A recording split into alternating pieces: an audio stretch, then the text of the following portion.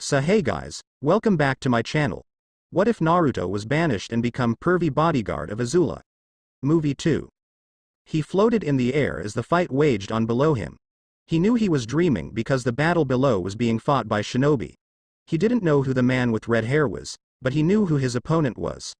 The telltale black cloak with a red cloud was visible, marking the red-haired man's opponent as a member of the infamous criminal organization, Akatsuki. I must admit, you're pretty tough, the blue-skinned shinobi said as he hefted a giant, cloth-covered sword onto his shoulder. So are you, the red-haired shinobi replied. But I expected nothing less from the Motenai Biju, tailed beast without a tail. He sounded breathless, like the fight had taken a lot out of him. Ah, so you've heard of me, he commented, sounding pleased. Any shinobi worth their kunai knows who you are. I also know what you're a part of. Then you know that you're about to lose, he declared with a bloodthirsty grin on his face, taking the sword from his shoulder. Kisame, a voice called out from behind him. You're taking too much time. The voice sounded a little bored, like he didn't really care about what was happening. Kisame turned his head back to look at a black-haired man standing in a tree. Oh, lighten up, Itachi. Hell be done in a few moments, he replied with a slightly chiding voice. Then it's best if you finish it now. I will not be going down so easily. The red-haired shinobi declared as he flashed through hand seals. Yotan, Shikuger. He didn't finish the jutsu because at that point, Kisame had shoved his cloth-covered sword into his stomach. My blade, Samahata, seems to enjoy your chakra, he told the red-haired shinobi. Then he pulled the sword upward, tearing the cloth. What was under the cloth was not a sword made of metal but of shark scales. As the blade cleared the red-haired shinobi, it left a bloody trail on his body, making him stumble to the ground. Sweden. Suikoden no Jutsu, Water Style, Water Shark Bomb Jutsu. Kisame said as the rain all around them formed into a giant shark. The shark then flew straight at the red-haired shinobi, causing him to scream in pain when the jutsu hit. Naruto didn't know how but he could feel the pain as well. No! Screamed out Naruto as his eyes opened and he lurched upwards. He was in his room, in Udao. Are you okay, Kit? The Kyuubi asked. The pain, it was so real, he panted. Sweat caused his nightclothes to stick to his body. If he wasn't still reeling from what he had just seen and felt, he would have stripped out of them. But he could still feel the pain. What happened? He knew his Jinchuriki had nightmares, but they never made him wake up in such a fashion. This was something new. I was having a dream. It was the Akatsuki. They were fighting another Jinchuriki, he explained as he tried to get control of his breath back. Did you know the Jinchuriki? No, but I saw the headband. He was from Iwa. Also, his hair and beard were red. The fox was silent for a few minutes. So, they got the Yanbi. Yanbi? Repeated Naruto. You just described the Jinchuriki of Yanbi, he explained. Before the blonde could ask another question, he heard a knock on the door. Lord Naruto, are you all right? We heard screaming, a guard outside the door asked. His voice was muffled, but he sounded worried. Yes, I am fine, he called out. It was just a bad dream. Very well, my lord. Please remember that you're leaving in 2 hours. He looked outside. He had windows installed after the fangirl incident. It was still dark, but he could see the first lights of dawn on the horizon. Thank you for reminding me. As he listened to the guard leave, he looked out the window. What was with that dream? He wondered. I don't think it was a dream, Gaki, the Kyuubi told him solemnly. Location. Earth Kingdom. It had been some time after Toph had left her family to join with Aang. Now it was dusk, and they were setting up camp. Since their departure from jailing, the group did not encounter any problem at all, until when Appa landed on what appeared to be a firm ground, but Toph was not happy at all. On the other hand, Team Guy was nervous when they were flying on the back of a large sky bison. No one back in the elemental nations would believe what the shinobi who found themselves on another continent will say when they boast of encountering hybrid animals on the bending nations. Hey, you guys picked a great campsite. The grass is so soft, Toph noted as she felt the earth around them. That's not grass, Sokka told her as he looked down at the ground. Appa's shedding. Oh, gross. Katara complained, lifting a foot off the fur. She really didn't want to step in sky bison fur. That's not gross, Aang told her. He didn't see what the problem was. It's just a part of spring. You know, rebirth, flowers blooming, and Appa gets a new coat. Aang is most correct. Springtime is so youthful, Lee shouted. Yosh. And you all are in the springtime of your youth, Guy cried out. Don't even think about hugging, Neji warned the two of them. Well, have Toph bury you up to your waists, Tenten threatened. The rest of Team Guy, or any of the others, didn't need to see that again. Ah, the beauty of spring, Katara said with sarcasm as she watched the shinobi team. Appa sneezed at that point, causing a lot of fur to fly upward and fall to the ground, as well as the group. Stop, Appa, stop, she told him as he shook his head, getting rid of any other loose fur. It's not that bad, Katara, Sokka told her. She turned around and saw him crouched on the ground next to Aquila.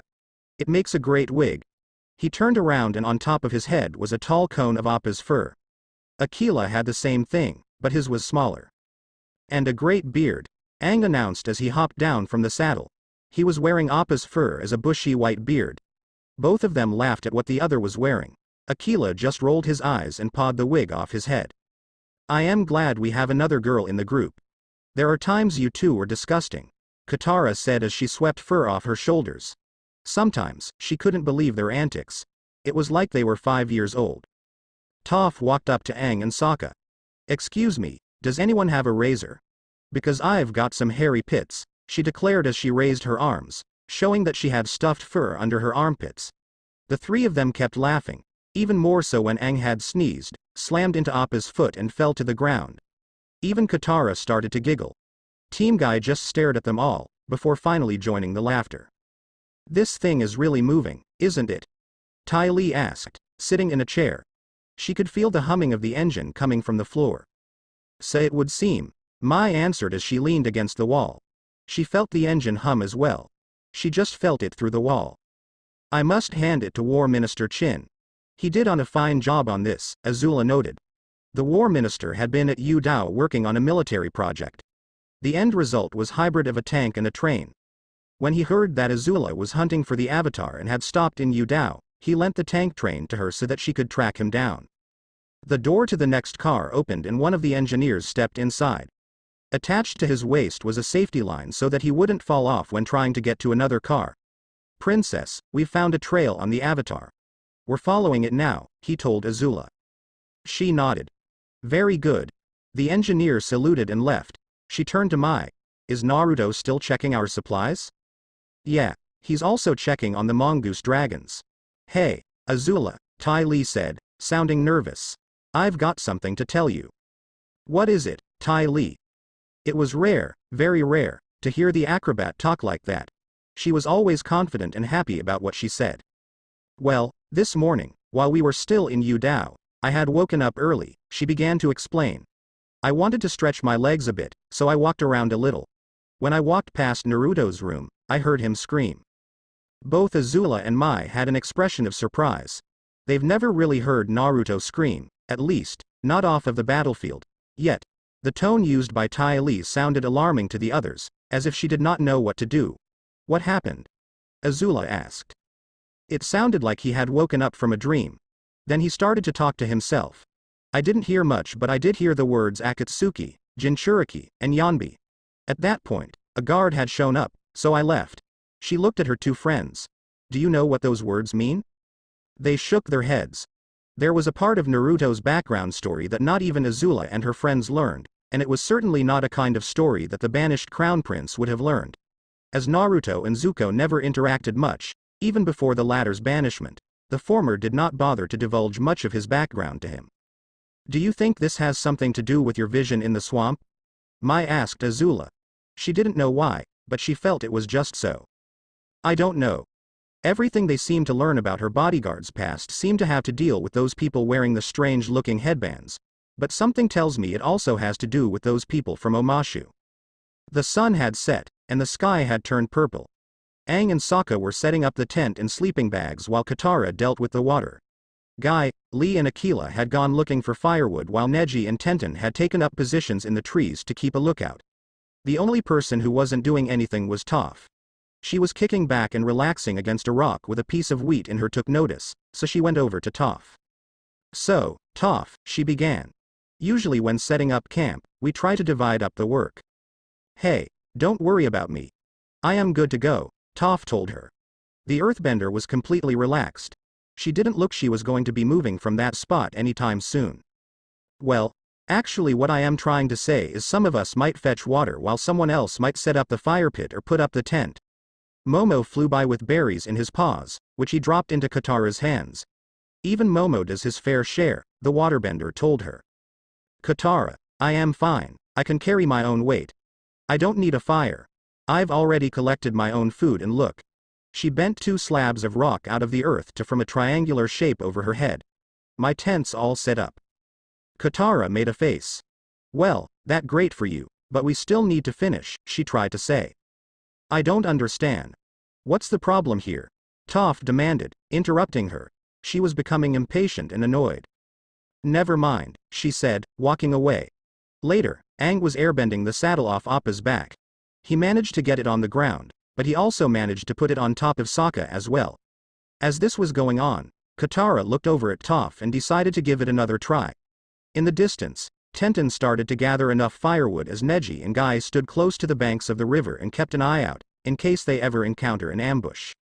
It doesn't seem to look like we're going to be attacked soon, Guy-sensei. Neji turned his head to see Lee walk towards them. Anything so far, Lee? Not that I know of, but the geography around here is suitable for an ambush. Lee spotted Katara as she approached Toph. On the other hand, I don't know what to make of the newcomer who is more content with just letting other people do the work for her. Hey Toph, she greeted as she walked back over. I wanted to apologize for earlier. I think we're all just a little tried and getting on each other's nerves. Yeah, you do seem a little tried, Toph told her, not even trying to apologize back. In her mind, she wasn't doing or saying anything wrong. Katara got irritated. I meant all of us, she replied, trying to get her message across, but it didn't. Well, good night. The earthbender told her, crawling into her earth tent. Good night. She gave up and walked away. That night, everyone except Lee and Tenten, who had taken over lookout duty from Neji and Guy, fell asleep. Toph lay in her earth tent sleeping peacefully, but suddenly came awake because of something. She kept her hand on the ground and concentrated, trying to feel what it was. There's something coming towards us, she called out as she came out of her tent. What is it? Aang asked as they joined her. She placed a hand on the earth again. It feels like an avalanche, but also not an avalanche. Your powers of perception are frightening, Sokka noted with sleepy sarcasm. He wanted to back to sleep, but he also knew that he had to try and be alert. Confirm what she's saying, Neji, Guy ordered. Out of all of them, the Hyuga would be able to do so quickly. Neji activated his Byakugan. There is something coming this way and closing in fast, he announced, staring at a certain direction. From said direction, was said something. Should we leave? Katara asked. Better safe than sorry, Aang replied. They quickly broke down camp and boarded Appa. As the sky bison flew away, they all saw smoke in the distance. What is that thing? Katara asked aloud as they looked at the smoke that looked like it was following them. I don't know, but I don't want to find out right now, Sokka told her. They had flown a good distance. When they finally decided to land, Toph was the first to get off. Ah land, sweet land, she said as she apparently hugged the ground. See you guys in the morning, she told them as she hopped up and started to walk away. Actually, can you help us unload? Katara asked. They could use everyone's help with that. Really, you need me to help unload Sokka's and Lee's funky-smelling sleeping bags? When he heard this, Lee took a sniff from his bag and fainted from the smell. Sokka saw this and brought his bag down to Aquila. The wolf backed up immediately with his tail between his legs. Sorry, Sokka apologized instantly. Well yeah, Katara told her. That and everything else, you're a part of our team now and... Look, I didn't ask you to help unload my stuff. I am carrying my own weight, Toph told her off before walking away. That's not the point, she said, going after her. Ever since you joined us, you've been nothing but selfish and unhelpful. What? Exclaimed the earthbender. Look here, Sugar Queen. I gave up everything I had so I could teach Aang earthbending, so don't you talk to me about being selfish. She sat down and bent another tent out from the ground, effectively ending the conversation. Sugar Queen. Demanded Katara. The response she got was a slab of rock coming out of the ground and covering the opening of the earth tent. Did you just slam the door in my face? How can you be so infuriating? As they watched Katara essentially throw a tantrum around the tent, Aang looked at Sokka with apprehension. Likewise, Team Guy also hesitated to intervene in the argument between the two girls. Should we do something? Aang asked. He didn't know how to deal with this kind of situation, seeing as he never grew up with the opposite sex. Hey, I am just enjoying the show, Sokka told him. He enjoyed it whenever Katara lost her cool and it wasn't directed at him. Aang decided to approach Katara. Okay. You both need to calm down, he said to her, making her stop the tantrum. Both? She asked before whipping around to face Aang with a look that could have possibly terrified a Biju. I am completely calm. I can see that, he said, doing the wise thing and backing off. That's enough. Tenten barked. She stepped in front of Katara, blocking her off from Toph's tent. We don't need to fight amongst ourselves when we're also battling exhaustion as well. Guy nodded. I agree. A good shut-eye will calm everyone down. He frowned. Though I wonder what is up with the smoke earlier. Later, everyone was trying to sleep, everyone except Katara. The stars sure are beautiful tonight. Too bad you can't see them, Toph, she called out, feeling moody and spiteful. Toph's response was to bend a rock line at Katara, sending her up into the air and landing on top of Sokka and Aquila, who slept next to the tribesmen. Hey, how's a guy and a wolf supposed to sleep with all this yelling and earthquaking? Sokka demanded after pushing Katara off of him. Aquila barked in agreement. The earth tent's door fell back into the ground and Toph appeared. That thing is back, she announced, getting their attention again. Well, how far away is it? Maybe we can close our eyes, just for a few minutes. The tribesman asked, trying to cover himself with his sleeping bag. He really wanted to sleep. Aang noticed the incoming smoke. I don't think so, Sokka. He began to get out of his sleeping bag. It was wishful thinking to begin with anyway, he grumbled mostly to himself. They quickly got everything aboard Appa and flew away again, but the smoke was still there, following them. This time, Neji struggled to keep himself awake as his eyes drooped. Tenten grabbed her kunai and hid it under her sleeve, in preparation for a possible battle. Seriously, what is that thing? Katara asked aloud, not really expecting an answer. And how does it keep finding us? Toph also asked. I don't know. But this time, I am going to make sure we lose it, Aang told them. As he had Appa pour on the speed, the others just dozed. It seems like we're speeding up, Naruto noted. He could feel the engine humming faster through his feet. There was also that slight pull of gravity it had on him. Azula looked at her bodyguard. She grew worried that her bodyguard was tiring himself out. Just after lunch, the blonde almost tripped while the drill continued to move. Naruto, she began. Why don't you go to sleep? You've been awake since early this morning and have been working hard since. You need the rest. She's right, Mai agreed. The guy looked practically dead on his feet. Yeah, go and sleep, Naruto. Well, be with the mongoose dragons in the last car, Ty Lee chimed in. Seeing as he had no argument, he nodded, but grew serious. All right, but I want you to wake me either when it's morning or we've caught up with the Avatar. Azula smiled. Sleep well, Naruto, she told him as she left the car along with Ty Lee and Mai. Appa finally landed on a flat part of a mountain. He landed and rolled onto his side, letting everyone in his saddle fall out onto the ground. Neji activated his Byakugan to scan the area for new threats coming to them, but only found the distant smoke coming closer towards them. Okay, forget about setting up camp. I am finding the softest piece of dirt and going to sleep, Sokka told them as he scooted away in his sleeping bag. Aquila followed tiredly after him. That's good because Toph wasn't going to help anyway, Katara said snidely. Oh, I didn't realize baby needed someone to tuck her in bed, Toph retorted. That's enough, you two, Guy commanded. They didn't any more of this arguing. We don't need any more tensions, as Tenten may have already dealt with it. Yeah, there's something after us and we don't even know what or who it is, Aang told them as he tossed his shawl over his head. He was just as tired as Sokka and wanted to sleep just as badly. It could be Zuko. We haven't seen him since the North Pole, Katara suggested. Truth be told, she was getting nervous about not seeing him around. Who's Zuko? Toph asked. Sokka gave her a summary. Oh, just some angry freak with a ponytail who's tracked us all over the world. What's wrong with ponytails, Ponytail? Katara asked his brother with humor in her tried voice. This is a warrior's wolf tail, he replied without even lifting his face off the ground, pointing at his hair.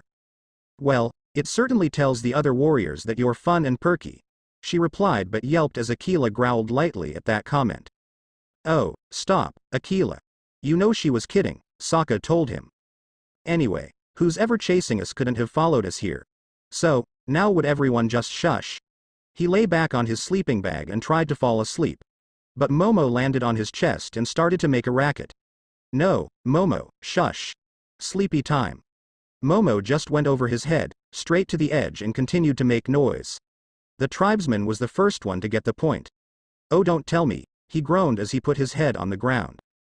That's impossible, Aang protested. There's no way they could have tracked us. He had Appa fly faster and put more distance between them and whoever it was that was following them. I can feel it with my own 2 feet, Toph told him. He ran over to the edge to look.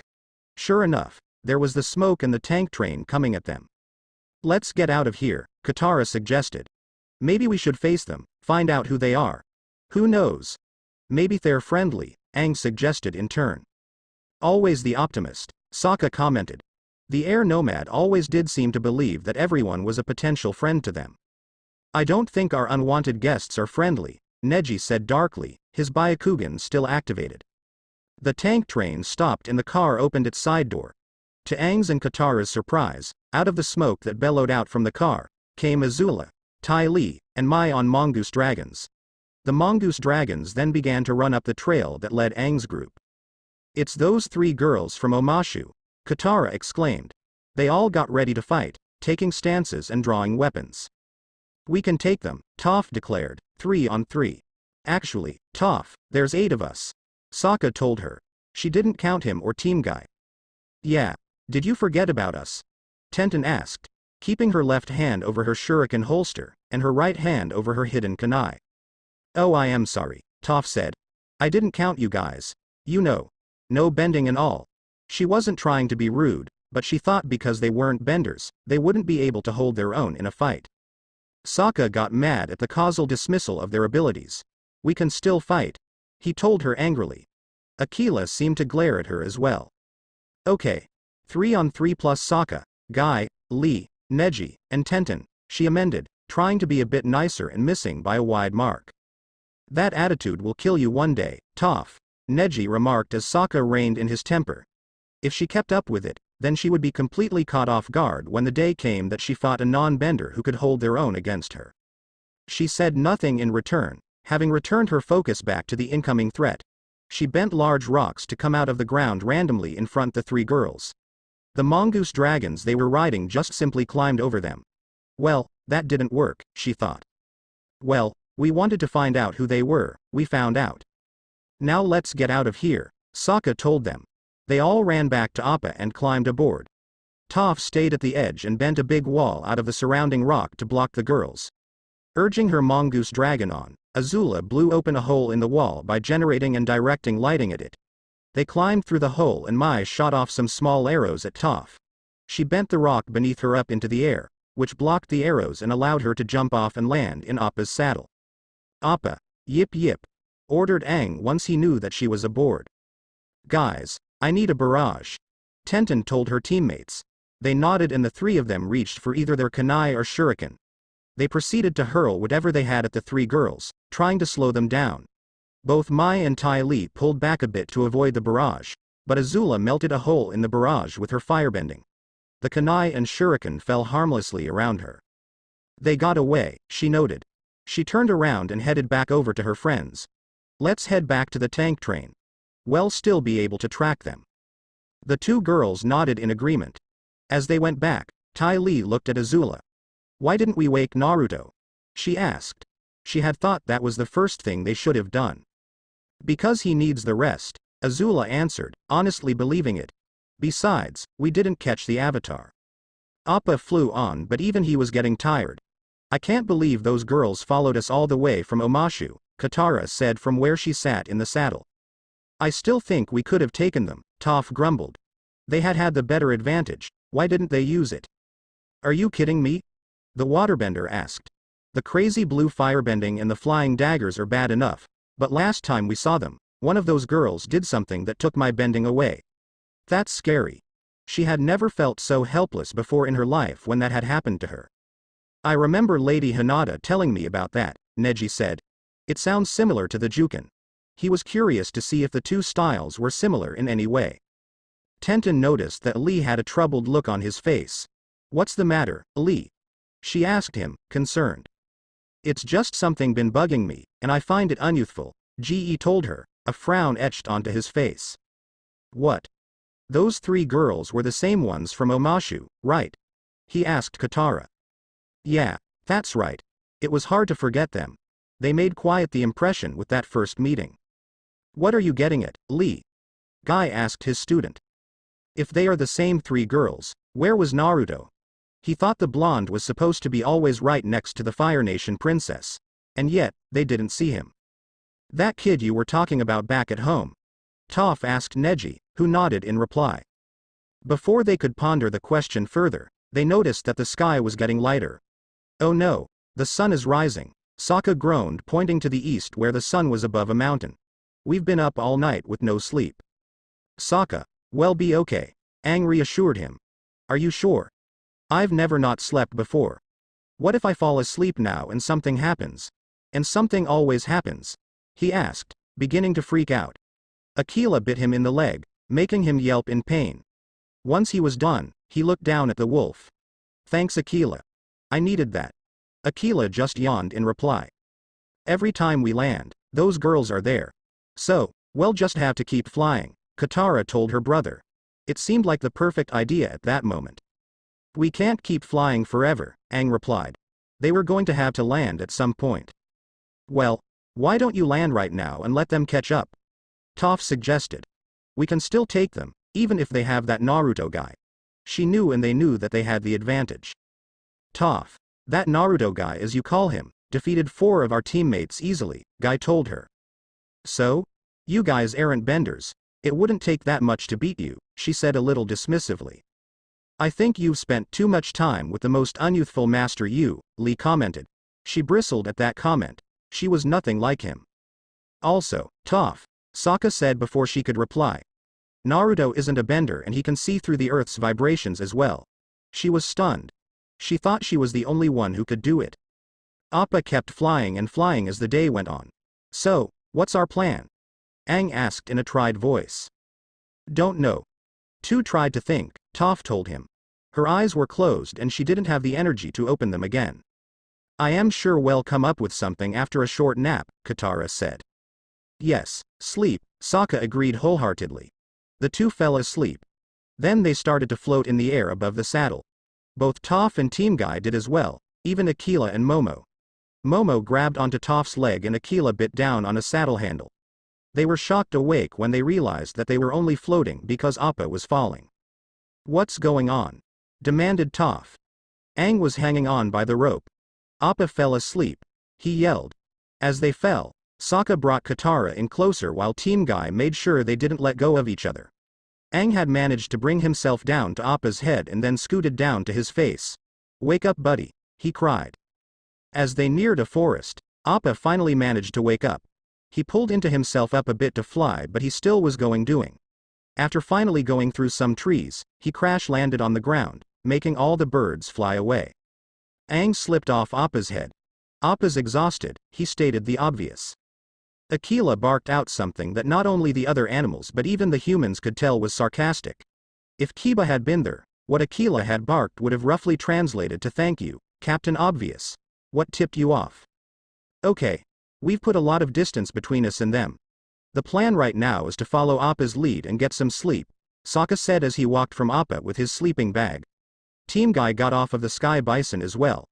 They were a little better off, but not by a lot. Katara, tried and irritable, decided to beat an already dead horse. Of course, we could have gotten some sleep early if Toph didn't have such issues, she said in a completely snarky tone of voice. What? Screamed Toph as she slammed her hands on the ground, creating a crack. Alright, Aang cut in, trying to stop the fight before it started. Everyone's exhausted, let's just get some rest. No, I want to hear what Katara has to say, the Earthbender said. You think I have issues? She asked Katara. I am just saying, she began. Maybe if you helped earlier, we could have set our camp faster and gotten some sleep. And then maybe we wouldn't be in this situation. You're blaming me for this. Toph demanded as she came near Katara, who threw her sleeping bag down and gave her a bring it motion with her hands. Meanwhile, Sokka tried to go to sleep, but was distracted by what was going on. Aang quickly said, No, she's not blaming you. He tried to get in between them, play peacemaker. Neji touched the airbender's shoulder and shook his head. That's a bad idea, getting between two angry women, he said. Guy and Lee nodded in agreement. It was an even worse idea when said women could hear what you said. Aang still got in the middle of it. No, I am blaming her. Katara shouted. Hey! Toph barked as she tossed Aang out of the way, proving the point of the male shinobi. I never asked you for diddly-doo-dah. I carry my own weight. Besides, if there's anyone to blame, it's Shetty over here, she pointed at Appa. What? You're blaming Appa? Aang asked. He couldn't believe anyone would try and blame the Sky Bison. Yeah, you want to how they keep finding us. He's leaving a trail everywhere we go. Toph told them as she grabbed some loose fur from Appa and let it float away, proving her point. How dare you blame Appa? He told her, coming to his bison's defense. He saved your life 3 times today. If there's anyone to blame, it's you. You always talk about how you carry your own weight, but you're not, he is. Appa's carrying your weight. He never had a problem flying when it was just the 7 of us. She waited as he yelled at her and then walked away from him. Earthbending her pack into her hands, she put it around her back. I am outta here, she stated.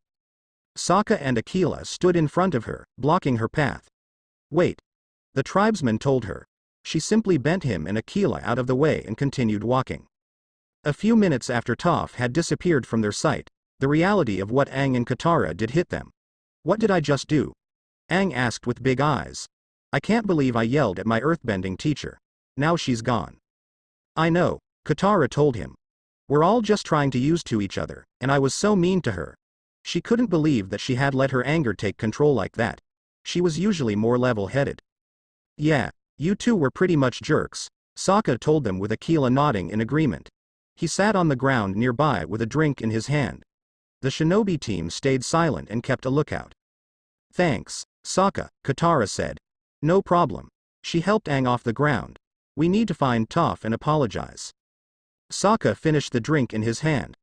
Okay, but what are we going to do about the tank full of dangerous ladies and possibly Naruto chasing us? He asked them. It seemed like quite the problem. Aang looked over at Appa and grabbed some of the shedding fur. I have a plan, he said as he watched the fur float away. They got Appa into the nearby river and gave him a bath. Aang and Katara bent the water out of the river and onto Appa while Sokka, Team Guy and even Momo scrubbed him down. As they did that, the loose fur that Appa had went down the river. After they were done, Appa now stood on the bank with no more loose fur. Toph was right. Appa's fur was leading a trail right to us, Aang explained. But now that he's clean, no more trail. Are you he's okay to fly? Katara asked. Even though the bison was freshly cleaned, he looked exhausted. Appa does kinda seem a little tired, Tenten noted. He'll be fine as long as we leave his saddle and all our stuff here, Aang told them. Then it's a good thing we already hid them, Neji said. Before they had cleaned Appa, they had taken the saddle and everything that was in it and concealed it in the nearby forest. Unless someone really looked, they wouldn't see it. Sokka looked over at Aquila. Aquila, I want you to guard the stuff. Can you do that? He asked. The wolf just gave him a look. Right, sorry. Forgot who I was talking to, he apologized as they all climbed aboard. Aang hadn't. He grabbed a nearby bag and began collecting fur that was on the ground. I am going to use Appa's fur to make a fake trail to lead the tank off course. You guys use Appa to try and find Toph. Aang, that's not a good idea. You should have someone go with you, Sokka told him. Sokka is correct. Lee or I should follow you, Guy said. The only words to come out of Aang's mouth were Appa, yip yip. The sky bison was up and flying away before anyone could get off. The air nomad turned around and flew off in the opposite direction, the fur in the bag already falling out. Toph kept walking as she near a forest. Suddenly she stopped as she felt a presence nearby. Taking no chances, she bent a rock line to behind a nearby boulder, where she heard a grunt of pain. Climbing stopped the boulder, she looked at the person she had attacked. The person turned out to be an old man rubbing his rear end. That really hurt my tailbone, Iroh said to himself. Azula, Mai, and Ty Lee stood outside the tank train at the riverbank where Appa had landed. Sticking her hands into the water, Azula picked up some of the fur to examine it. Wads of wet fur, how delightful, Mai commented with boredom. Ty Lee put on a thinking expression. They're not wads. They're more like bundles or bunches. It's got an sound, SSHE said aloud. Clumps? Mai finally suggested after watching her try to find the right word. She perked up immediately. Clumps, they're clumps, she cheered as she gave Mai a hug. Mai noticed the trail of fur leading away from the area. The trail goes this way, she told Azula after breaking the hug with Ty Lee. Azula had been kneeling down to examine the fur left on the ground. Turning around, she noticed that a couple of nearby trees had the tops broken, like something had smashed through them. The Avatar is trying to give us the slip, she announced. You two head in that direction and keep your eye out for the bison, she ordered, pointing at the broken treetops. She walked over to the fur on the ground. I'll follow this trail. Hold on, Azula, Ty Lee spoke up. We should wake up Naruto. She shook her head. Well, be done soon enough. With any luck, they would have the Avatar before her bodyguard ever woke up.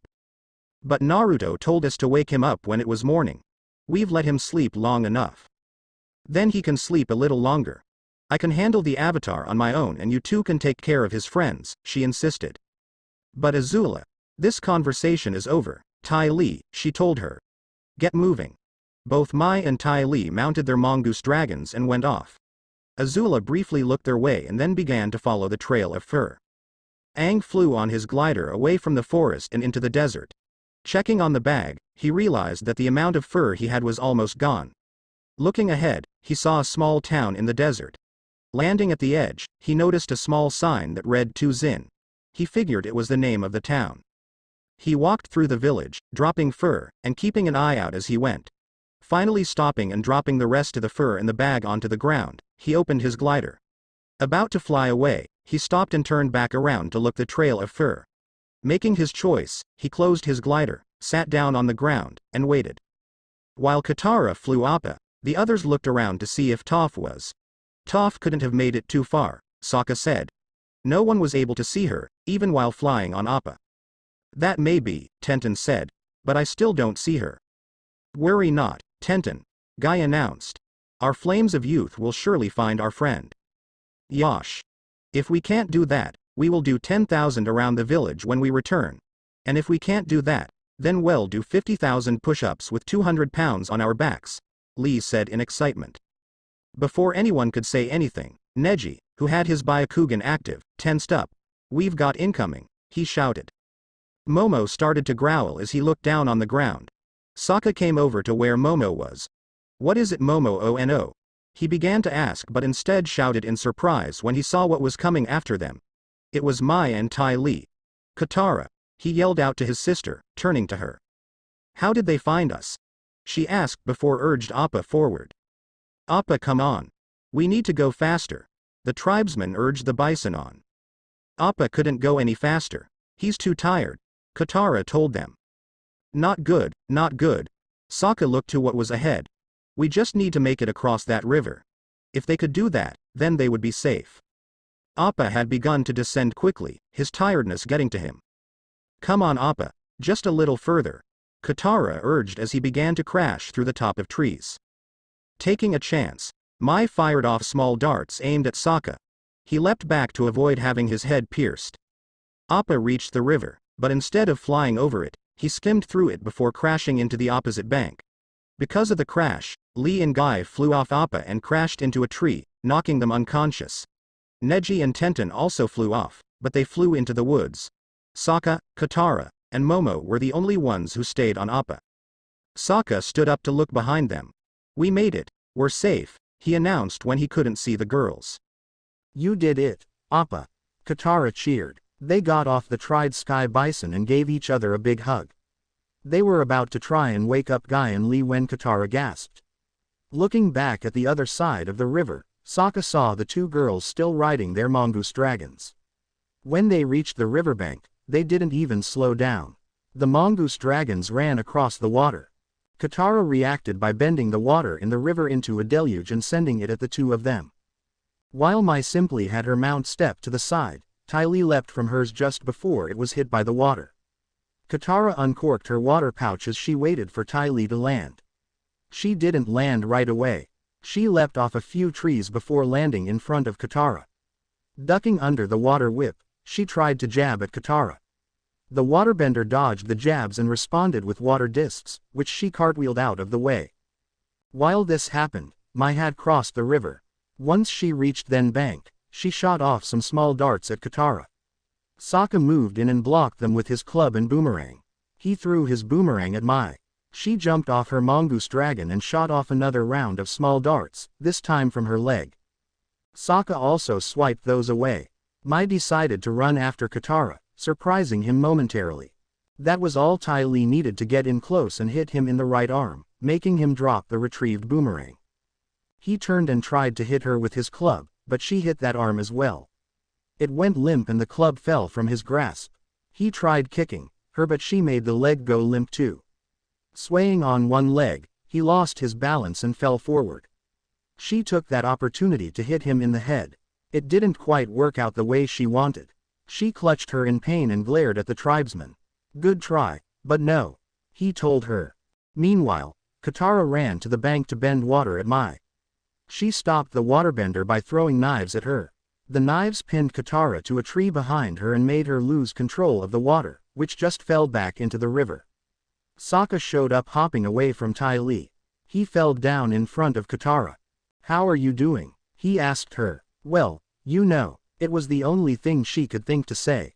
"I thought that when Ty Lee and I finally got you guys, it would be more exciting," Mai told them. She then felt a kunai on her throat. "Does round 2 sound good to you?" Tenten asked from behind her. Neji also appeared behind Ty Lee. The two girls jumped away from the shinobi. They got ready to fight but they didn't expect what came next. The two of them were once again sent flying via airbending from Appa's tail. They flew right into the river. "Thanks Appa, I don't know what we do without you," Sokka told him. Appa responded by licking him in the face, to his discomfort. "Appa," scolded Tenten, "I wanted to fight that girl, why did you have to go and do that?" Neji stood above Sokka. With a few jabs in the right places, functionality was restored to his limbs. "Can we worry about that later, Tenten?"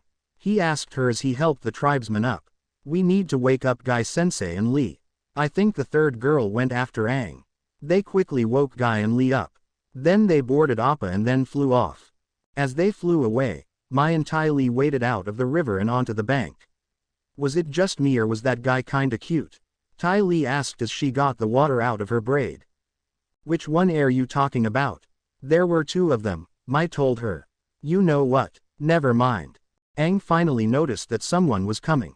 At first, he saw only a shadow and a dust trail but as the shadow got closer to the town, he saw that it was the same girl who had chased after him in Omashu. Once she had entered the town, she got off the mongoose dragon and walked forward. "All right, you've got up with me. Now who are you and what do you want?" Aang asked her. "You mean you haven't guessed?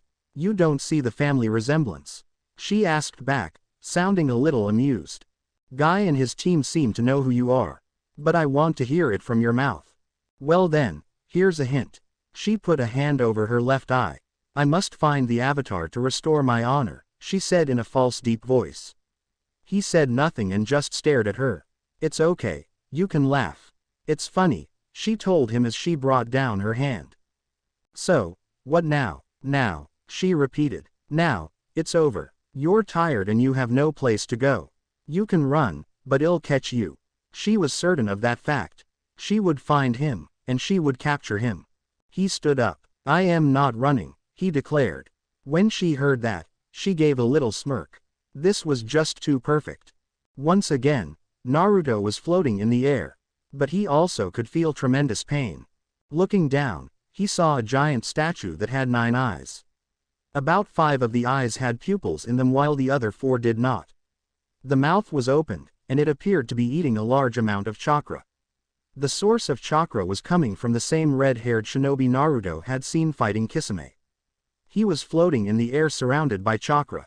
Also, Some form of pink chakra was coming out of his eyes and mouth. Forcing himself to ignore the pain, he looked down at the statue's hands. On 9 of the fingers, he saw people standing on them. Some were just images, and some were actually there, but Naruto knew who they were just by looking at the red cloud design on their cloaks. The Yonbi is finally sealed, one member of the Akatsuki announced. All of the chakra had disappeared into the statue and the red-haired shinobi fell down to the ground, dead. The statue now had another eye with a pupil in it. The pain had disappeared, but then something odd happened. The statue's eyes swerved to look at him, even though he wasn't there. A deep voice came from the statue's mouth. "You could stop them. You could have saved him." The voice roared at him. While Naruto was visibly shocked, it seemed the members of Akatsuki were as well. It was then, with horror, Naruto realized that the pain he felt was what the red-haired shinobi was feeling when the Yonbi was being taken out of him. "Kid, wake up," the Cubist voice rang out. Naruto opened his eyes and realized that he was still in the tank train. Why did I see that?" he asked as he gasped for breath, sitting up from the makeshift bunk he had made. "Are you okay? I saw the Akatsuki sealing the Yonbi. Will you be alright?" "Yeah." He looked around the compartment. He noticed that the side door was open, and daylight was streaming in. "Wait a minute, daylight," he thought. He rushed out of the compartment and saw that it was the middle of the afternoon. Looking over to the engine, he saw the engineers standing outside. One of them noticed him and waved at him. "Lord Naruto, you're awake. Where is Azula?" the blonde demanded as he walked up to the engineers. "The princess?" asked the engineer. "She and her friends left to search for the avatar. Her friends went off in one direction while she went in another." "Why didn't they wake me?" he immediately demanded. His eyes narrowed as he growled in frustration, furious at Azula's dismissal of his advice when it comes to the avatar. He began to mentally draw up reasons to chew Azula out for later. "I told them to wake me up when it was either daylight or they had found the avatar." "I don't know, my lord. The princess told us not to disturb you and then left." "Which way did she go?" HH grabbed the engineer's shirt, wanting an answer. She went that way," he told him nervously, pointing at the trail of fur. Naruto let go of the engineer and proceeded to run in the direction the fur was leading. Once he was sure the engineers couldn't see him anymore, he increased his speed and ran even faster. "You better not be doing something stupid, Azula." After getting over the initial confusion, Toph sat down with Iroh as he brewed some tea. Once the tea was brewed, he poured it into 2 crude cups and handed one to Toph. "Here is your tea," he told her. As she stayed silent, he looked at her. "You seem to be a little too young to be traveling alone." "You seem to be a little too old," she replied as she took the cup. He gave a small laugh at the comment. "Perhaps I am. I know what you're thinking," Toph said. "I look like I can't handle being by myself." "I wasn't thinking that," Iroh objected. "You wouldn't let pour my own cup of tea," she pointed out. She had never poured tea for herself. Her parents wouldn't have let her. "I poured your tea because I wanted to and for no other reason," he explained. She didn't know why, but she started to talk about herself to him. She felt that she could trust him. "People see me and think I am weak. They wanna take care of me. But I can take care of myself, by myself." "You sound like my nephew," Iroh told her. "Always thinking you need to do things on your own, without anyone's support. There is nothing wrong with letting people who love you help you." "Not that I love you," he quickly assured her. "I just met you." She gave a small laugh at that. "So, where is your nephew?" "I've been tracking him actually," he admitted as he took a small sip of his tea. "Is he lost?" He lowered his cup. "Yes, a little bit. His life has recently changed and he's going through very difficult times. He's trying to figure out who he is, and he went away." "So now you're following him?" she asked him. "I know he doesn't want me around right now, but if he needs me, I'll be there." And that was a promise he intended to keep. "Your nephew is very lucky, even if he doesn't know it." She put her tea down and stood up. "Thank you. My pleasure. Sharing tea with a fascinating stranger is one of life's true delights," he told her. "No, thank you for what you said," she clarified. "It helped me." She bent down and picked up her pack. I am glad, Iroh told her. She started to walk away but stopped and turned around. Oh, and about your nephew, maybe you should tell him that you need him too, she suggested. Iroh said nothing as she walked away. He just drank his tea. Azula stared down Aang. Do you really want to fight me? She asked almost tauntingly. She was a highly skilled firebender who could hold her own while he looked like he would run at the first sign of trouble. Then the cry of an ostrich horse was heard. One came out of an alley and its rider hopped off. Yes, I really do, the rider said as he tossed his hat away, revealing his face. Zuko, said Aang in surprise. The Avatar hadn't expected him to show up. I was wondering when you'd show up, Zuzu, Azula told her brother, crossing her arms. While she also hadn't expected him, she knew she could handle him. Aang snorted a laugh. Zuzu. It was a funny name. Back off, Azula, Zuko said, moving into his stance, having a hand directed at both of them. He's mine. I am not going anywhere, she replied as she too went into her stance. The three of them faced off in the beginning of a three-way fight. Each of them stared down the other two, trying to figure out who would make the first move. Zuko looked at Azula and moved his eyes to look at Aang. As he did, he noticed that Azula gave a little smirk.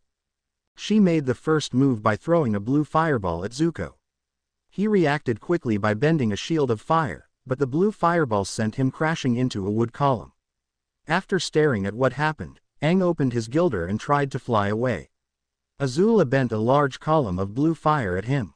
He tried to block the fire by bending air through it. It worked, but he also fell back onto the ground. Looking up, he saw Azula running along a rooftop. She leapt down in front of him and bent fire in a sweeping motion with her foot. He leapt and landed between Zuko and Azula. This set off a three-way bending barrage of fire and air. They kept changing positions. Sometimes it was Aang in the middle, sometimes it was Azula. It got confusing for them, but they all just kept attacking the other two. Finally, Aang leapt up a staircase and ran into a house. Azula followed him but immediately discovered that the room had no floor. Aang sat on an air scooter on the other side and gave a wave. She regained her balance and landed on the tiny space of flooring that was attached to the wall. Zuko, however, charged right in and crashed into the bottom floor. Aang looked down at him but remembered that Azula was still there.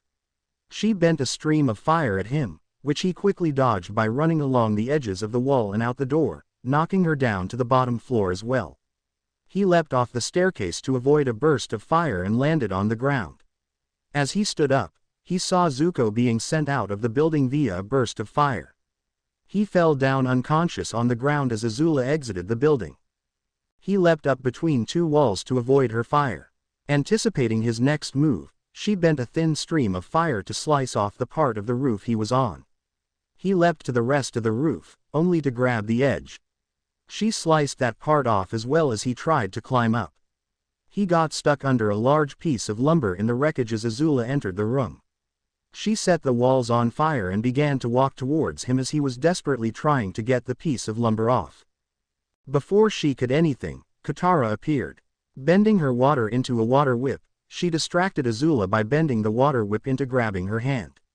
As Azula tried to regain her balance, Katara used the water whip to break the piece of lumber which had Aang stuck. Katara, he cried joyfully. Azula retaliated by whipping around and sending a stream of fire at Katara. She ran out of the building to avoid the fire and Azula gave chase.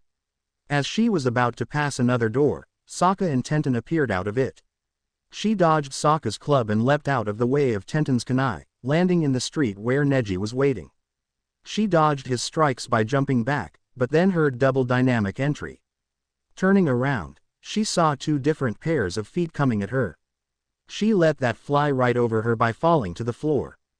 While she fought with Aang, Sokka, Katara, and Team Guy, a shadow appeared over Zuko's body. Opening his eyes, he saw a familiar face. "Uncle," he said, surprised at Iroh's appearance. "Get up," Iroh ordered. And he did. Meanwhile, Azula was still fighting, but could never hit her targets. They kept moving and forcing her to go where they wanted her to go. They cornered her in front of an alley. She felt that something wasn't right and looked down at her feet. Suddenly they were somehow yanked from underneath her. Standing behind her, at the other end of the alley, was Toph. I thought you guys could use a little help, she told Azula's opponents. Thanks, Katara replied. Azula got back on her feet and moved away. She bent 2 bursts of flame at them and then ran through an alley. Thinking she had escaped them once she was through the alley, she didn't notice Iroh and Zuko until she ran into Iroh himself. Finally, the 10 of them cornered her in front of a ruined wall. Well, look at this, she announced. Enemies and traitors all working together, I am done. I know when I am beaten. She raised her hands in surrender. You got me, a princess surrenders with honor. But before anyone could do anything, a massive wind came in from behind them, making them lose their balance for a quick minute. Once they regained their balance, they saw someone standing on top of the ruined wall that Azula stood in front of. Everybody's eyes widened in surprise. Azula, Naruto growled, I am not happy with you. Naruto, Azula began. He interrupted her. You and I will have a talk later. Right now, I have to deal with this. He looked down at the 10 people in front of Azula. Zuko, Iroh, my fight is not with you. I recommend you leave, he told them. Well, take that recommendation, Zuko said, surprising the others. But he knew that with the way Naruto was right now, if he gave the chance to leave, it was best to take it. As Zuko and Iroh began to leave, Azula spoke. What's the matter, Zuzu? Lost your spine? She asked him, trying to goad him back into a fight. He stiffened but refused to look back at his sister. Both he and Iroh walked away. Azula did not like being ignored, so she bent a fireball at her brother. Iroh saw the incoming fireball and pushed Zuko out of the way. The fireball hit him in the left shoulder, knocking him out cold. Azula, stand down, Naruto ordered before she could do anything else. Zuko, take him and go. Zuko did just that. He left the town, carrying his unconscious uncle. Azula, the blonde began, until I tell you, you are not to move from that spot or do any firebending. Is that clear? You can't, she tried to say. Is that clear? He snarled. She knew better than to press her luck, so she nodded. Good. Come on, guys, we can take him. He's just one guy and he's not even a bender, Toph told the others. Before anyone could say anything else, she felt someone grab her hair roughly and also felt a knife of some sort against her neck.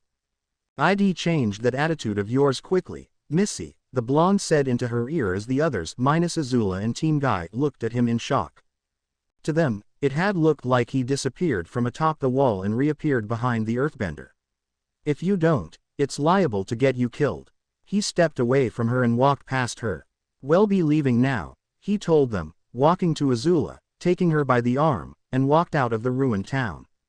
Once he was clear of the town, he hoisted Azula up onto his back and ran off at an incredible speed. The remaining people there went back to the nearby Appa and climbed aboard. They flew back to retrieve Aquila and their supplies. Soon afterwards, in the night, Appa once again found a flat piece of a mountain. He didn't land, he just collapsed onto the ground and fell asleep. Aang, Sokka, Katara, Toph, Momo, Aquila, and Team Guy just went to sleep in the saddle. It was the first full sleep they had ever since they first saw the tank train and they were grateful for it. When Mai and Ty Lee got back to the tank train, they decided to go after Azula. The tank train followed the trail of fur. They met up with Naruto and Azula, who had slowed down when he noticed the tank train, in a different part of the forest after dark. Hey, are you guys alright? Ty Lee asked. Not now, Ty Lee, Naruto told her as he marched Azula to the side of the tank train, making her stand against it. What were you thinking? He asked her. What do you mean? Azula asked back. I mean your idea of going after the Avatar alone. I told you specifically to wake me when you caught up with him. He told her heatedly. You said it yourself. The Avatar was weak. I would have captured him easily if his friends or Zuko hadn't shown up. She protested. That's exactly my point. I wanted you to wake me up because of them. My main worry about them isn't the Avatar, it is Sokka. And why did you try to attack Zuko after I allowed him and Iroh to leave? He demanded. That was something he had never taught her. You did what? Mai asked her with half shock, half surprise. She never would have thought that her friend would do something like that. He didn't get hit. That old fool of an uncle pushed him out of the way, Azula told her. She then felt a gust of wind go by her face rather violently. She turned to see Naruto's arm buried in the tank train. The tank train was made from Yudao metal, the finest metal in the bending countries, and Naruto punched through it like it was made from paper. Iroh pushed Zuko out of the way because he knew his answer. You were about to kill your brother and possibly ruin your answer just because he didn't respond to your insult. He growled. It was not a time for you to be petty, Azula. Your life was at stake. I was not in any danger. She protested. She would have been able to handle herself. Yes, you were. He roared at her. You went off on your own without telling me. How am I supposed to protect you if you don't tell me where you're going? Do you want to die, is that it? Were you trying to do something so stupid that will get you killed? No, she told him, tears forming in the corners of her eyes. I just wanted to show that I could handle it myself. I honestly thought I could take him, and I thought you really needed the rest. The next thing she knew, Naruto pulled her into a tight hug. Don't ever scare me like that again. Understand? Never again, he told her as he held her. She nodded against his chest. I am sorry. It didn't hurt her pride much when she said it to him.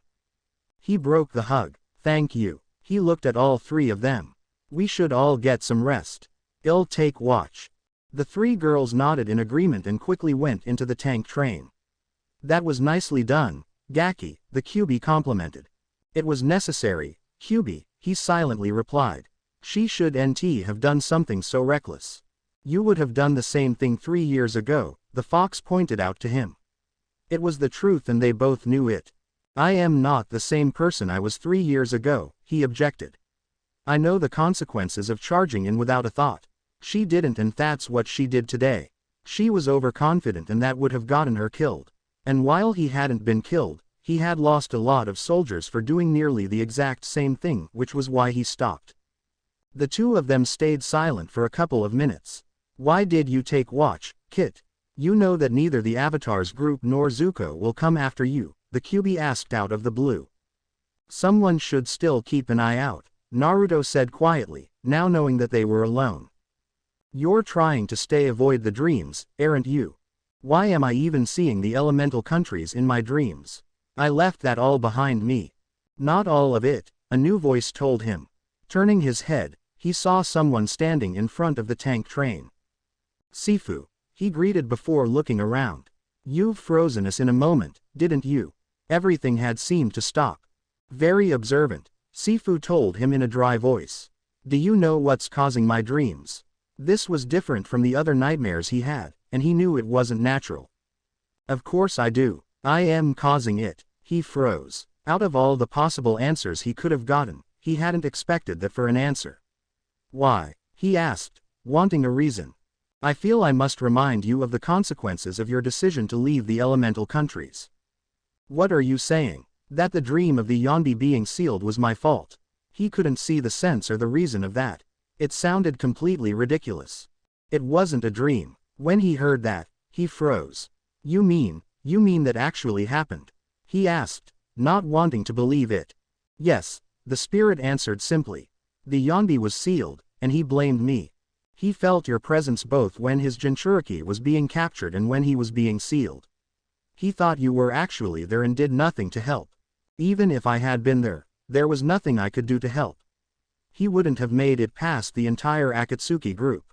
And yet, there was the chance that you could have stopped those two from taking him. This isn't my fault, he protested vehemently. For the love of Kami, he had been asleep when it happened. In a way, yes it is. Which is why every time one of your remaining brethren is taken, you will see what happens, the spirit declared. Then the frozen moment ended, and he disappeared. Are you going to be okay, Kit? The Kyuubi asked. The fox was concerned, now knowing that there was a possibility that Naruto would get a different kind of nightmare whenever he slept. The blonde looked to the sky, watching the stars twinkle in the night. I just hope that Gaara is still alive, he said, mostly to himself. There were now 2 other Jinchuriki still left alive, 3 if Gaara was indeed still alive. And he hoped that his friend from Suna was one of those 3. Location: elemental countries. The Akatsuki once more gathered in meeting. This time, they gathered in the same place. The day the Yonbi was sealed and the Geto Mazo had spoken had put them on edge, so they decided for the time being to always meet in person.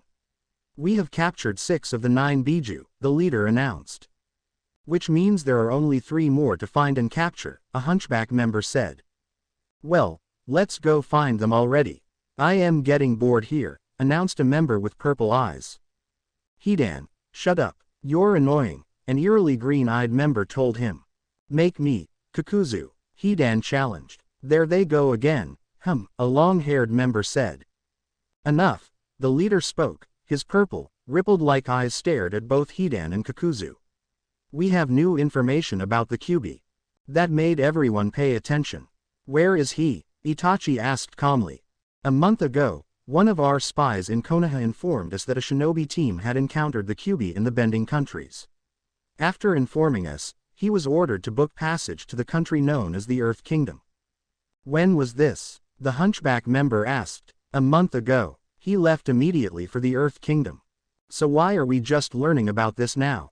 Kakuzu asked. Our spy also learned of a seal in the mission records room that sends messages and people, if enough chakra is added, to far locations, like the Bending countries. Before he left, our spy carefully made a copy of the seal and stole copies of the receiving seal tag. He sent us these as he left. The reason we waited this long was for the spy to reach the Earth Kingdom. He looked at 2 members. Itachi, Kisame, you will be the ones to go through the seal and retrieve the Kyuubi. Why them? Yelled Hidan. I want to send that entire continent to Lord Jashin.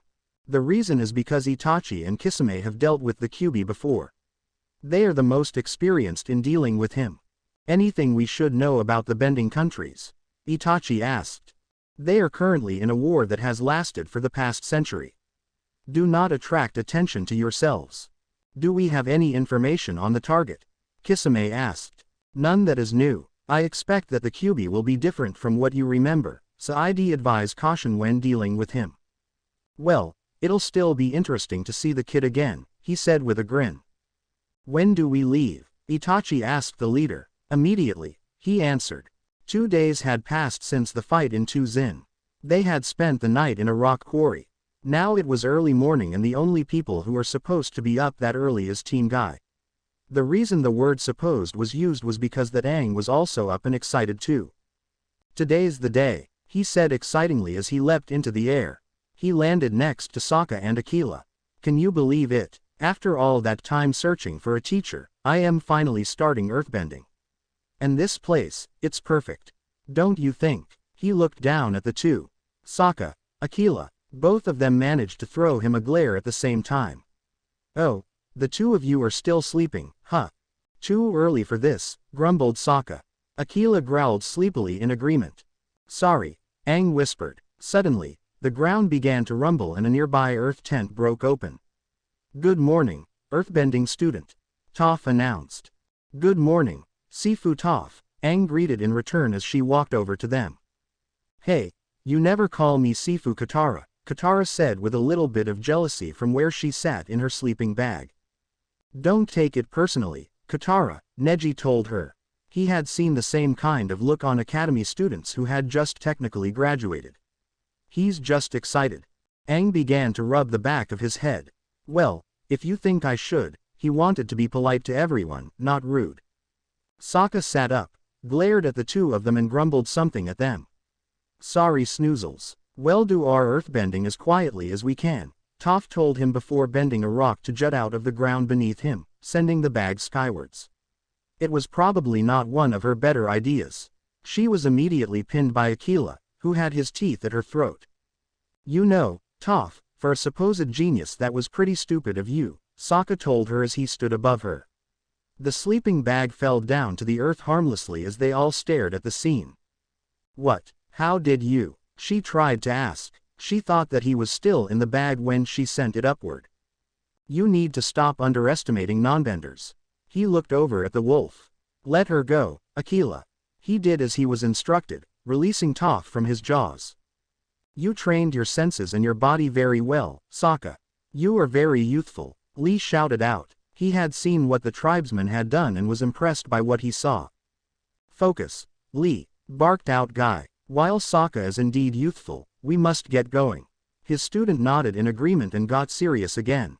Where are you guys going? Katara asked them. She had gotten out of her sleeping bag and was now standing up, looking at them. To get Naruto, Neji answered.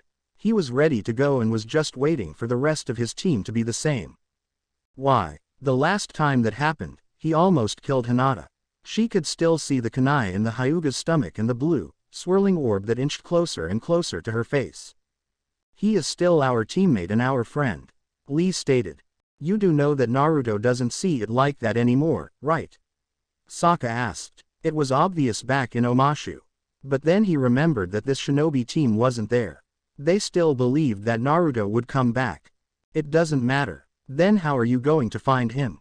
I thought that Team Kurenai was the tracking team. These guys looked like they were the fighting team. Lady Hinata has taught me some things on how to use the Byakugan with tracking, Neji told them. It had taken a while, but he managed to pick up a few things. Also, just because we aren't a tracking team doesn't mean we don't know a few things about tracking, Tenten stated. Despite how her sensei might act, he believed in a through education. As such, they had a basic understanding of many shinobi fields. Okay, what's your plan for tracking him? The tribesmen asked them. We will head back to Tuzin and then track him from there, Guy told him. Now we must be off. Come, my youthful students. Let us track our wayward friend with the power of youth. The four of them took off in an impressive show of speed. After they left, Aang hopped over Toph. So what move are you going to teach me first? He asked excitedly. Rockalanche. The Trembler. Oh, maybe I could learn how to make a whirlpool of land. He would have continued if his new teacher hadn't placed a hand in front of him. Let's start with move a rock, Toph told him before walking away. Sounds good, he replied, giving her a clap. Aquila gave a yawn and woofed something at the air nomad. If Kiba was there, the yawn and the woof would have translated to suck up. A couple of minutes later, Toph and Aang stood in front of two big rocks while everyone else watched from the sidelines. The key to earthbending is your stance. You've gotta be steady and strong, Toph explained as she showed an earthbending stance. Rock is a stubborn element. If you're going to move it, you've gotta be like a rock yourself. Like a rock, got it, Aang repeated. Good. Now the actual motion for this one is pretty simple. She took one step towards the rock and at the same time, punched the rock. The rock slid across the quarry until it hit one of the walls. Okay, you ready to give it a try? She asked him. He mimicked the stance he was shown. I am ready. He tried to punch the rock but instead, he slid backwards until he crashed into a still sleeping Appa and fell to the ground. Rock beats airbender, Sokka stated dryly. Aquila nodded in agreement. A younger Iroh ran over a hill with a single tree. He had a smile on his face, for behind him was his son, Lu Ten. I got you, Dad, he said happily, pretending he bent a fireball at his father. Iroh turned around and pretending to be hit, he fell to the ground.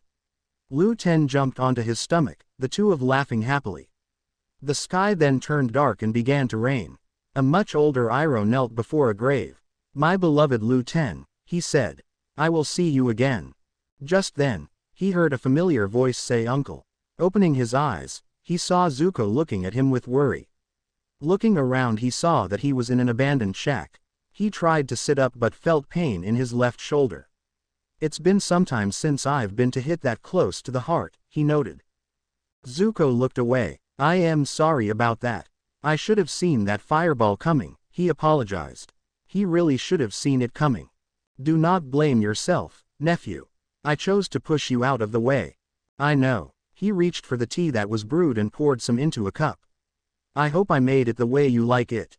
He handed the cup to Iroh. He had tried to do it the right way, but he wasn't sure. The Dragon of the West brought the tea to his lips and drank. He made a face. His nephew had not done it the way it liked it but was able to hide it quickly. Good, he told Zuko as he dared himself to take another sip. That was very, bracing. Zuko poured him another cup and gave it to his uncle. When he wasn't looking, Iroh threw the tea out the window behind him. So, uncle, he began. I've been thinking. It's only a matter of time before I run into Azula again. I am going to need to know more advanced firebending if I want to stand a chance against her. I know what you're going to say, she's my sister and I should be trying to get along with her. Well yes, you should do that. But you do have a point. After a little struggling, Iroh managed to stand up. It's time to resume your training, he declared. Zuko looked a little more hopeful at those words. I don't understand what went wrong, Katara said, looking at Toph as Aang walked back to the rock. He did it exactly the way you did it. Maybe there's another way, Aang offered. He approached the rock in an airbending stance. What if I came at the boulder from a different angle? That should solve the problem, right? Toph grabbed the back of his shirt. No, that's the problem. You've got to stop thinking like an airbender. There's no different angle, no clever solution, no trickety trick that's going to move that rock. She shoved him out of the way. You've got to face it head on. And when I say head on, I mean like this. She leapt at the rock and shattered it by simply head-butting it. Whoa, Aang said in surprise. As he tried to come to terms with what he just heard, Katara decided to try and help by going after Toph, who had walked away. I've been training Aang for a while now, she said once she got up to the earthbender. He really responds well to a positive teaching experience. Lots of encouragement and praise, kind words, she clarified. If he's doing something wrong, perhaps a gentle nudge in the right direction. Thanks, Katara, Toph replied. A gentle nudge, I'll try that. By the time Team Guy returned to Tuzin, they still noticed the lack of activity there, having been long abandoned due to the iron mines running out of ores to harvest. Lee could see a large mountain range overlooking the abandoned town, which he and his team later learned from a wandering cabbage merchant the name of the mountain range. The cabbage merchant also revealed that he was going over the Chishan Mountains and into the border with Zhejiang province of the Earth Kingdom. After another half-hour of conversation between Team Guy and the cabbage merchant, he soon went off in his direction, leaving them alone with crucial information. We got lucky, thanks to that cabbage merchant, Tenten announced. The tracks were made on hard ground, not sand. Plus, the wind hasn't been blowing hard around here. She was checking the footprints by the town entrance. Indeed, we also know which way Naruto went, Lee said as he came back into the town. He seemed excited about something. What do you mean? Naruto made the same kind of footprint both Guy-sensei and I make when we run laps around the village. I don't think he knew about the footprints, and if he did, he was probably hoping that they would be blown over by the wind, he quickly explained. Neji, confirm, Guy ordered. Neji nodded and activated his Byakugan to look in the direction of the tracks. It's very faint, but I can sense Naruto's chakra signal in that direction, he said after looking around for a couple of minutes. I thought Hinata said you wouldn't be able to see Naruto's chakra unless he used a jutsu, Tenten said. No offense to Lady Hinata, but I am better in using the Byakugan, he replied, boasting slightly. Naruto's control is still incredible though. That's why his chakra signal is faint to me. Nevertheless, we have found his trail, Guy announced loudly. Now we will go forward with the power of youth. While not all the team agreed with how he said it, they all agreed on what he meant. Sure enough, they were following the trail at full speed, which in Team Guy means that both Neji and Tenten can easily stay with Guy and Lee. You see, in that team, full speed is directly below youthful speed. I am bored, Mai stated as she lay on the ground outside the tank train, looking up at the sky. You're always bored, Mai, Ty Lee told her, lying on the ground beside her. Well, now I am really bored. Mai, please give it a rest. Just think of this as a break, Azula told her. The three girls hadn't been able to do much for the past 2 days. After spending a day fixing the hole Naruto made in the tank train, the engineers found that they needed more wood as fuel for the fire. That meant another day for finding wood in the nearby forest. Today was the day they were supposed to move again. The engineers just needed a little more time to get the wood down to proper size. Meanwhile the girls had sparred, ran, relaxed and basically did anything that kept them from getting bored. Hey, where's Naruto? Ty Lee asked out of the blue. Yeah, where is he?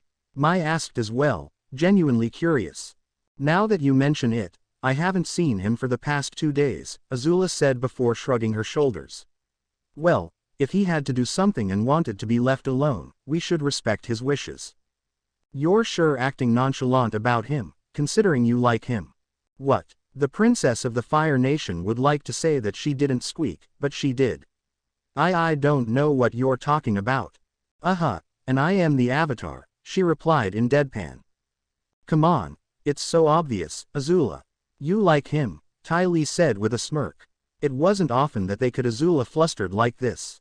Did that small crush you had on him grow when we weren't looking? Azula blushed a little bit. Well, I don't know. I haven't been sure since you Dao. That had left some doubts in her mind. You mean that fiasco with Cory? Mai asked. She nodded. She told me what he had told her. He said that a crush can turn to love if you realize that your crush has imperfections. Right now, I don't think that Naruto has any imperfections. She tried to think of some but couldn't. If he had any, he kept them well hidden. Oh, I know an imperfection.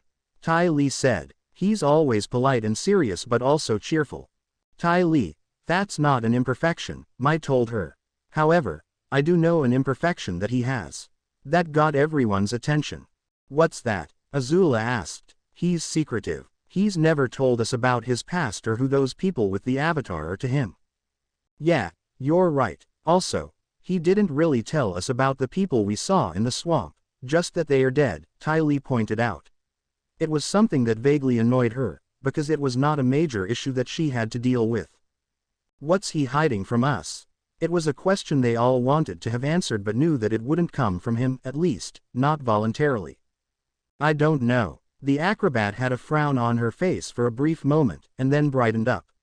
But what I do know is that you do like him, Azula, she told the Fire Nation princess. And how can you tell? She asked with sarcasm in her voice. Silently, she didn't want the conversation to continue. But she also knew that nothing short of an act from the spirits would make Ty Lee stop now. Because there are days where the two of you act like a couple, she answered. You argue and fight, but you also work well together in and out of combat. She's got a point, Mai noted. They had seen it so many times, it didn't surprise them anymore. Also, we're pretty sure that Naruto likes you as well. What do you mean? Azula asked, surprised. She didn't think that the blonde had thought of her like that. We're quite confident in the fact that Naruto wouldn't let any girl sleep with her head on his naked chest, she said with a dry smirk. Her blush, which she had been trying to get rid of, got redder. You saw that. Mai now had a little smirk on her face. It's not every day the princess of the Fire Nation got flustered. We walked in on you guys the next morning. I decided that the both of us would leave you two alone. Ty Lee kept grousing about the fact that neither of us were good artists. If you had made any pictures, I would have burned them. She hissed at Ty Lee. Then it's a good thing we didn't make any, the acrobat replied easily enough. There is another thing that tells us Naruto likes you. What's that? He yelled at you for putting yourself in danger. I don't think I ever seen someone act that protective with you. Before Azula could reply, there was a sudden wind coming from the nearby forest as well as the sound of something to cut the air. What was that? Ty Lee asked, lifting her head up and looking around. I don't know, but let's go check it out, Azula said as she leapt off the ground and charged into the forest. Secretly, she was glad the conversation was over with. Naruto looked around and saw all the scarred tree trunks. Okay, need to work on size, he noted. Look on the bright side, you finally managed to get the thing working, the QB said to him. Yeah, and I almost fell over because the thing was too big and heavy. Just look at all the trees. They all look like a fierce battle just taken place and they received the blunt of it. And that was just from the one jutsu he was trying to create. True, I still think that using a cage bunshin would help. It certainly helped in the past, why couldn't it do the same in the present? For training, yes, the blonde agreed. But it would be a crutch in battle. I want to be able to use this thing on my own. Not every enemy he faced would give him the precious seconds he needed to create it.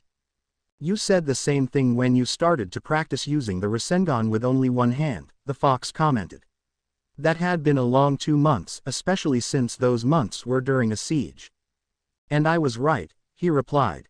Still, it needs work. The thing only lasts a few seconds and I want to be able to throw it. He still had to figure out how to do that. That was when Azula, Ty Lee, and Mai appeared behind him. "Is everything okay, Naruto?" Azula asked him. She was concerned because she saw the trees surrounding them. But she didn't see any enemies. "Yes, everything is fine," he said, trying to assure them. "I was working on something and it turned out to be a little bigger than expected." He turned around to look at them. What he saw made him stop and give them a once-over. "Sunning ourselves, were we?" They looked down and then realized that they went to check on the disturbance in their undergarments, giving him quite the show. "Pervert," cried Ty Lee. She tried to him, but with no success. "Nothing of the sort, Ty Lee," he replied as he dodged the strikes. "I am just stating the obvious." "Calm down," Mai told a blushing Ty Lee, holding her back. "Do you enjoy the view, Naruto?" Azula asked her bodyguard with a smirk. She didn't normally do something like this. She was a princess, damn it. She had her pride, but she took a pose for him. He looked at her and then looked at her. "Let me put it this way. I am glad the three of you know how to defend yourselves." "Why's that?" "If you ever did something like this back home, you would have a lot of guys coming after you," he told them. It was the truth. He wasn't making any of it up. They were all quite beautiful, all three of them. And yet, his attention was on his princess. "Kit, we've got incoming," the QB said suddenly, getting his attention. "What is it?" he silently asked, becoming alert. Whenever the fox said something like that, it was best to pay attention. "It's faint, but I think it's the shinobi team that's currently with the airbender brat. You know that weird guy who keeps going on about youth." It was hard not to notice that guy whenever he was around. When he heard that, his eyes went flat. "Azula, are the engineers almost done with the wood?" he asked the princess. "They only need another half-hour to be done," she told him, not sure as to why he wanted to know that. "When they are done, have them set off immediately. As for you three, please get dressed and join them when they leave," he ordered. She was immediately suspicious. "What's going on, Naruto?" He looked away. "I am going to get company soon and I don't want you three to be around when they get here," he said shortly. But they understood what he wasn't trying to say. "Is it that group of people from Omashu?" Ty Lee asked, deciding to be the one to break the silence that had momentarily fallen around them. He shook his head. "It's a different one. It's that group that was with the Avatar at Tuzin, isn't it?" Azula asked. He nodded once. "We're staying," she stated, the other two nodding in agreement. "No, you're not. When the tank train leaves, you will be on it." His voice was firm. He wasn't going to budge on this. "We can take them," Ty Lee declared. She was certain of it. A couple of strikes from her and they would be down for the count. He looked at her. "Ty Lee, I know that you and Mai were about to fight two of them when the sky bison sent you into the water. Be glad that it did that. You would have lost in seconds. When this team fights seriously, they tend to rearrange the surrounding landscape. You are leaving in the tank train, no arguments." Azula was about to argue again, but then she saw the look in his eyes. They held the seriousness of a soldier about to go into battle. At that point, she knew it was pointless to argue. "Very well," she agreed. "Just promise me one thing." "What's that?" he asked. "Promise me that you'll win." He smiled. "You doubt my ability to win a fight?" he asked with a hurt voice they all knew was faked. But they left anyway, leaving Naruto alone in the clearing. "Keep your knees high, twinkle toes." Toph roared at her student. Aang currently holding a big boulder on his back and was trying to walk. Every time he made a step, Toph would bend the earth beneath his foot to rise a little bit. After 2 steps, the weight of the boulder sent him off to the side and into the ground. Next, she stood in front of a flat piece of stone. Rubbing her hands, she dug through the rock like it was sand. He tried to repeat her actions, only to hurt his hand at the first attempt. After that, he stood in a stance and waited. The waiting was causing him to sweat. Suddenly, Toph came out of the rock to his right and shouted rock-like at him. He yelped and fell backwards to the ground. She simply bent the earth underneath him to stand him up again and flicked his forehead. After borrowing Sokka's club, she would have just taken it, but the fact that Aquila was there and growling lightly convinced her to change her mind. She handed it over to a blindfolded Aang. She then had him play the earthbending version of Whack-A-Mole. He kept missing at first but finally managed to hit one, earning him a slight nod of approval from Toph. Next, she bent the earth to raise a wall on both sides of them. Then she drew a line in the ground and bent the surrounding rock into armor, covering her from head to toe, save for her eyes, which is kinda redundant. She charged straight at Aang. He grabbed hold of her when she crashed into him and began to push her back. After some struggling, he managed to push her back across the line. She then had him stand on what can only be described as two earthen stilts while tossing and catching a weight. She moved between the two stilts and punched them, sending a shockwave up both of them. Aang didn't move, so the shockwave just blew through him and his clothes. She gave him a single nod of approval, making him smile. Sokka stood in a tree, watching as a small furry creature came by and ate a patch of grass. "You're awfully cute," he said. "But unfortunately for you, you're made of meat." He kept watching the creature. "Just a bit closer," he muttered. When the creature finally left the grass and came near the tree, he acted. Yelling a battle cry, he leapt down with machete in hand, ready to kill the creature. Unfortunately for him, he landed on top of a crevice. He got buried up to his waist. The creature simply walked up closer to him. "Gotcha," he cried, about to swing his machete again. This caused him to be buried even further, but he managed to spread his arms out. The result was him buried up to his armpits, allowing him to move his arms freely. He tried to move his body out of the crevice but with no success. "You are one lucky little meat creature," he told said creature, which only wagged its tail in response. He was glad Aquila had stayed behind to take a nap on Appa. The wolf would have been rolling around on the ground in wolfish laughter. "Lightning is a pure expression of firebending, without aggression," Iroh told Zuko. "It's not fueled by rage or emotion the way other firebending is." He reached for the new batch of brewed tea. "Some call lightning the cold-blooded fire. It is precise and deadly, like Azula. Or Naruto," Zuko replied. He could still remember that night on Ember Island. "True," Iroh agreed. "To perform the technique requires peace of mind." "I see, that's where drinking tea, to calm the mind." It made a little sense to him. He briefly wondered if that had to do with the fact he spent 3 years with his uncle. "Oh yeah, good point," Iroh said. He was drinking the tea because he was a tea enthusiast. "I mean, yes." After they had finished the tea, they left the shack and walked over to the nearby cliff edge. If either of them looked out to the distance, they would have seen a familiar ruined town. "There is energy all around us," Iroh began. "The energy is both yin and yang, positive energy and negative energy. Only a select few firebenders can separate these energies. This creates an imbalance. The energy wants to restore balance and, in the moment, the positive and the negative energy come crashing back together. You provide release and guidance, creating lightning." He motioned Zuko to step back. When he was sure he had enough room, he began to move his arms in a circular motion, already generating lightning. Once he was done, he shot his right hand, which was folded save for 2 fingers, forward, and the lightning that was stored was fired off into the air. "I am ready to try it," Zuko stated after he watched the display. "Remember, once you've separated the energy, you do not command it. You are simply its humble guide," Iroh warned him, idly rubbing his left shoulder. "Breathe first." He did indeed breathe and began to copy Iroh's motions. The first thing that Iroh noticed was wrong was the fact that his fingers were not generating lightning. When he shot his fingers out, he didn't generate lightning. It just exploded in front of his face, sending him crashing into the ground. Naruto had sat down against one of the tree trunks in the clearing. It had been an hour and a half since the tank train had left with the girls in it. He waited in anticipation, wondering as to how he would fare against Team Guy, as opposed to how he and Azula's group managed to fight Team Kurenai to a standstill in Omashu. "They are here," the QB said. Even though the surrounding area was quiet, the fox knew they weren't alone. "I know," Naruto silently replied, having noticed that he had guests. He looked out to the clearing. "You might as well come out. I know you're there," he called out.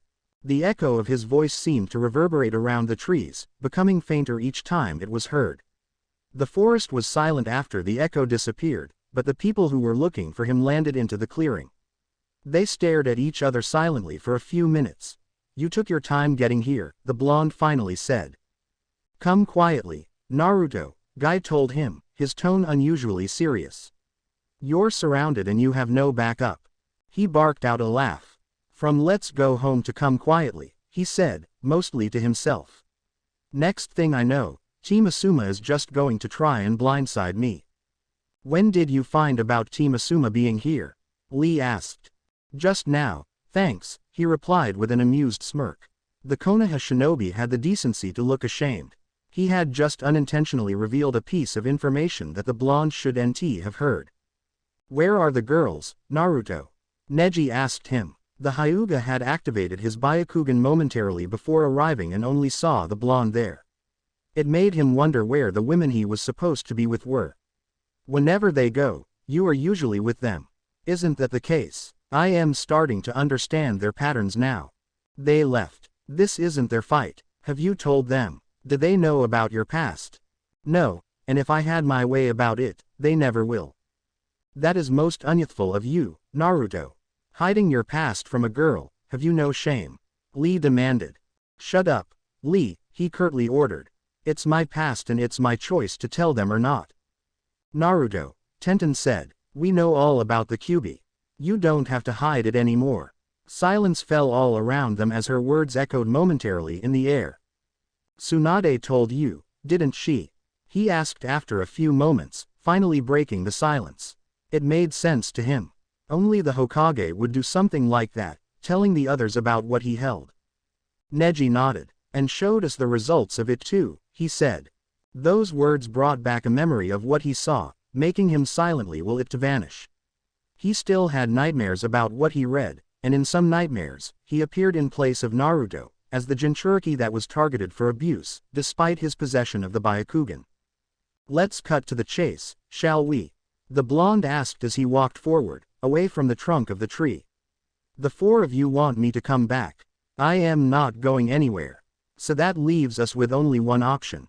He brought his hands up into a familiar hand seal. Kage Bunshin no Jutsu. They all heard a poof. Beside Naruto was not 10, 100 or even 1,000 clones, there was just one. We fight, the clone said. The two of them then got into different stances. The original went into a high waterbending stance while the clone went into a low firebending stance. Naruto, please, begged Tenten. We don't want to fight you. Even though he had made a clone, he was still outnumbered and outmatched. They just wanted to resolve this peacefully. He snorted in derision. Don't lie to me, I know you want to fight me. Lee decided to begin the attack by charging forward, hoping to catch the two blondes off guard. Konoha Senpu, Leaf Whirlwind. He cried as he leapt at his opponents. As the leg reached the two, the Naruto in the waterbending stance pressed both palms against the underside of the leg. Pushing upwards, he sent Lee into an unexpected flip. As Lee began to face the ground, the blonde put his palms on his back and guided him towards the clone. The clone reacted quickly to the incoming target. He shoved an elbow into Lee's chest and then punched him hard in the stomach with his other fist. He brought his body into a turn and kicked Lee in the chest, sending him flying back to his teammates. Lee, are you all right? Guy asked with concern as he caught his student. I am fine, Lee told his sensei, putting his feet back on the ground. He turned to glare at Naruto. What kind of style was that? It looked like both waterbending and firebending, Neji asked. While he didn't have a lot to go with, he had also never seen the two opposite elements work in tandem like that before. While I was being trained in the bending stances, I began to experiment in secret with a clone to see how two styles that the opposites of each other were could be used in tandem. What you just saw was the result of that experiment. You may have two shinobi skilled in the Goken, strong fist, and a shinobi skilled in the Juken, gentle fist. But this, he and his clone switched styles, just to prove his point. This is my own style, the Suinkan, twin fist. Stop this, Naruto, Guy pleaded. We don't have to fight. That's bullshit, Guy. You commanded me to come quietly, and that sounded like an order. Naruto told him, and we both know it. Both he and the clone charged at Team Guy. Having no other choice, they retaliated.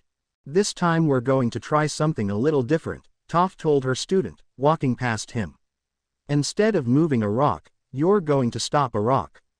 Get in your horse stance, she ordered. Aang did as he was told. I am going to roll that boulder down at you, Toph pointed to said boulder. It was on top of a nearby cliff, sitting in front of a ramp. If you have the attitude of an earthbender, you'll stand your stance and stop the rock. Like this. She showed him the motion of the stance. Katara decided to intervene, trying to be helpful. Sorry, Toph, but are you sure this is really the best way to teach Aang earthbending? She asked. I am glad you said something. Actually, there is a better way. The earthbender reached down for Aang's belt and took it off. She then warped it around his eyes. This way, you'll really have to sense the vibrations of the boulder to stop it. Thank you, Katara, she told the waterbender. Yeah, thanks, Katara, Aang repeated childishly. She could only chuckle awkwardly in return. Toph had climbed up to where the boulder was. With a simple push, she sent it down the ramp and at Aang. Katara waited nervously nearby while Aang faced the oncoming boulder. Just as the boulder and Aang were about to hit each other, he chickened out and jumped over the boulder. The thing just kept on rolling until it smashed into a cliff wall. He took the blindfold off and the first he saw was a very mad Toph. I guess I just panicked, he tried to defend himself. I don't know what to say. There's nothing to say, Toph told him angrily. You blew it. You had a perfect stance and perfect form. But when it came right down to it, you didn't have the guts. She shoved him to the ground. I know, I am sorry, he told her, not trying to stand up. Yeah, you are sorry. She shoved her face into his. If you're not tough enough to stop the rock, then you could at least give it the pleasure of smushing you instead of jumping out of the way like a jellied bone wimp. Now, do you have what it takes to face that rock like an earthbender? She demanded. Instead of rousing his spirits and or his resolve, her little speech had the opposite effect. No, I don't think I do, he admitted in a defeated voice. It was just too difficult to understand. Katara once again decided to intervene. Aang, it's no big deal. You'll take a break and try earthbending again when you're ready. Besides, you still have a lot of waterbending to work on. Okay, she asked him, trying to be upbeat. Yeah, that sounds good. He got up and followed Katara. Yeah, whatever, Toph told the two of them. Go splash around until you feel better. She walked away as well. But she hadn't given up yet. She was going to teach Aang earthbending whether he liked it or not. Zuko kept trying to generate lightning but the end results kept blowing up. Why can't I do it? He asked his uncle, angry with himself. Instead of lightning, it keeps exploding in my face, like everything always does. Iroh got up from where he sat. I was afraid this might happen. You will not be able to master lightning until you dealt with the turmoil inside you. He turned to face his uncle. What turmoil? He demanded. It didn't sound like it to him, but he wanted an answer.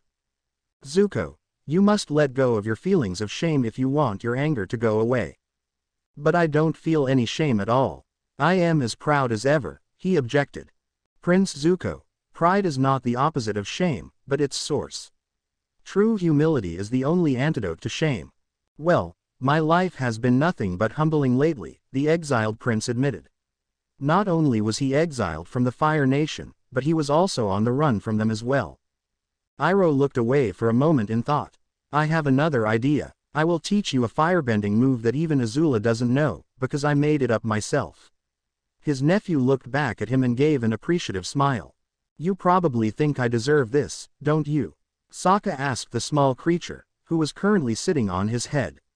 In response, it looked down at him. Look, I am sorry I hunted you, but that's just the natural order of things. Big things eat smaller things, nothing personal. But this time it didn't work out that way. The creature yawned and turned around a couple of times before sitting down again and rubbed his nose. I admit it, you're cute, Sokka told the creature. Okay, you convinced me. If I get out of this alive, it's a karmically correct, vegetarian existence for me. No meat. He paused for a second as he realized just what he had uttered. Even though meat is so tasty, his eyes grew watery about the subject. The creature leapt off his head and ran off. A fly flew nearby, but Sokka swatted at it, making it go away. He found that the most comfortable way to put his arms was to cross them and put them on the ground in front of him. The creature came back with an apple in its mouth. "Hey, looks like my karma's already paying off," Sokka said as the creature dropped the apple and pushed it forward with its nose. "That's okay, I got it." He simply reached for his boomerang and used it to scoop up the apple. "See, the boomerang does come back." He began to munch on the apple. The battle kept going on. Despite being outnumbered and his refusal to add more numbers to his side via clones, Naruto and the one clone he did have fought Team Guy on even ground. After foiling Lee's and Guy's double attack, he fended off Neji. Tenten all the while was staying in the back, throwing weapons at him in the hopes that he would be distracted. While she didn't pin him down, she did manage to take care of the clone. Now Team Guy stood across from him, all of them lightly panting. "You have improved, Naruto," Guy told him as he and Lee stood in Naruto's view of Tenten. "You would have made a fine Konoha shinobi." "I was a fine Konoha shinobi," he replied. Everybody else was too busy sucking up to the Uchiha to notice. Nobody cared about him. They just went right to Sasuke when talking about his team.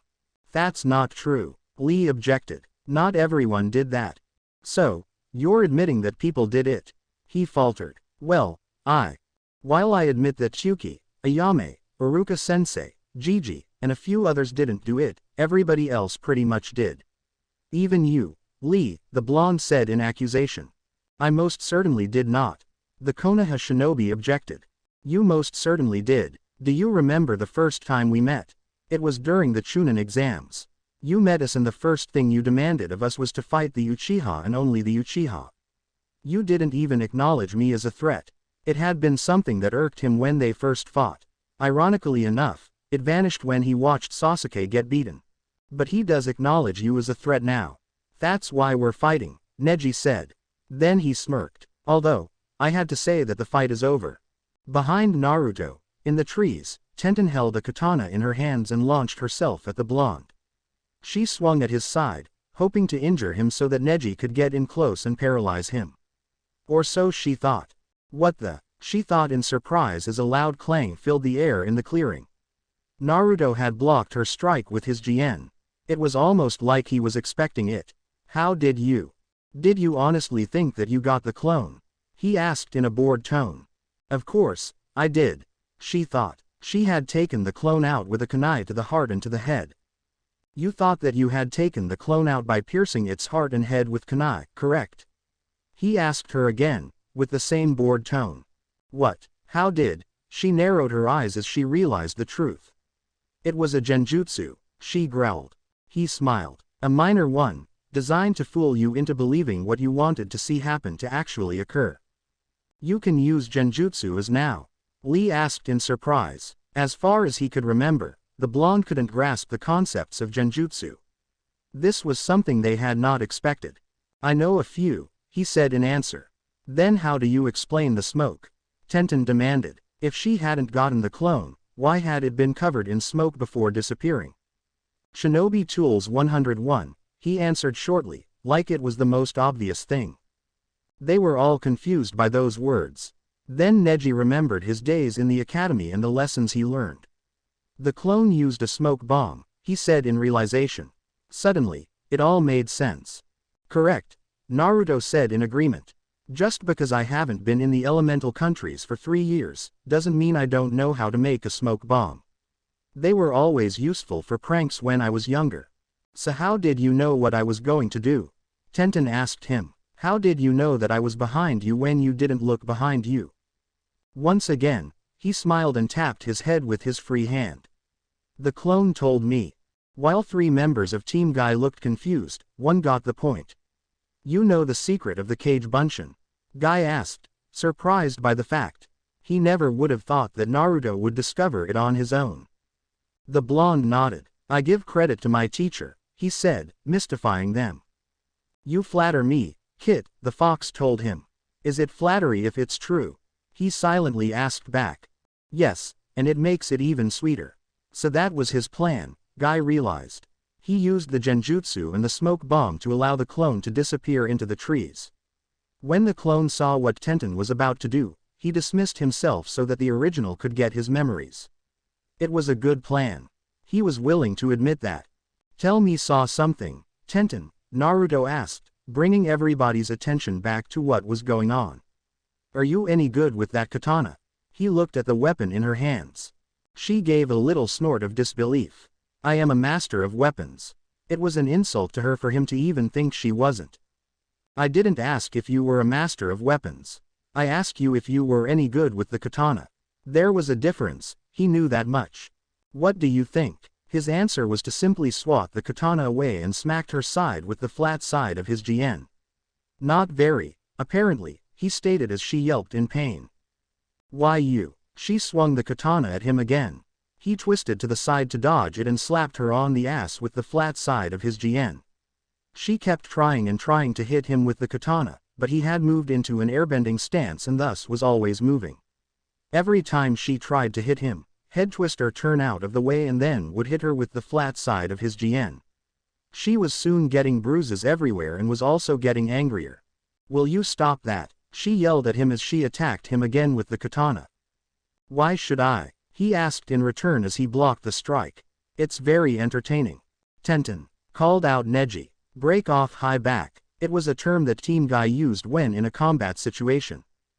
To break off high back meant the person who was currently fighting the opponent would jump away in a high backflip. Meanwhile the rest of the team would send a barrage of kunai and shuriken at the opponent. While they were distracted by this, the airborne person would land and engage again, taking care of the distracted opponent. She broke contact with her katana and went airborne with a high backflip. Then he saw the oncoming barrage. But he did something that Team Guy wasn't expecting. He knelt down on one knee with his head bowed low. This way, the barrage of kunai and shuriken passed harmlessly over his head. Then a voice from the woods called out. Futon. Daitapa wind style. Great breakthrough. A huge gust of wind flew out of the woods. Not only did it stop the barrage, it redirected it back at the throwers. Team Guy leapt out of the way of the incoming barrage.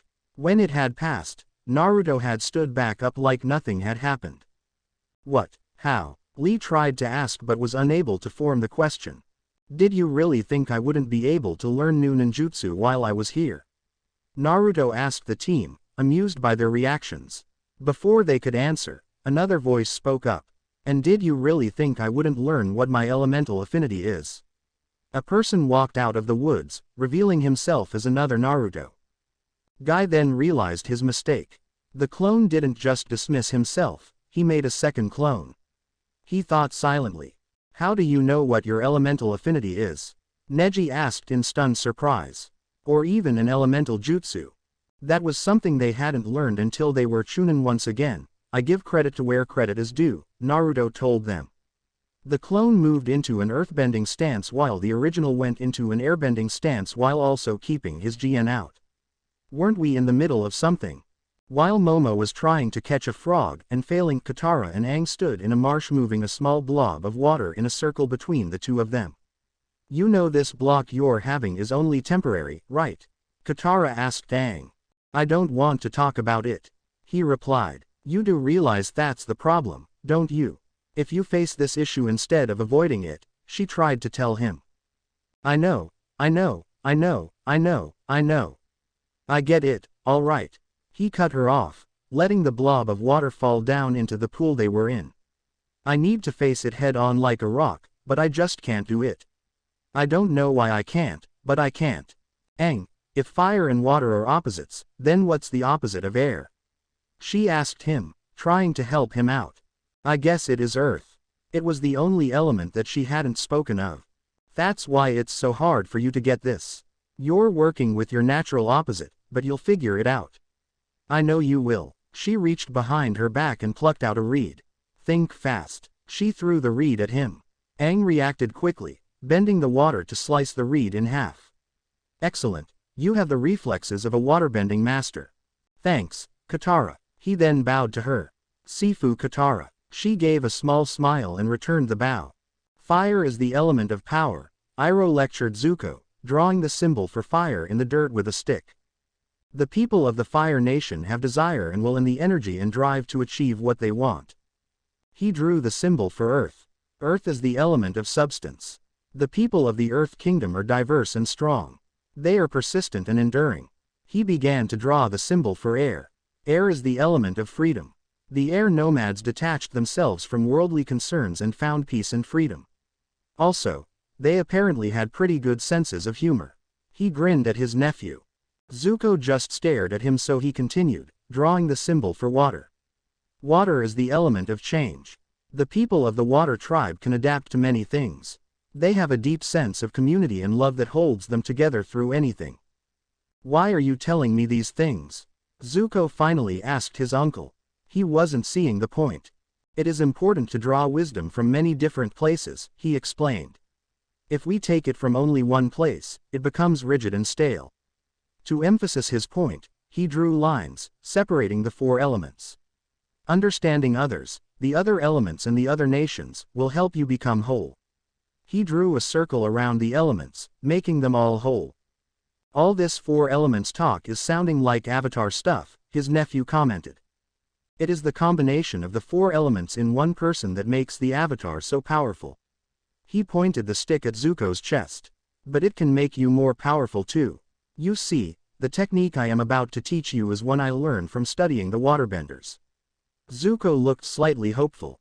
Aang sat on a big rock, trying to meditate. As he did, Toph came over and sat down nearby. Aang, I found these nuts in your bag, she told him, holding up a bag with a little Aang face on it. I figured you wouldn't mind, and besides, if you did, you're too much a pushover to do anything about it. As a matter of fact, I don't mind. I am happy to share anything I have, he told her in an even tone. You know, I am really glad you feel that way. Because I also have this great new nutcracker. She picked up and twirled Aang's glider staff. Aang turned around with a look of unease as she brought the staff down on the nut, cracking the shell open. Actually, I prefer if you didn't. Crack. That's an antique, handcrafted by the monks. Crack. It's a delicate instrument. She would break it if she kept doing that. It's not the only delicate instrument around here, Toph said mockingly as she and Momo ate the nuts. She walked away, banging the staff against rocks along the way. She was trying to get him mad, to come after her and take the staff back. Instead, he just went back to his meditation. But moments after she left, Katara came by. Hey Aang, have you seen? Meditating here. He cut her off. It's important, the waterbender assured him. It's almost sundown and Sokka isn't back yet. I think we should search for him. He turned to face her. That was troubling. Sokka was never one to disappear on them for long. We'll find him faster if we split up. He got off the rock and the two of them went in two different directions. They had fought for hours. While Team Guy had enough numbers to keep Naruto occupied while the others caught their breath, Naruto had his stamina and his style. He had them guessing by switching the styles that he and the clone were using when they didn't expect it. He had lost count of the number of times he had moved into a firebending, airbending, earthbending or waterbending stance while fighting them. He also kept them on their toes by sometimes using ninjutsu at them, though he could only use wind-style jutsu. As a result, they had pretty much torn up the surrounding woods. But he was also getting tried himself, plus his GN had been destroyed at some time during the fight. Now once again, Team Guy stood across from him. Well, thank you for the exercise. But I am afraid I must be going, he suddenly announced, surprising them. He dismissed the clone and began to walk away. Don't turn your back on us, Naruto. Guy yelled at him. You're not going anywhere. Why not? He asked as he walked away. He was putting a show of bravado, trying to make it look like he had just gotten bored instead of getting tried. If you do, we will come after you, the leader of Team Guy told him. We will follow you and we will take the girls hostage. He stopped but he kept his back to them. And what would you do with them? Neji smiled to himself. We have him, he thought. Well, take them hostage and if you don't come with us, we will kill them. It is unyouthful, but we will do it, Lee said. If he was younger and less experienced, he might have objected to the idea. But he wasn't. You could do that, Naruto acknowledged, finally turning around to them. But there was a smirk on his face. But then that would mean the failure of your mission and the Fire Nation's victory in the war. I think Azula wouldn't care if you killed her if that was the outcome. What do you mean? Tenten asked with suspicion. It's simple. You take me hostage or kill the girls, the Avatar and his friends die. How would? Neji began to ask. Then he understood. You've had a clone tracking us since 2 Zin. It seemed like the thing the blonde would do. Then all we'd have to do is knock you unconscious when we take you with us. Lee said. If they did that, the clone wouldn't know to kill Aang and the others. Wouldn't work, Naruto replied, pointing at the woods behind him. Did you think the first clone only made one other clone? He asked them. There's a second clone. Guy silently realized. He's watching us right now. The minute we take Naruto hostage, he'll dismiss himself and that will let the other clone know what will happen, allowing him to kill everybody back at the rock quarry. I am leaving now. You can try and follow me to take the girls. But I know where the Avatar is at this moment. I could put you on a false trail that would lead you nowhere near the girls. So, goodbye. He walked away. When he was about to disappear from their view, he stopped again. By the way, you'll have until dark. What? Shouted Lee. What do you mean? But he didn't answer, he just disappeared. He means that if we don't get back to the others by the time it's dark, the clone's going to. Neji didn't finish that sentence. They all knew what would happen. We must go, now. Guy ordered. They all ate soldier pills and ran back the way they came at full speed. They had to get back to the others now. Sokka was trying to reach for the creature, but had a hard time considering the creature was behind him and was pulling on his wolf tail. Okay, karma person or thing, whoever is charge of this stuff, he said aloud. If I can just get out of this situation alive, I will give up meat and sarcasm, okay. The creature finally pulled off the small band of leather that held the wolf tail together, making the tribesman give a small yelp in pain and giving him some really messy hair. That's all I got. It's pretty much my whole identity. Sokka, the meat and sarcasm guy, but I am willing to be Sokka the veggies and straight talk fellow, deal. You might want wait on that idea, a now familiar voice told him. He looked up and saw the robed spirit. Sifu, he said in greeting. Turning his head to look at the creature, he saw that it was frozen in mid-motion. Frozen in a moment, the spirit nodded. Are you in charge of this whole karma thing? No, but I happen to be good friends with the person who is. But more importantly, I am here to talk to you, Sifu told him. What do you want to talk about? You, he answered. You don't have to put yourself down like that. Meat and sarcasm are not your whole identity. Well, what else is there? It seemed like everything at that point to him. How about the fact that you're a planner, a thinker, an inventor, or that you're good with weapons? When he heard those facts, he knew that it was the truth. But he still had doubts. What are you trying to say, Sifu? He asked, wanting a straight answer. Do you know why you're with this group? I had to tag along to make sure my little sister didn't do something stupid and come up with the plans in the process. He asked, half sarcastic and half serious. True, but you're also here to remind the Benders that they are still human. You're here so that they never get a swelled head and think that they are all powerful. They see you and they see what they can become without their bending. So I am a reminder that they could just be as weak as me. He couldn't see it, but somehow, he knew that the spirit was grinning. Did I ever say that you were the weakest? If anything, you're the strongest one in the group. Thanks, Sifu, I needed that, he said quietly. That last part made him feel a bit better. That's what a Sifu does, he teaches and encourages. With that said, Sifu disappeared, and time began to flow again. At that point, Aang showed up. Aang, thank goodness. Have you got any meat? Sokka asked, happy to see his friend. Aang ran up to him. Sokka, are you okay? He asked. He reached for the tribesman's arms and tried to pull him out of the crevice. It didn't really work. Stop, stop, you're going to pull my arms off. Sokka told the Avatar. He could feel his arms being pulled, but the rest of his body was staying put. Aang stepped back. I bet I can airbend you out of here, he said. Sokka could hear the uncertainty in his voice. The airbender tried to bend a huge column of air from underneath Sokka's feet. But the only result was his hair being shaped up into a semi-mohawk, which was flattened by the hilt of his machete. Seriously, Aang, I know you're new at it, but I could use a little earthbending here, he told his friend, looking expectantly at him. Aang turned to face away from him. I can't do it, he admitted, feeling embarrassed by that simple fact. Well, if you can't earthbend me out of here, go get Toph. I can't do that either. You can't, why not? It was a simple enough of a request. Why couldn't he do it? It would just be really uncomfortable, Aang said, trying to explain. Uncomfortable? Sokka asked with full and obvious sarcasm. Well, I wouldn't want you to feel uncomfortable. Thanks, Sokka, the air nomad told him, sitting down next to the crevice and completely missing the sarcasm. This whole earthbending thing really has me confused. There's so much pressure. Everybody expects me to get it right away. It puts me in a really awkward position.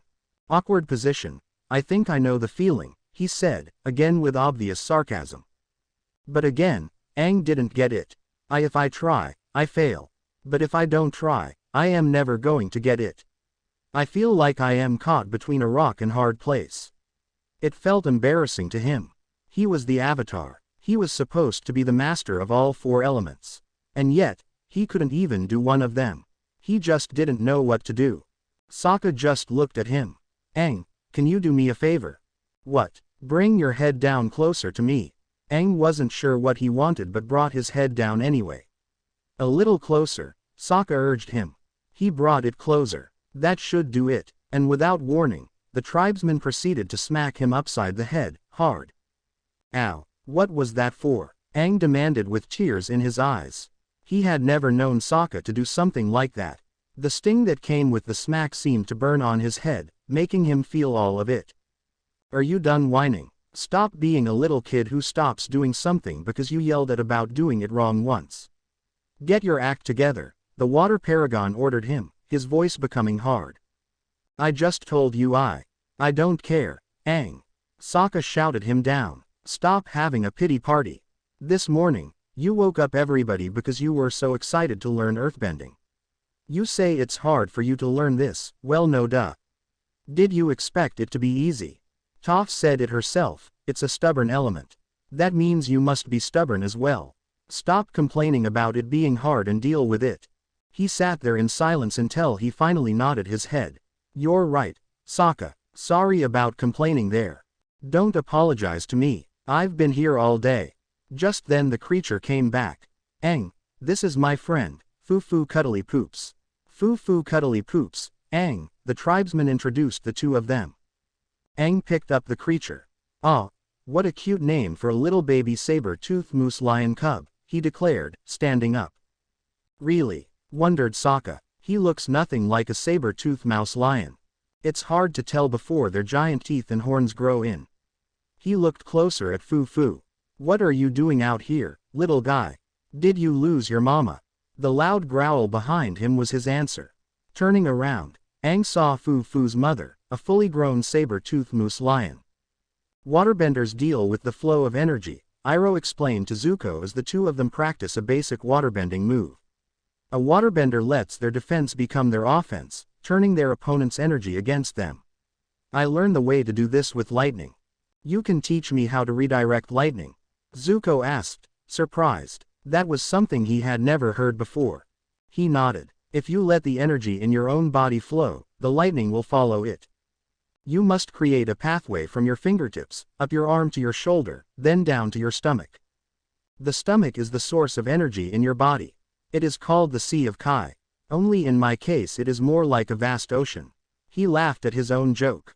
Zuko said nothing, so he continued. From the stomach, you direct it up again and out the other arm. The stomach detour is critical. You must not let the lightning through your heart, or the damage could be deadly. You may wish to try a physical motion, to get a feel for the pathway's flow. He took a stance, like this. Zuko copied the stance and began to mimic his uncle. Slowly but surely, they went through the motions. Now, are you focusing your energy? Can you feel your own chi flowing in, down, up, and out? Iroh asked him. I think so, Zuko said. It felt a little weird, doing a form that wasn't a part of firebending. Come on, you've got to feel the flow. Iroh moved his arms like a worm to emphasize his point. They kept practicing a few more times. Excellent, you've got it, he said when he saw that his nephew's movements had gotten smoother. Great, I am ready to try it with real lightning. Zuko exclaimed. What? Are you crazy? Lightning is extremely dangerous, he protested. I thought that was the point. You're teaching me how to protect myself from it. That was what the exiled prince thought. How else was he supposed to see if it worked or not? But Iroh had a look of semi-panic on his face. Yeah, but I am not going to shoot lightning at you. If you're lucky, you will never have to use this technique at all. Frustrated and annoyed, he looked out to the horizon and saw storm clouds gathering. Suddenly, he had an idea. Well, if you want help me, I'll find my own lightning. He took off on the ostrich horse in the direction of the storm clouds. Hey there, Aang said to the adult animal. We found your cub. He held up Fu-Fu to emphasize his point. Then he put him on the ground and watched as he ran into the bush behind his mother. See, we have no problem with you, we're friendly. Mrs. Cuddly Poops didn't seem to agree.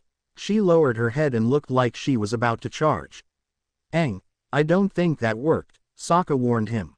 Mrs. Cuddly Poops roared her challenge and charged at them. When she got close to Aang, he bent the air to send over his and Sokka's head. She landed safely and looked like this was about to charge. This is bad, the tribesman said. Get me out so I can fight. I don't think that's, he tried to say. We don't have the time, Aang. Get me out of here. Sokka ordered, cutting him off. He did the earthbending motions, but Sokka was still trapped in the crevice. Meanwhile, Mrs. Cuddly Poops began to paw the ground. Oh no, said Aang before jumping over to a nearby rock. Woohoo, look at me. He started to do a silly dance to get her attention. It didn't work. She charged directly at Sokka, intent on goring him. Realizing what was about to happen, Aang hopped of the rock and knocked her aside via airbending. Again, Mrs. Cuddly Poops landed safely. Please don't leave me like that again, Sokka said. That had been a very scary moment for him. I want, Aang told him. For the third time, Mrs. Cuddly Poops charged. But this time, he was ready.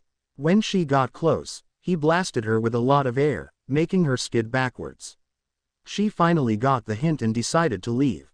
At that moment, both Sokka and Aang heard someone clapping. Turning their heads to the sound, they saw Toph sitting on nearby rock. What are you doing here? Sokka asked her. Just enjoying the show, she answered. She sounded completely relaxed. What, you were there the whole time? Aang asked her. Pretty much. Why didn't you do something? He demanded, outraged. Sokka was in trouble, I was in trouble, you could have gotten him and help us get away. Guess it just didn't occur to me. She tossed a nut down to the ground, pulled out Aang's gilder staff and swung it down to crack the nut. The idea was stopped when Aang grabbed hold of the staff. Enough. I want my staff back. He was sick and tired of her attitude. He wanted what was his and he wanted it now. She let go of the thing and hopped down from the rock. Do it now, she ordered him. What, earthbend? Twinkle toes, she clarified. You just stood your ground against a crazy beast, and even more impressive, you stood your ground against me. You've got the stuff. But, he tried to protest.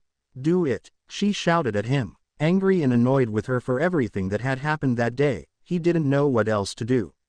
So he channeled those emotions and did as he was told. He took the stance and pushed a nearby rock. It went sliding away before falling over. You did it. You're an earthbender, Toph told him. I can't believe it, Aang said with joy. He had thought it was difficult but now, it had been easy. Ah, this is really a wonderful, touching moment, Sokka said with subtle sarcasm. So could you get me out of her so I can give both a big, snuggly hug? He was beginning to feel his legs go numb. No problem, Sokka, the Avatar told him. He was about to try and do it when Toph stopped him. Actually, you should probably let me do that. You're still a little new to this. You might accidentally crush him, she warned him. Yeah, no crushing, please, Sokka agreed. He didn't want any crushing happening to him. She walked over, bent him out of the crevice up to his knees and pulled him the rest of the way out by his hair. Later, they got back to the camp area where they met up with Katara, Momo, and Akela. You found him, Katara cried, running over and giving her brother a hug. Sorry about that, he apologized. I was hunting a saber-toothed moose lion cub and ended up being stuck in a hole. He threw a look at his wolf. Don't even start, Aquila, he warned. Aquila just grinned wolfishly. Hey Katara, look what I can do. Aang called out. He bent a large piece of rock down to the ground. You did it. I knew you would, she told him. She then whispered to Toph. You tried the positive reinforcement, didn't you? Yep. It worked wonders, the earthbender answered.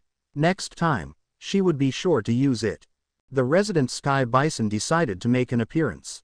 Appa, Aang said excitingly. I can earthbend now. The key is being completely rooted, physically and mentally unmovable. Appa decided to give Aang a big lick, which sent him flying. This sent both him and Sokka into hysterics. Hey, guys, Toph called out. Team Guy is back. She could feel them coming through the earth. Sure enough, Team Guy appeared in under a minute. Spread out, we have to find that clone. Guy ordered. Hey, what's going on? Aang asked, making them stop. Naruto had a cage bunchin tracking us since we left Tuzin. If we don't find it before nightfall, it's going to sneak in and kill you, he quickly explained. That's impossible, Toph protested. I would have felt him. There's nobody here except us. She was sure of it. Her feet never lied to her. She's right, Neji said, as he looked around with an activated Byakugan. I don't see anyone except for us. He kept looking around, but he saw no one. Hang on, Tenten said. It's possible that he knows about Toph being able to see via the ground and he definitely knows about the Byakugan. He might be staying just out of range so that we won't see him. If that's true, we have to look for him now before he gets to us, Guy said. He turned to the others. You four stay here. Under no circumstance should all of you go to sleep. If they did, the clone could easily sneak in and slice their throats. Guy, wait, Sokka yelled, stopping Team Guy before they ran off. What is it? They had to go and this wasn't the time for distractions. There's a piece of paper in your headband, he pointed out. Guy reached for the piece of paper, opened it, and read what was written. Guy-sensei, what does it say? Lee asked. Guy didn't say anything. He just simply handed the paper to Neji, who read it to the group. You people sure are gullible. There was only the one clone. He was bluffing. Lee asked as if he couldn't believe it. He couldn't have been. Tenten protested. He told us about the hidden clone. No, he didn't, Neji said as he remembered the conversation. He only asked us if we thought the first clone had only made one clone. He also never actually said that he had sent a clone after us. We came to that conclusion ourselves. He must have put the note in my headband during the fight, Guy noted. That means, he stopped talking as all members of Team Guy realized what it meant. It means what? Toph asked. She didn't know what it meant, and she would like some clarification. It means that Naruto knew what we were going to try to do if he tried to leave the fight. He knew that we would threaten to go after the girls. He had his bluff ready before we had even gotten there, Neji explained. He never felt so foolish before. They had been duped into not going after him when they had the chance. Katara then saw that Guy was crying. What's the matter, Guy? What's with the tears? She asked him. He smiled. These are tears of happiness. He really was a fine Konoha shinobi. The storm raged all around Zuko and yet he stared defiantly at it. You've always thrown everything you could at me. Well, I can take it, and now I can give it back. He yelled. Thunder boomed and lightning struck in the distance, but none of it came near him. Go on, strike me, he roared. You've never held back before. And yet, the storm seemed to mock him. Finally, his tears mixed with the rain and he howled his frustration to the sky. As he cried on the mountain top, he heard a voice in the distance. Why? It asked faintly. It sounded like an echo that faded away in the storm. Who's there? Show yourself, Zuko commanded as he rose to his feet. He tried to see who it was talking but saw nothing. Why? It asked again, this time more clearly. What do you mean why? He wasn't sure, but he thought he saw a faint shadow moving in the clouds. He tried to follow the shadow, but lost sight of it. Why do you do this? What are you trying to prove? That I am not as weak as everyone thinks I am. To prove I don't have to fear lightning. And, he silently added, to also prove that he wasn't afraid of his sister. Thunder boomed but oddly enough, there was no lightning. The voice chuckled. You should always fear lightning, boy. Fear it and respect it, the voice chastised him as the shadow reappeared. He kept his eyes fixed on that shadow, trying not to lose it. If you want to say something, then come out and face me instead of hiding like a coward, he ordered with all the authority he could muster. Insolent child, roared the voice, suddenly enraged. Before the prince's eyes, he saw a pair of solid gold eyes flash briefly in the storm clouds. Do you not know who you insult? If you wish so much to be struck by lightning, then come and take it. He heard a bestial roar before he saw a large stream of lightning coming directly at him. He quickly took the stance his uncle showed him. But then he realized something just as the lightning struck. He realized that the booming of thunder sounded more like the flapping of wings. He took the lightning in through his arm and let it travel down, but it wasn't easy. It felt like his entire body was being tortured. The pain. It's too much. Let it stop. Dear Agni, let it stop. His mind screamed as it was clouded by pain. He felt like he couldn't hold on, that he would die if it went on. But as the lightning was about to reach his heart, he broke through the cloud of pain. No, I will not die because of this. He then forced the lightning down into his stomach and then up into his other arm. And then, he threw the lightning in the same direction it came. As it disappeared and the echo faded away, he stood just there, panting in the rain and trying to get his breath back. Then he heard the voice again, and this time it was laughing. It has been a long time since someone has insulted me to my face, and an even longer time since someone has tried to fight me. You remind me so much of him, it said. It didn't sound enraged anymore, more like it was fondly remembering something. Who's him? Zuko asked cautiously. Lightning struck down in front of him, making him leap back. But what he saw surprised him. In the exact spot where the lightning struck stood another Zuko. It was the same face, the eyes and the same build. But that was where the similarities ended. To start off, Zuko could see through him a little bit, so he knew that it was a shade. He wore an ancient set of armor and his hair was tied back in a braid. But it was the scars that set him apart. Like Zuko, his left eye had been burned.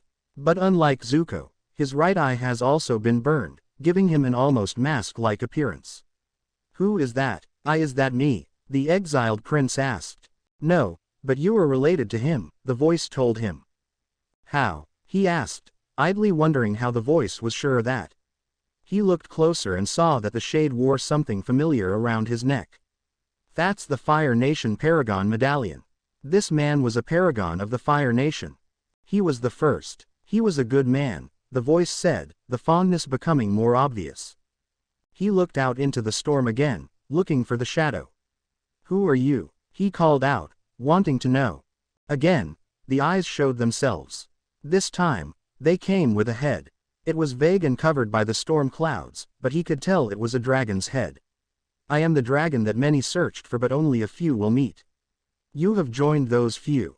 The head, eyes and voice disappeared, and the storm kept on raining, this time without the thunder and lightning. Zuko fell to the ground in surprise. He had just insulted, talked to, and threw lightning at a legendary dragon that his great-grandfather, grandfather, and father had all searched for in their youth. He had just met the Dragon King, the firstborn of Agni, Bahamut. Location: Earth Kingdom. Zuko and Iroh rode on the ostrich horse in silence. It had been more than a week since Zuko learned how to redirect lightning. They decided to head back to the western coast of the Earth Kingdom to avoid Azula and Naruto. Going after the Avatar was the farthest thing from their minds now. Are you all right, nephew? Iroh asked, noticing that he was unnaturally silent. Zuko had been staring straight ahead in a trance. His uncle's question snapped him out of it. Huh, what? He asked, blinking his eyes. The sound of waves crashing against the shore filled his ears momentarily. I asked if you were all right. Yeah, I am fine, he answered. I just have a lot on my mind. He briefly wondered if that was an understatement. You've been acting like this ever since you back from the storm. What happened out there? He didn't really know how to put it. How could anyone say that they had met the Dragon King? I just ran into someone I wasn't expecting, he said, the waves fading away somewhat in his ears. Oh, who was it? Asked a curious Iroh. I can't say. He just couldn't find the right words for it. His uncle was silent for a few minutes. "Very well, if you do not wish to tell me, I will not ask," he finally said. It was none of his business to intrude on something his nephew didn't wish to talk about. "Thank you, uncle," Zuko said. He stopped the ostrich horse. As they got down, he reached for the map. "Anyway, we're low on supplies and the only town that is nearby is the Fire Nation colony of Akawan." He turned to face his uncle. "Should we risk it? They could be found out and having word sent to Azula." "Perhaps we should. It would be nice to be back in civilization for a little while," Iroh said, already wondering if the colony had any good tea. Zuko put the map away and they climbed back on the ostrich horse. An hour later, they arrived at Akawan. The colony was important to the Fire Nation. While Yu Dao made the finest metals, Akawan was the Fire Nation's access into the Earth Kingdom. It was their most important harbor, not just for the military, but also for trade. Zuko and Iroh rode through the city gate, keeping their faces hidden from the guards, and headed into a nearby market. "Perhaps it is best if I went for the supplies," Iroh said as they dismounted. "People won't recognize another old man in the market." Zuko wanted to argue, but he could see the logic. So, he nodded in agreement and let his uncle leave to get the supplies. Left alone, Zuko just watched the crowd go by. As he watched several people greet one another, he couldn't help but reminisce. "This all reminds me of the day we actually met Naruto." Flashback. "Uncle, can we go talk to the stranger now?" Zuko asked Iroh as he left the room where the stranger was. "He's been cooped up in that room for over a day." They were all getting impatient, even Azula, despite repeatedly denying the claim. Before Iroh could answer, they heard a voice from behind the door. "Shouldn't you be asking me that question?" Stepping away from the door, Iroh revealed Naruto. The clothes he originally wore were ruined, so he had to borrow some of Zuko's clothes. The shirt looked a bit loose and big on him. "You're up after only a day in bed?" Zuko asked, surprised. He would have thought more time was going to be needed. "I heal quickly," Naruto lied easily. Like he was going to tell his secret to a couple of people he just met and introduced himself. "In any case, my name is Naruto Uzumaki." "Oh, right, I am Zuko, Prince of the Fire Nation. Come on, everybody else wants to meet you." He ran off and Naruto followed. Azula, Mai and Ty Lee had been waiting in the backyard when he came running out of the house. "He's awake." Ty Lee hopped up from where she was sitting. "Then where is he?" she asked excitedly. "Right here," Naruto stated, appearing behind Zuko. He jumped at his voice. "Whoa, don't sneak up on people like that," he protested. That had really surprised him. The blonde laughed sheepishly. Sorry, he apologized, scratching the back of his head. Azula and the girls took a long look at the newcomer. Like Azula had said, his hair was blonde, his eyes were blue, and he had whisker-like birthmarks on his face. But what she didn't mention was the fact that his eyes were the kind of blue that put the ocean to shame, or that the color of his hair almost seemed to be the same color of the sun, or that the whiskers were almost begging to be touched. They had different reactions. Mai just ignored him, Ty Lee openly ogled him, and Azula had a look of disinterest. "Well, what's your name?" she asked. "It's Naruto Uzumaki. Are you Azula?" he asked her, trying to be friendly. "That's Princess Azula to you, peasant," she snapped at him. Didn't he know the proper terms of respect? He was a little offended by those words but moved on. "Thanks for getting me out of the water. I might have died if it wasn't for you." She turned away to hide a faint blush. The only person who saw it was Iroh. "Whatever," she said curtly. "Okay then, ignoring the rather rude princess over there." "Excuse me," she demanded, whipping her head back to look at him. For a moment, it felt like everything had gone silent. He turned to look at her. "You heard me, you were rather rude. Do I have to put in deaf as well?" he asked, mockingly sarcastic. "You shut your mouth, peasant." How dare he talk to her like that? She was a princess. "Make me, you arrogant little." At that point in the conversation, they both were whacked in the head by Iroh. "Both of you are being rude," he told them sternly. "Now apologize." "Sorry," Azula muttered. She didn't really mean it, but she wasn't going to let her uncle know that. "Sorry back," the blonde said. He noticed that Ty Lee was ogling him. Is there something on my face? If there was, he was going to be really embarrassed. No, you're just really cute. She chirped. What? He asked, shocked as he began to blush.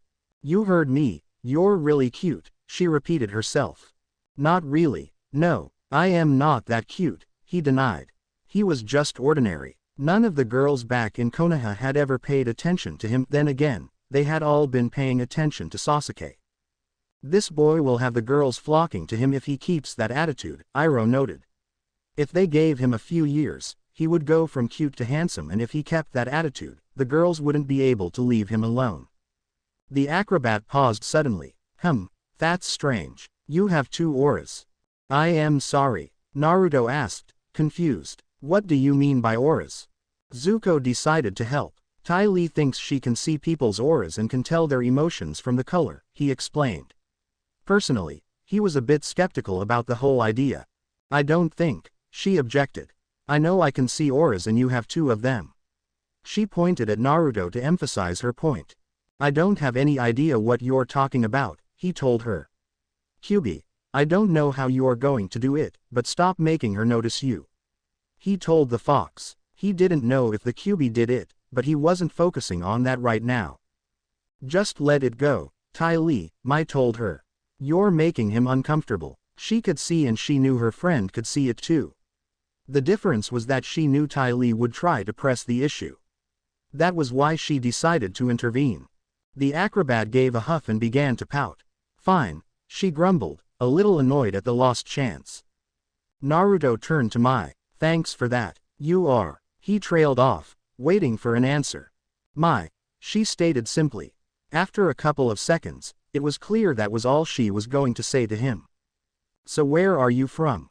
Zuko asked, deciding to keep the conversation going. You don't look like you're from the Bending countries. Dum-Dum's right, where are you from?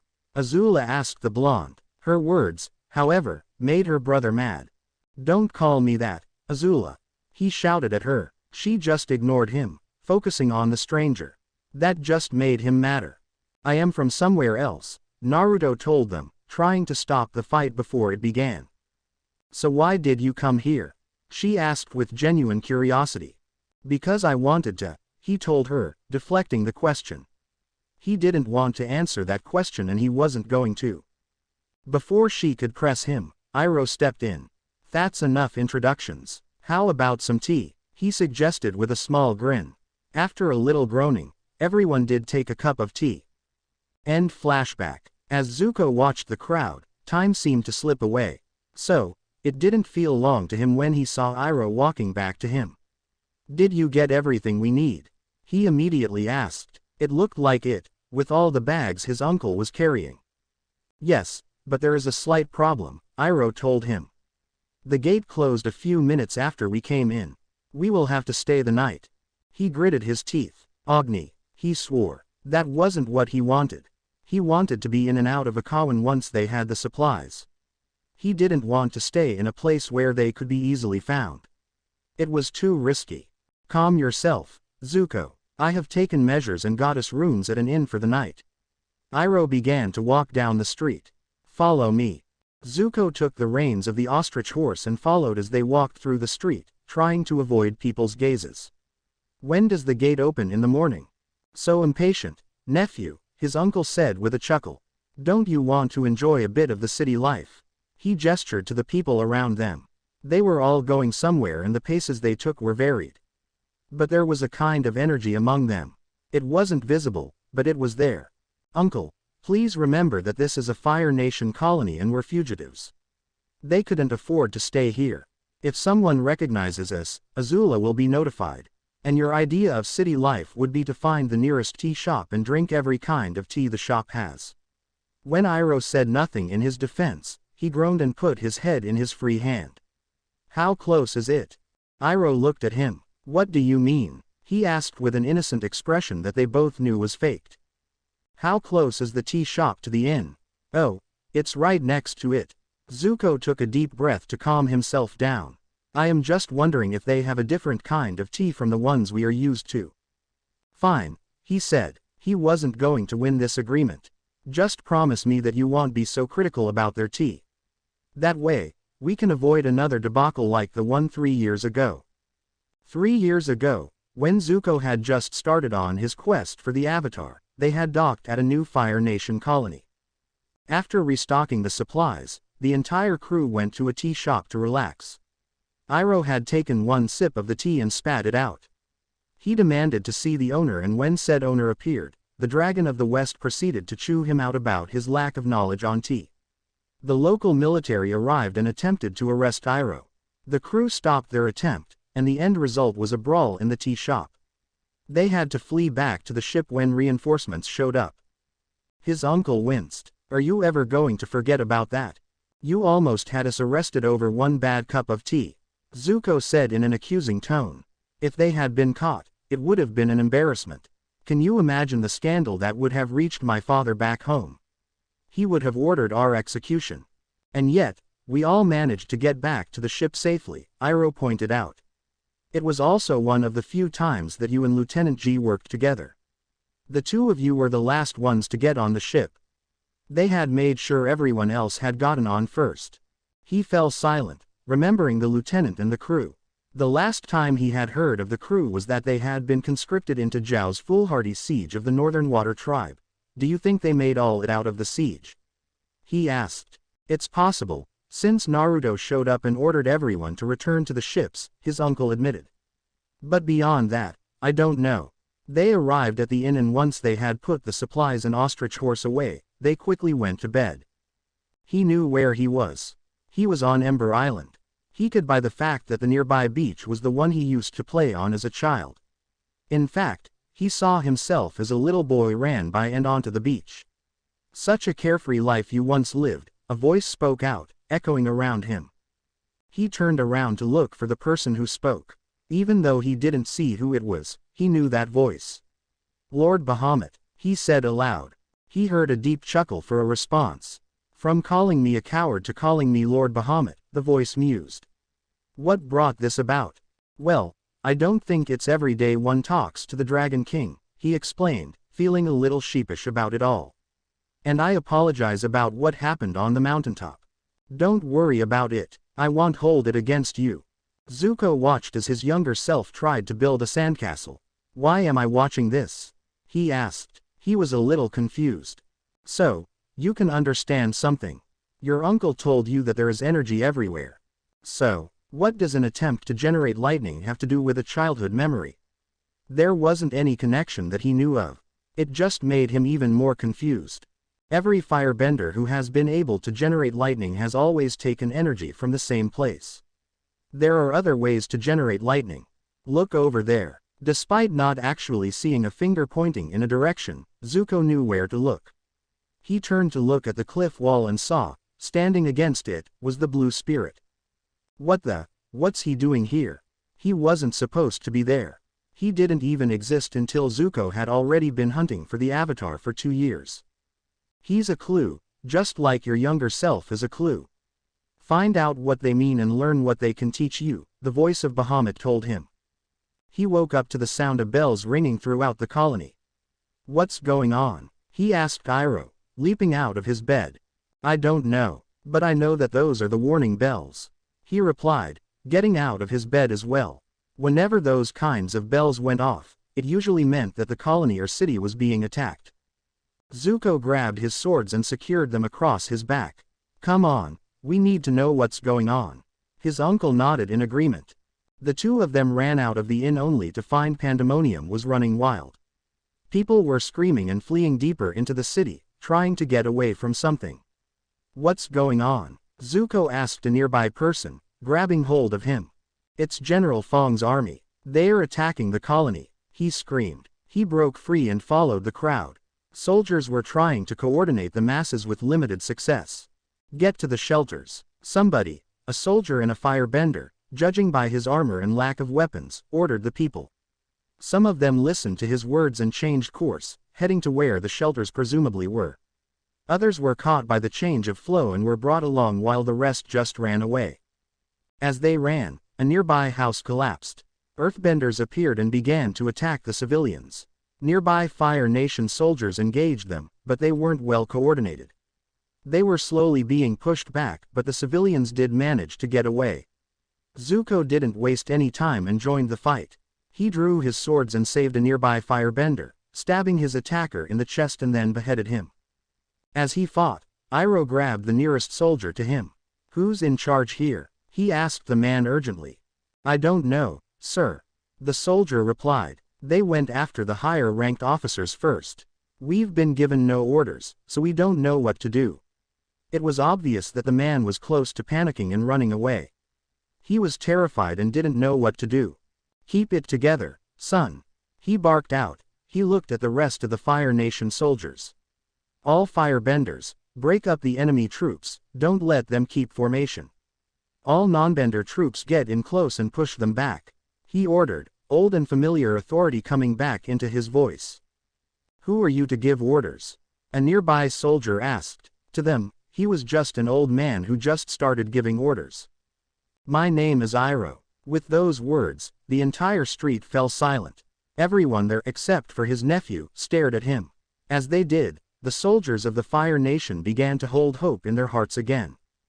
"It's the Dragon of the West," an earthbender cried out. The Earth Kingdom soldiers didn't feel hope when they heard those words.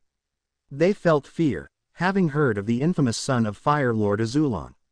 Iroh simply smiled amusingly as the Earth Kingdom soldiers began to falter.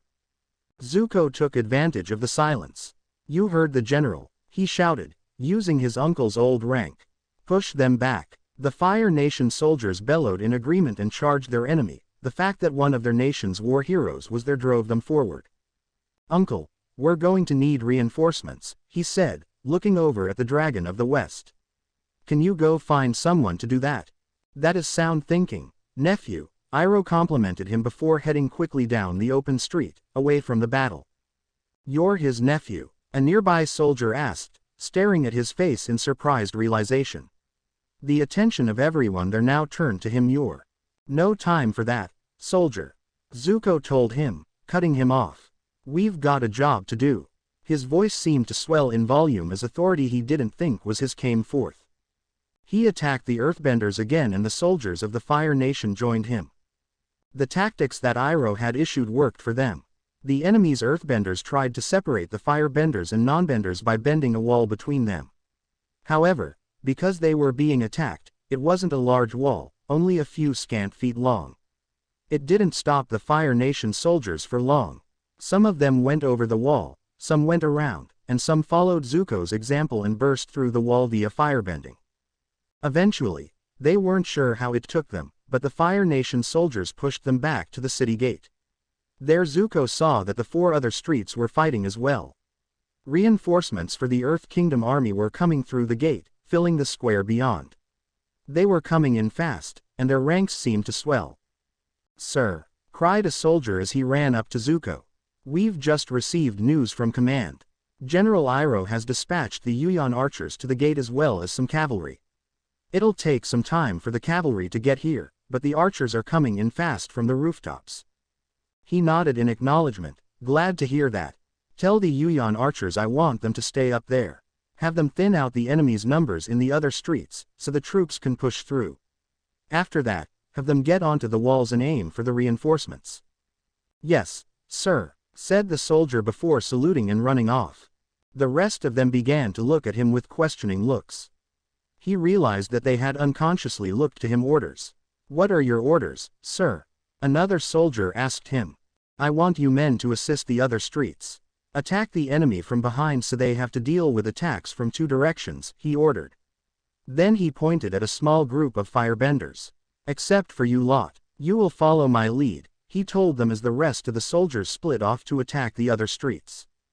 "What are we going to do, sir?" one of the firebenders asked. He sheathed his swords, not caring if they were bloody. "Something incredibly stupid." He charged directly at the city gate, bending fire into his palms, and letting it cover his hands. He attacked the incoming reinforcements with full use of his firebending. After a moment of hesitation, the soldiers followed him, bellowing war cries and bending fire. The gate was narrow, which helped them tremendously. It forced the enemy soldiers to come at them piecemeal, unable to overwhelm them with superior numbers. Even when they fell, they still fought on. And they held out long enough. "Get out of the way, boys," a nearby soldier yelled. "The rhinos are coming through." They pulled back into the colony and out of the way of the cavalry. They came through and smashed into the enemy troops. Already weary from being blocked by Zuko and the firebenders, they fell back into a retreat. Amidst the chorus of victory cheers coming from the soldiers, Zuko was found by the leader of the Yuyan archers. "General Iroh wants you at the command center, sir," he told the exiled prince. Zuko nodded and followed the archer, leaving the gate, the square, and the soldiers behind. "How bad is it?" he asked. He had briefly seen that the other streets which had been blocked off were free and any Earth kingdom that remained was corpses. But that wasn't the only thing that caught his attention. Many of the surrounding buildings, built with red and green colors that didn't conflict with one another, had been damaged in the attack. Not a lot were completely ruined, but there were some that had completely collapsed. "Casualties were surprisingly light," the archer replied. "But I don't think that what General Fong had in mind. Every officer the rank of colonel or above was killed. My guess is he went after them first to spread confusion within our ranks." "Then it's a good thing General Iroh was here," he commented. "If his uncle hadn't been here, it might have been a lot worse." The archer stopped and turned to face him. "I have heard some of the soldiers talk about how the general called you his nephew. Is it true?" He kept silent, so the archer turned back around and continued walking. "I will not push you for answers, but I must warn you. If you are his nephew, then don't expect a warm welcome here." "What do you mean?" Zuko asked. Those words were cryptic and didn't make much sense.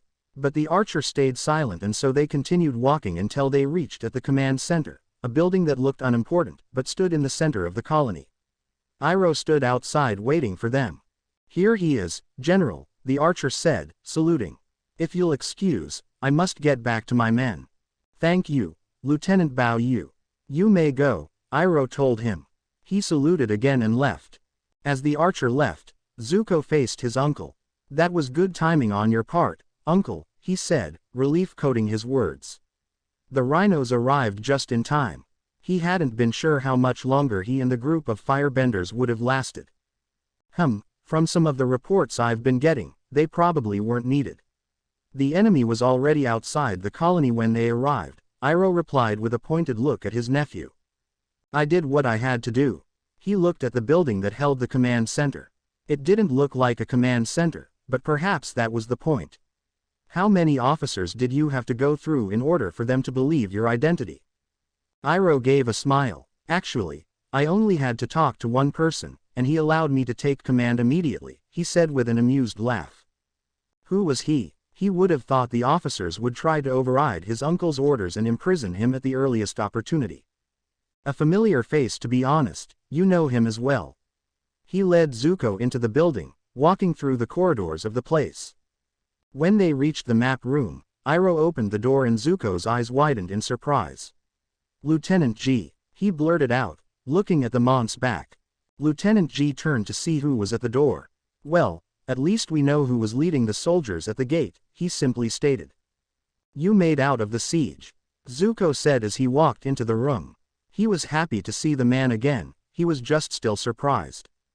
"Yes sir, me and the crew. Although it's not lieutenant anymore, it's captain." "You've been promoted." He knew it was an obvious and rhetorical question. But he asked it anyway.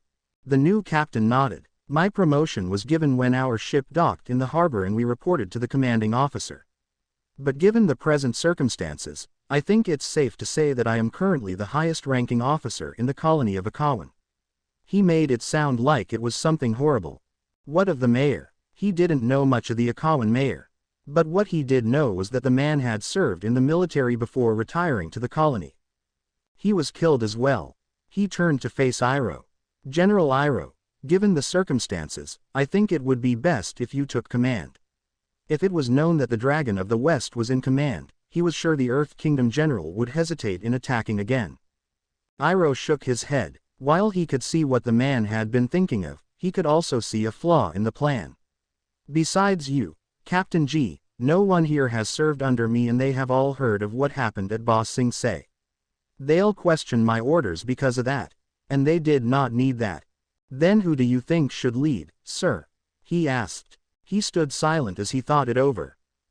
Perhaps it would be best if Zuko leads, the Dragon of the West finally said. What? Said both Ji and Zuko in surprise. No doubt, stories about the person who effortlessly took command in the streets and retook the city gate with only a handful of soldiers are already spreading. If we say that he has taken command until reinforcements arrive, then the soldiers would be pleased, he explained. But sir, the soldiers have also heard that the Dragon of the West is here and so is his nephew. There is a good chance that it will have the opposite effect if we announce that he has taken command, Ji argued. It is a chance that we will have to take. Go tell the remaining officers and have them inform the soldiers, Iroh ordered. Ji saluted and left the room. Uncle, why would my being in command be a problem with the soldiers? Asked Zuko as they heard the captain's footsteps fade away. He never knew any soldier of the Fire Nation to have any problem with him. It is something I learned when I arrived. The entire military force in the colony of Akawan is composed of the 41st Division, his uncle told him grimly. He went still at those words. The 41st Division. It was the division that was the discussion of that fateful meeting, the division that he had spoken in defense for, and it was the division that earned him the scar on his left eye. Most of the officers of the 41st Division had been transferred to other divisions within the Fire Nation military, leaving it with officers that have no political ambition. Consequently, the 41st Division became a dumping ground for Fire Nation officers who fell out of favor with the Fire Lord. Perhaps it's best if we got some rest. It does not look like we will be leaving the colony soon, Iroh suggested. Zuko nodded numbly in agreement. He left and was able to find a room with a bed before falling asleep. He wasn't on Ember Island this time. Thus time he stood in the center of the Agni Kai chamber in the royal palace. So you're in command of a division now, a voice spoke out. Turning his head, he saw the blue spirit was standing on one end of the chamber floor. Congratulations. His voice sounded like it was both sarcastic and angry at something.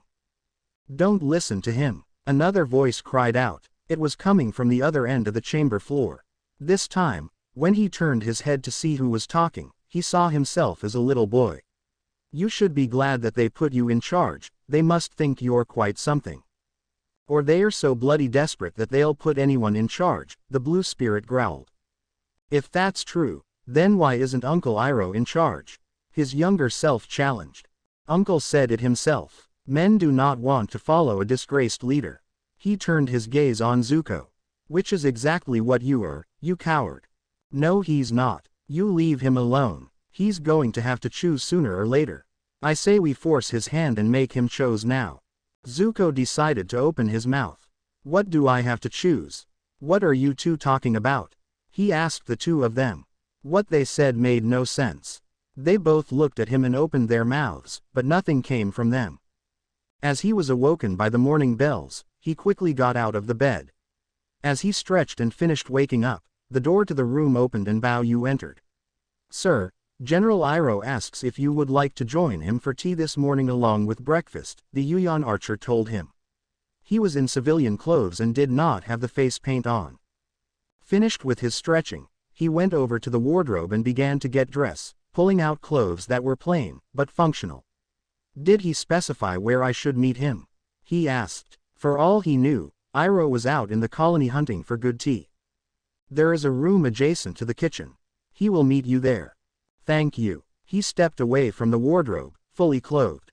Care to join us? He offered. It would have been rude not to extend the offer.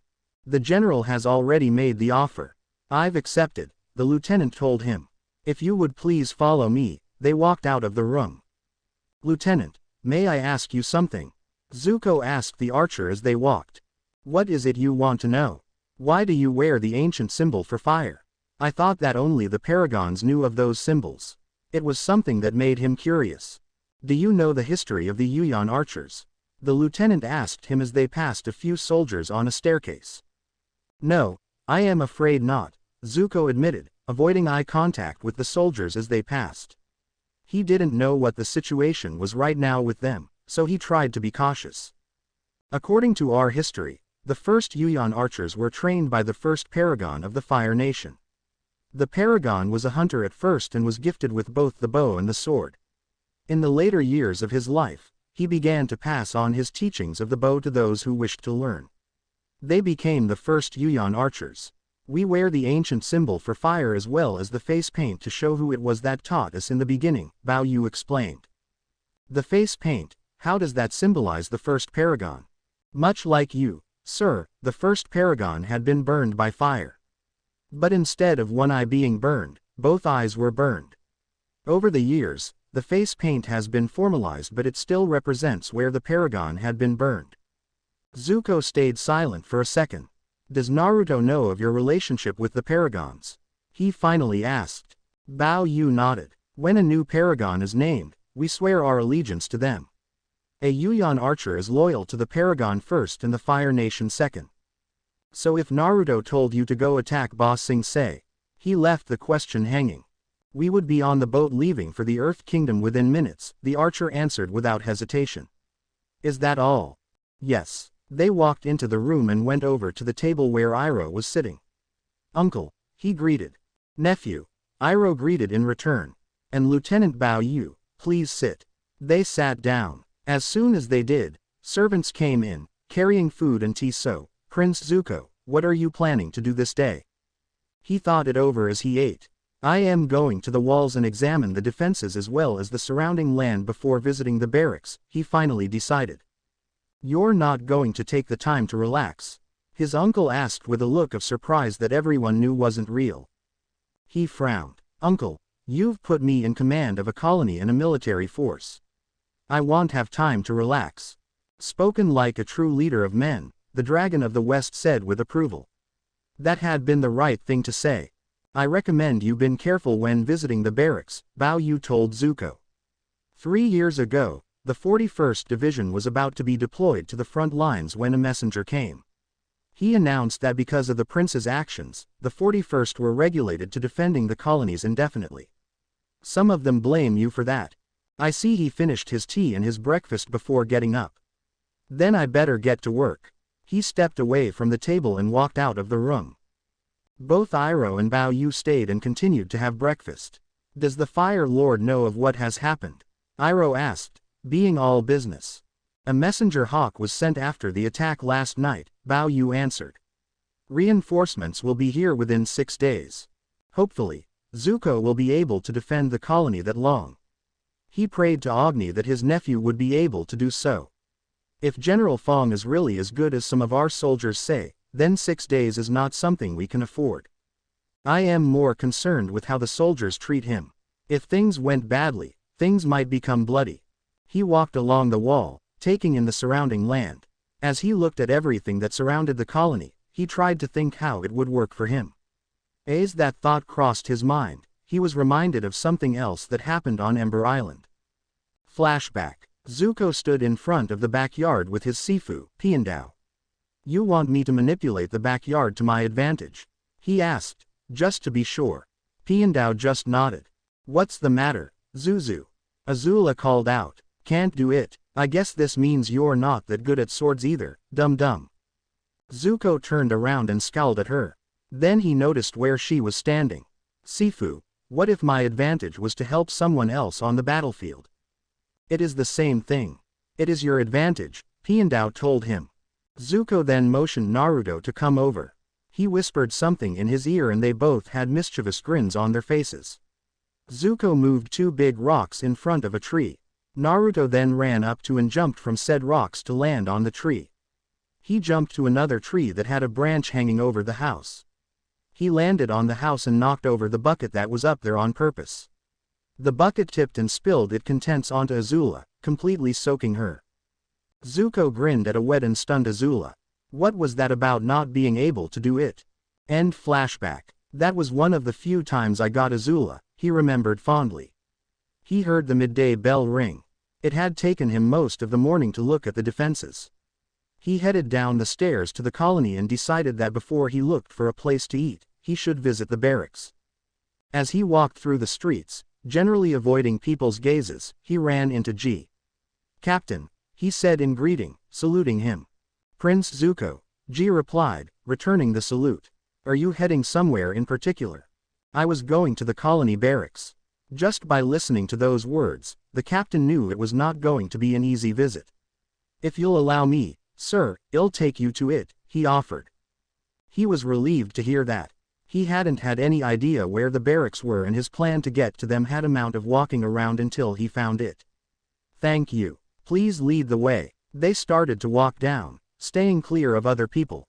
"What's my uncle doing?" he asked as they walked.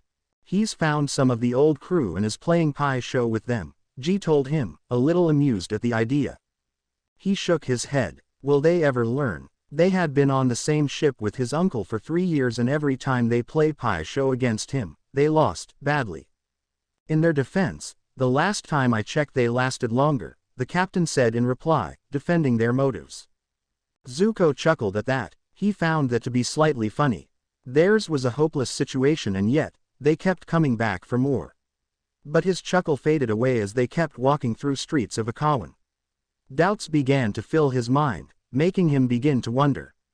"They will never accept you," the voice of the blue spirit hissed inside his head, acting on those doubts. "You should make an example of them, humiliate them." "No, you should NT, his younger self warned him. "Put yourself on your knees and ask for forgiveness. Apologize for your actions. He would have you choose the path of a coward," the blue spirit told him with a harsh voice.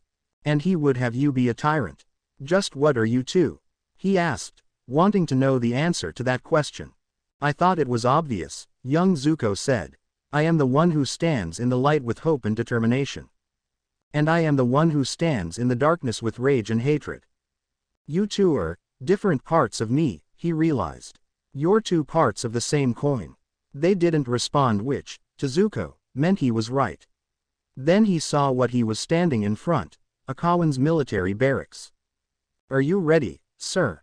G asked him as they looked at the barracks gate. "Let's go," he simply said. They walked through the gate and onto the training ground. As they walked in, the call was given to fall in.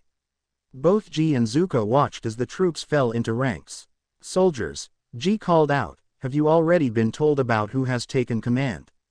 "Yeah, it's the person who's responsible for having us kept away from the front lines," a voice angrily called out. "So now he's here to lead us." G was about to speak when Zuko stepped forward. "If you have something to say, then come and say it to my face," he called out. If he was going to lead, he couldn't show any weakness. The soldiers moved out of the way, so the person who spoke out could come forward.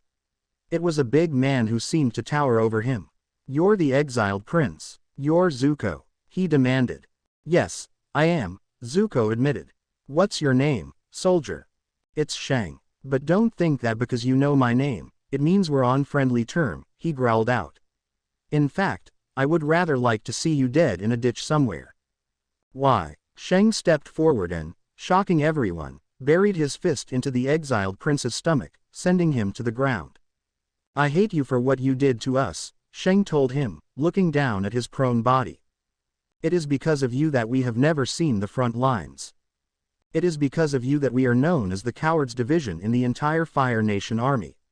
It is because of you we will never have an emblem on that flag. Our division is constantly getting incompetent and disgraced officers to lead us, thanks to you.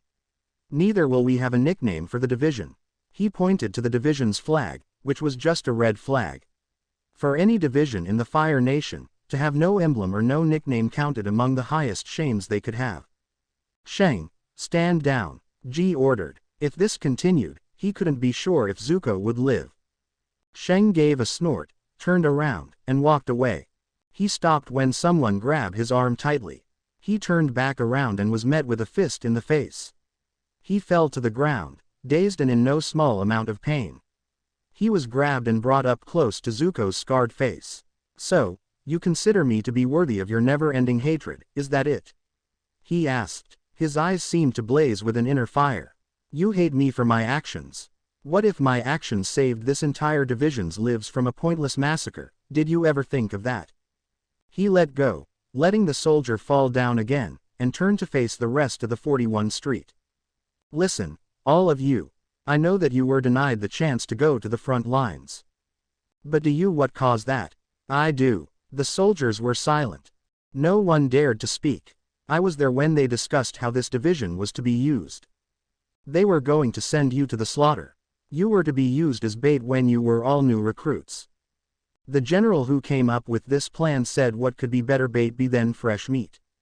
Now they were shocked. They didn't know that piece of information. Zuko continued. His glare did not change a single bit. I was the only one who spoke out against the plan. I said that the division loved and defend the Fire Nation.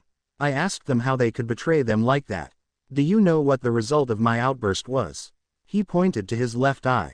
This is what my father gave me because I stood up for this division. He went silent, trying to calm his breathing. He then noticed that Shang was trying to get up. He held out a hand. Shang took the offered hand and stood back up. I have denied you the chance to fight on the front lines and I have denied you the chance to put an emblem on your flag, I will admit to that. But I promise you this. You will have your emblem by the time the reinforcements come.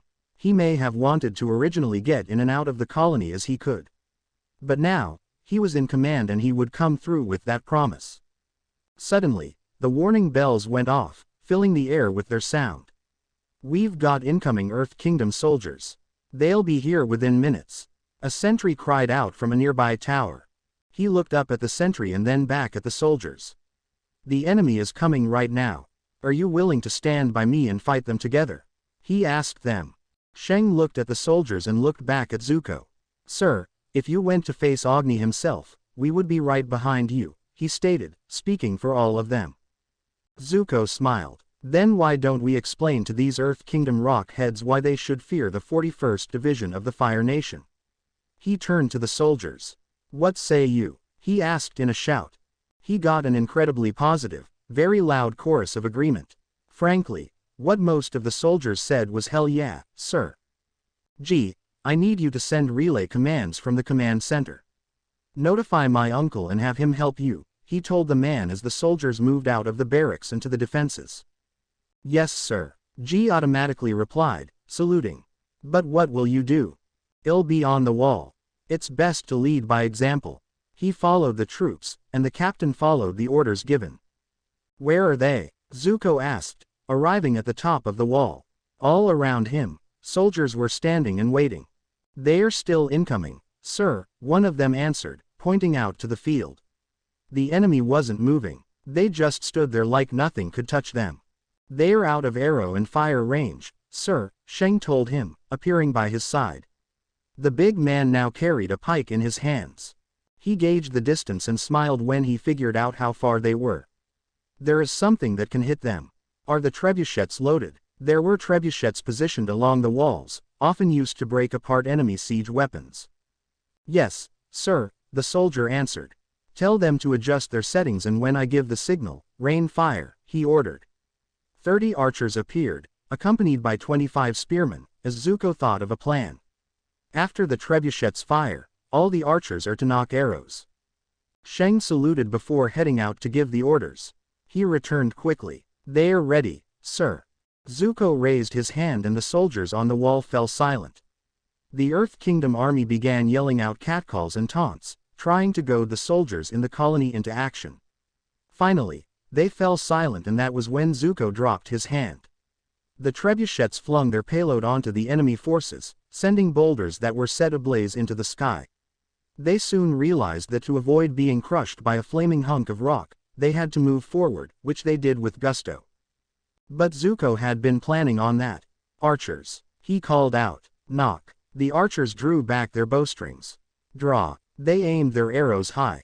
Zuko exhaled as the Earth Kingdom soldiers continued to come loose. A decent amount of the enemy forces died from the hail of arrows, but they kept coming. The artillery teams began hurling their rock salvos at the walls. They smashed against the walls, but the walls held. The rocks that hit the top of the walls also took some of the troops. Stay calm. Zuko barked at them all. If you run, you're only making yourself an easier target. He watched as the enemy got even closer. Firebenders, take your stances. He ordered. He took his stance as the rest of the firebenders did the same. When the enemy soldiers reached the bottom of the wall, he acted. Roast 'em. He and the rest of the firebenders bent a wall of fire down on them. The screams that followed did not stop the Earth Kingdom army. If anything, it only spurred them on. Bending the earth smother the flames, The earthbenders that were close to the wall then bent a large column beneath them to push them to the top of the wall. Earthbenders, who were still at the bottom, strengthened the column and bent shorter ones out of the earth, creating something like a stepladder, allowing troops to breach the walls. Firebenders, keep the heat on them, Zuko ordered as he reached for his Dao swords, drawing them out of their sheath. Nonbenders, keep them off the walls. As those words left his mouth, the enemy had reached the top of the wall. Look out, Shang cried out, pushing him out of the way of a sword. He plunged his pike into the offending enemy, killing him instantly. He yanked his pike out and pushed the body off the wall. You okay, sir? He asked as the body fell to the ground below. Zuko's answer was to move past him and decapitated an earthbender who was about to strike him. Does that answer your question? He asked Shang, who only grinned in response.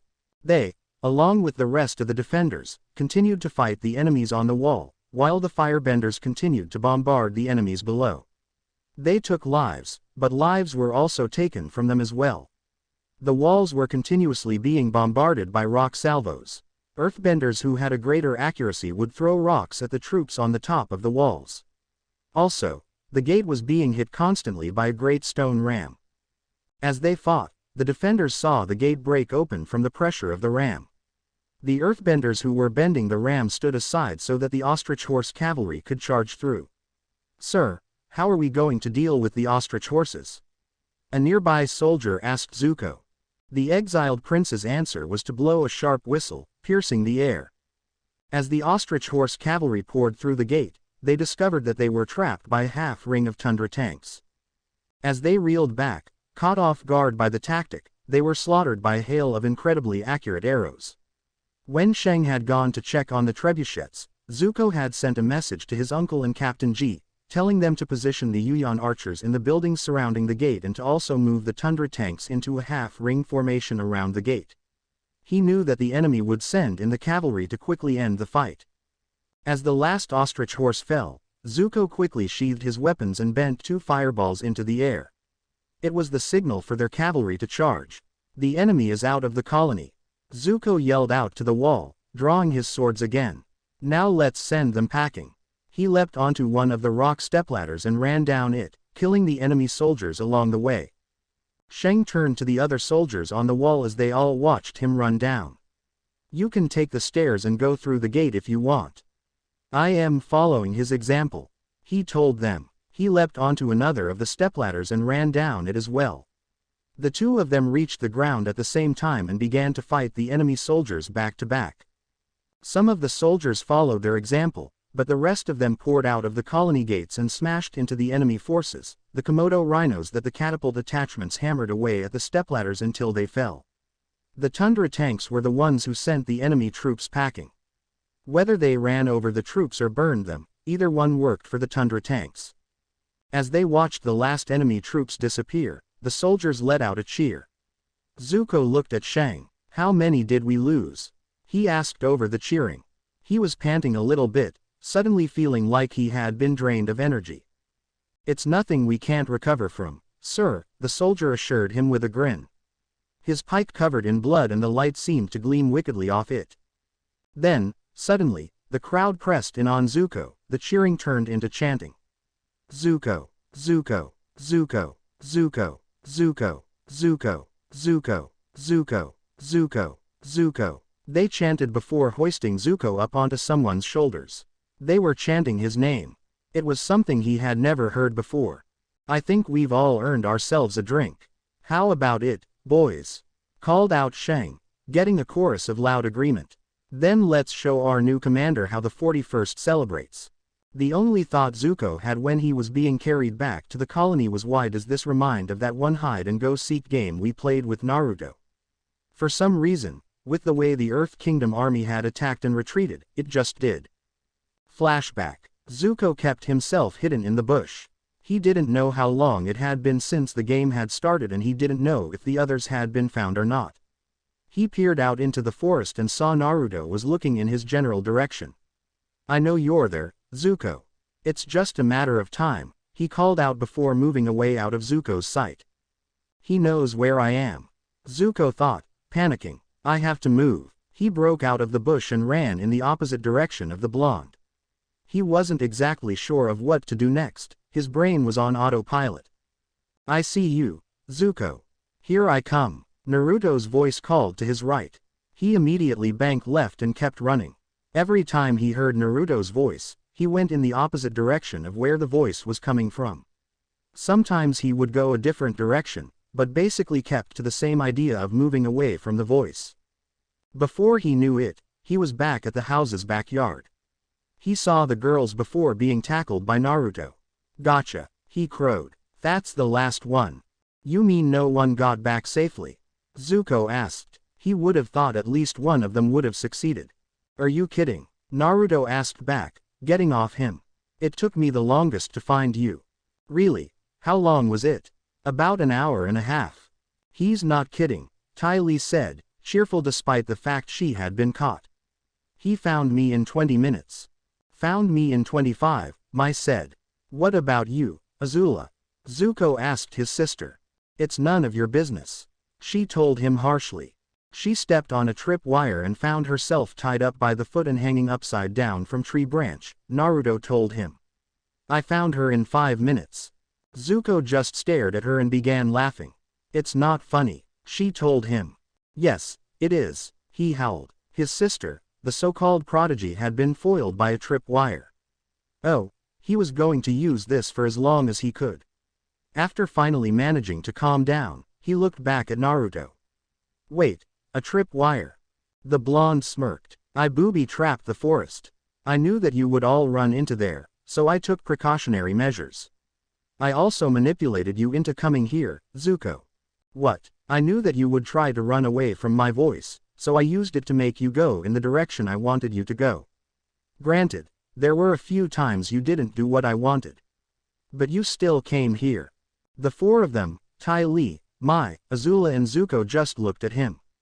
He had planned that far ahead, was the shared thought between them. Wait a minute, Zuko said. I heard your voice every few minutes. There is no possible way you could have stayed close to me the entire time. His smirk grew wider. You underestimate me, Zuko, he said in reply, neglecting to mention the fact he had used clones. He turned to everyone else. So, have we figured out the lesson for today?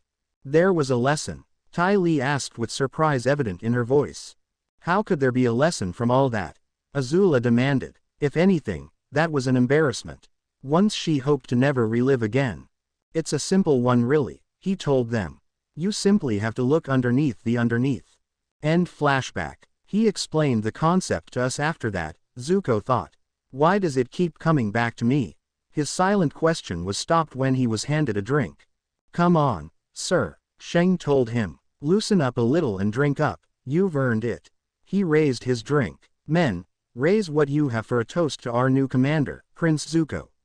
He yelled out. Zuko, chorused the soldiers, raising their own drinks and drinking heartily from them. Zuko smiled and drank what was in front of him. Sheng was right, he did to loosen up. He spent half the night celebrating with the troops. Ji joined in at one point, but Iroh was content to drink his tea and beat the pants off any soldier who dared to play pie show against him. All in all, it was a good night. You've been fighting well, a voice he recognized now spoke. But you have yet to figure out the lesson those two can teach you. I've been a little busy trying to defend this colony, Lord Bahamut, he replied as he looked around Ember Island again. While he was in these dreams, he found that he could not move, only look. I don't have a lot of time to figure what my younger self and the Blue Spirit are supposed to show me. It's not what they are supposed to show you, it's more what they don't want you to do. Zuko looked out to the setting sun that shined down on Ember Island. What don't they want me to do? That was a little cryptic and confusing. They've been trying to make you choose, correct? The voice of the Dragon King asked him, despite sounding like he already knew the answer.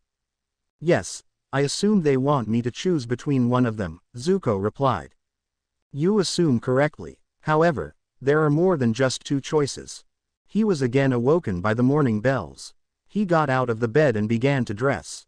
It had been 4 days since he and his uncle had come to the colony, and for the past 4 days, he had fighting off the Earth Kingdom army led by General had spent many hours in the map room, trying to figure out how the General Feng would attack them next and how the 41st Division should respond. He had spent quite some time on the ship reading, and now, he was glad his uncle had brought those books about tactics and strategy. When the Earth Kingdom army attacked, he was on the walls or the front lines fighting against them alongside the men. He had gotten along well with the troops as well. After the initial hostility disappeared during that second battle, the 41st was proud to be under Zuko's command. He didn't treat his troops like disposable tools. He ate with them, drank with them, and if two soldiers were fighting each other, he tried to break it up and find what the problem the two had. Ji said that he was acting more like his uncle than his father. He took it as a compliment. He walked out of the building and saw Shang walking past. "Morning, sir," the soldier said, saluting him. Once he realized that his hatred for Zuko was misplaced, the two of them got on fine. He was an easy man to get along with, unless you did something earned his ire. In battle, he was deadly with a pike. He was one person Zuko trusted to cover his back while in a fight which had been proven in the attacks by General Feng's army. "Morning, Shang," he replied, returning the salute. "Walk with me, if you please." "You okay, sir?" Shang asked as they walked through the streets. As they did, people turned to look at the exiled prince and bowed their heads in respect. After holding the colony for this long, they knew who he was, and they were willing to overlook his status to see his deeds. "Something's bothering me," he admitted. "Something feels off about the last few attacks. They always seem to pull out just as we push them back. During the last attack, they practically ran once we forced them off the wall. It didn't seem like they retreated because they were forced to. More like because they wanted to. So, they ran." The soldier shrugged. "It just means they know they are outclassed." Zuko shook his head. "I don't think so." But before he could continue with that line of though, they came across Iroh. "Uncle, how was your night?" "Not bad. I played Pai Sho against some of the crew again as well as some of the soldiers," he replied. "I almost lost at one point." "I am sorry." Zuko stopped in the middle of the street. "Did you just say that someone had beaten you at Pai Sho?" That was something he just couldn't believe. It was impossible. "No, I said I almost lost," Iroh repeated, laughing at the shocked expression on his nephew's face. "I managed to win in the end." "Well, that's good. Truth to be told, Uncle, the day you say that you lost a Pai Sho game is the same day I find out that I am somehow related to the Avatar," he stated. Meanwhile, in the spirit realm, a certain white-haired and bearded man sneezed. Closing parenthesis. "Be careful about you say, Zuko," Iroh warned. "It may come back to haunt you." "You jest, General Iroh," Shang said with a laugh. They continued to walk through Akawan, stopping by the walls to see how the defenses were doing, talking to the soldiers manning the walls, and to check the surrounding area, seeing if it had been changed by the battles. By the time they were done, lunchtime had come around and they found a nearby restaurant. They sat and ordered their meals, which were delivered. As they ate, a group of girls at a nearby table giggled and talked, casting glances over at them. When they were done, one of the girls got up from the table and came over. "Is there something we can help you with?" Iroh asked politely. She ignored him. Instead, she looked at the youngest of the three. "Hey, you're Zuko, right?" she asked. "That's Commander Zuko to you, young lady," Shang told her. She was being quite rude, but he was willing to ignore it and write it off as her being young. She ignored him as well. "So, you are him. What do you want?" Zuko asked her, already getting a bad feeling about this conversation.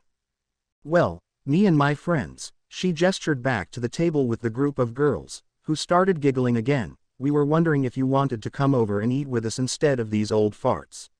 She looked disdainfully at the other two men sitting at the table.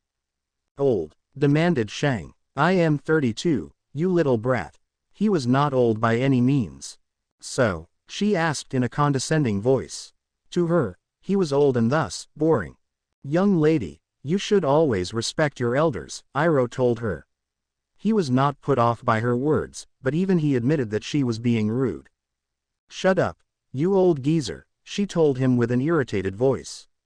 She then turned to Zuko and asked in what she thought was a sexy voice. "So, are you going to come and join us now?" He didn't waste any time. "Had you not insulted both Shang and my uncle, I might have considered it. But since you did, I want. Please leave. Excuse me, the girl asked. Did you tell me that instead of eating at a table with hot girls that want to talk to you, you would rather eat with the way too beefed up soldier and the stupid old man? He was a guy. That was supposed to happen. A flash of light went across her eyes, causing her to step back in surprise. A fireball sailed right by her and hit the wall, dissipating harmlessly against the stone. Zuko had not even turned to look at her. He had just stuck out his arm and curled his hand into a fist. Next time you insult my uncle like that, I want miss. Leave, he ordered. The girl huffed, walked back to her table, sat down and was immediately engulfed by her friends, who wanted to know what he said. That was nicely done, sir, Shang complimented. He was about to stand and smack that little twat himself. Perhaps a little more diplomacy could have been used, Iroh suggested. Throwing a fireball across her face wasn't really called for. The soldier shook his head. It wouldn't have helped, General. I know those kinds of girls. You have to be blunt with them if you want to get your point across. Even if she was being polite, I wouldn't have gone over there, Zuko stated. Why not? Asked Iroh. All of a sudden, one loud voice cried. Lord Zuko defended his uncle. He's so cool. Turning around to the direction of the voice, they saw it was a different girl at the table who spoke. What she said had the rest of the girls start squealing. And not just any kind of squealing. They were fangirl squealing. That's why. Ask Naruto how he dealt with them, Zuko said, suddenly fearful. Anybody else want to leave? They couldn't have left the restaurant faster. I take it that you've dealt with those kinds of girls before, sir? Shang asked as they walked down the street at a brisk pace. He smiled. Well, there was that one time on Ember Island. Flashback. Zuko stared at the wall, trying to get in all the details it had. Once he was certain, he turned around and was about to draw the wall when Naruto burst through the door. Zuko, hide me, he said with desperation, clad only in his borrowed swim trunks. What's going on? Zuko asked. He had never seen the foreigner so scared before. Not important. Just hide me, he said again, his voice becoming more urgent. What did you do? I don't know. I just went down to the public beach. Next thing I know, I am getting swarmed by girls. Isn't that a good thing? He didn't really know a lot about that, but he was fairly certain that it was supposed to be a good thing. Not when they start getting really touchy and screaming that they want my children. I mean, why me? I am not that good looking. He protested. As far as he knew, there wasn't a reason for them to come after him. He's still keeping up with that, Zuko thought. The prince thought that he would have finally stopped acting like that. Wait a minute, if you're here, where are they? His question was answered when they heard the faint but distinctive yelling of "Find the blonde-haired one." We must have him. You led them here, Zuko asked. How could he do something like that? I panicked. Just hide me, please. Naruto begged. All right, follow me. I know a place where you can hide. Stay there while Uncle and I deal with this. And so, 5 minutes later, Naruto found himself in a closet. Why are you hiding? There are a lot of girls out there practically begging for what is dangling between your legs. The QB groused. It is how they want to use what's dangling between my legs that I don't agree with. Naruto silently replied. He had been horrified by some of the things they suggested to him. So, the fox asked him, I know I found some of those suggestions to be a little kinky. Now you're telling me that you didn't. Yes, liar. However, whichever conversation was going to turn out next, they never knew. Azula, who was halfway in changing into her swimsuit, opened the closet door and looked at Naruto. It was then that he realized that Zuko had purposely hid him in her room. He is so going to be pranked. The blonde silently promised. Meanwhile, the two of them just stared at each other. Is it possible that you'll believe me when I say that your brother hid me here in order to avoid a mass horde of girls and that this is in no way, shape or form me being a pervert? Naruto asked, sounding hopeful. No, she finally answered, clenching her hand into a fist. He sighed. One could always hope. After that, he tore out of the closet and ran out the door. Azula chased after him with fire in her hands, screaming about him being a pervert. Unfortunately, he chose to run out the front door, right past Zuko, Iroh, and the mass horde of girls who were looking for him. He spent the rest of the afternoon running. End flashback. I don't think Naruto has ever forgiven me for that, Zuko said as he finished up the story. He smiled a little at the memory. Shang nearly fell to the ground in laughter. I would have never thought that the paragon of the Fire Nation would have trouble with women, he said as he tried to make sure he stayed upright. All of a sudden, the earth started to shake and rumble. Parts of the street gave way, forming holes in the ground. Out of these holes came the non-benders of General Fong's army. How are they here? Shang demanded, holding his pike ready. Suddenly, as the Earth Kingdom soldiers attacked the colony, Zuko realized what Naruto meant by look underneath the underneath. I am an idiot. Now I know why the last few attacks have been so weak. Fong was distracting us while earthbenders were tunneling beneath us. He ducked to avoid a swing from an enemy with an axe and bent a fireball into the Mon's stomach. He looked around and saw that there were other Fire Nation soldiers fighting nearby. Soldiers, rally on me, he bellowed, hoping they would hear him over all the confusion. They did and fought their way to him. Uncle, find Captain G and the lieutenants. Find other soldiers fighting in the streets and take command. Have the firebenders throw fire down the holes and have the non-benders take care of the enemies up top. Well, try to push them back through the gate. See if you can get someone to coordinate the soldiers that are still in the barracks, he hurriedly ordered. Iroh nodded in acknowledgement and ran off to find G and the lieutenants. Shang, relay the same to nearby soldiers, he told the big soldier as he approached one of the holes. I'll take care of this. He took his stance, breathed, bent a fireball into existence, and threw it down the hole. Once he saw just how far down the hole went, he bent the fire cradled in his hands into a continuous stream and directed it into the hole. He didn't stop when the screams started coming from the hole, he kept the stream of fire going. But once they stopped, he did too. To make sure the hole wouldn't be used again, he sealed the exit with a ring of fire that would make its way down and into the tunnel. Encouraged by what he just did, the soldiers of the 41st followed his example. It was slow work, mostly because they had to seal off the tunnels, but they pushed the enemy back to the colony gate. Because of the surprise created by the tunnels, many Fire Nation soldiers died. But Zuko wasn't going to let his men be demoralized by that. He kept them together and kept pushing them on. As they pushed the enemy back, they met up with other soldiers, being led by the lieutenants. By the time they reached the city gate, the 41st was out in full force. We got them on the run. One of the lieutenants cheered. It did seem like it, the non-benders were falling back through the opened gate. Feeling that victory was all but secured, Zuko took the lead. Let's kick these rock heads out of Akawan, he roared, charging through the gate with the 41st hot on his heels. It was when they ran into the fields outside of the colony's walls that he realized that the non-benders weren't being pushed back. They were luring the 41st into a trap. Waiting for them were the earthbenders of General Fong's army, with rocks ready to be used. Fire, commanded one of the earthbenders, and they released their barrage. Fall back, Zuko ordered before falling to the ground in order to avoid the barrage. The 41st tried to flee back into the colony, but there were those who were not fast enough and were bludgeoned to death by the rock barrage. When the gate was almost closed, the only people who were left outside was Zuko, Shang, and a few other soldiers who didn't make it through the gate in time but managed to avoid the barrage. Zuko began to stand back up when he heard a voice yell, "Sir, look out."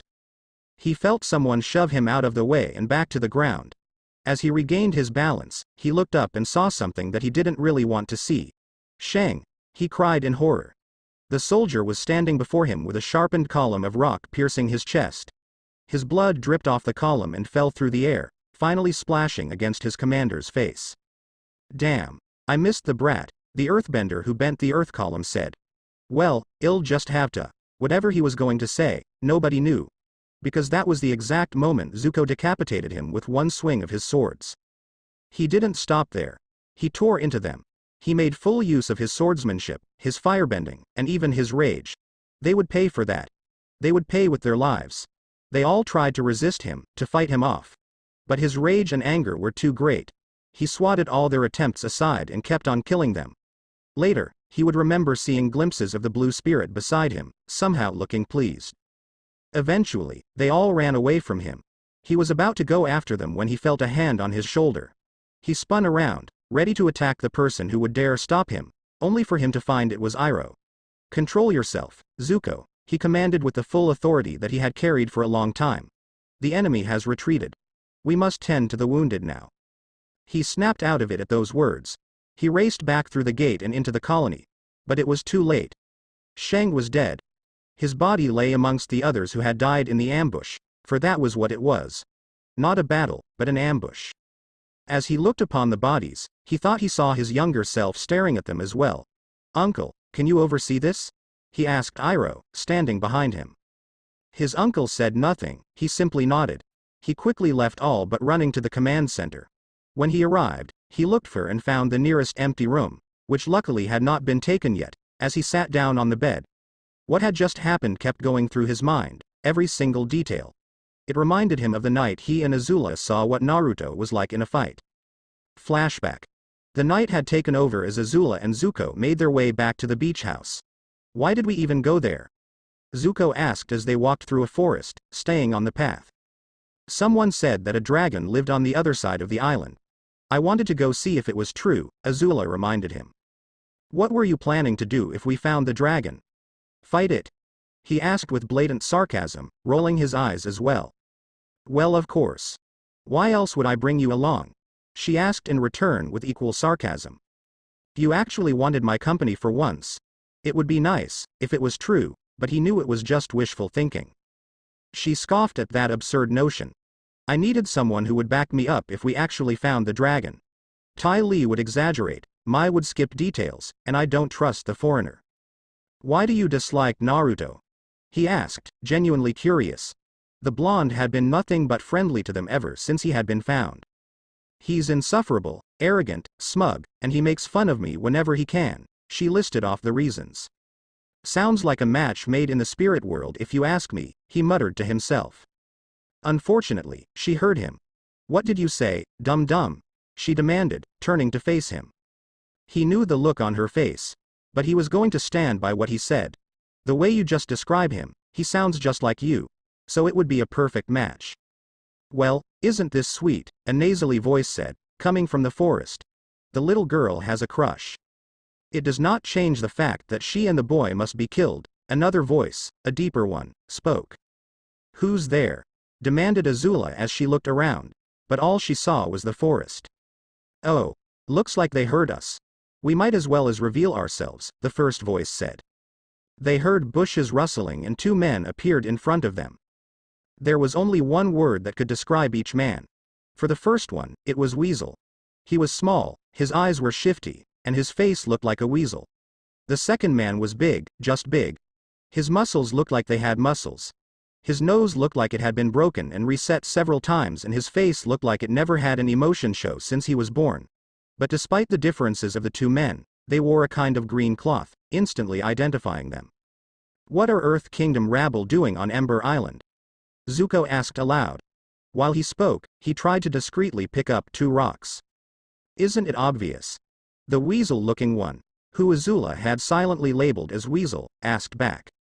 By the order of the Earth King, both the prince and the princess of the Fire Nation are to be taken out. The big one, who Zuko had silently labeled Big, stated in a monotone voice. Azula scoffed. As if you could beat a firebending prodigy, she told them. Fire was the superior element, after all, and she knew how to wield it. Oh, the little girl thinks she's ready to play with the big boys, Mr. Weasel said with a laugh. Quicker than they could see, he drew two knives and threw them at the tree Azula and Zuko were standing next to.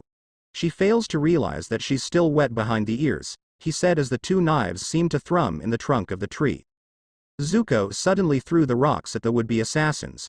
While they were distracted, he pulled out the knives out of the tree. Come on, Azula, we need to run. He grabbed her arm and ran down the forest path. They ran and ran, too afraid to see if the assassins were chasing them or not. Everything seemed to blur together, even when they came out of the forest. They made to the beach below the house when the assassins caught up.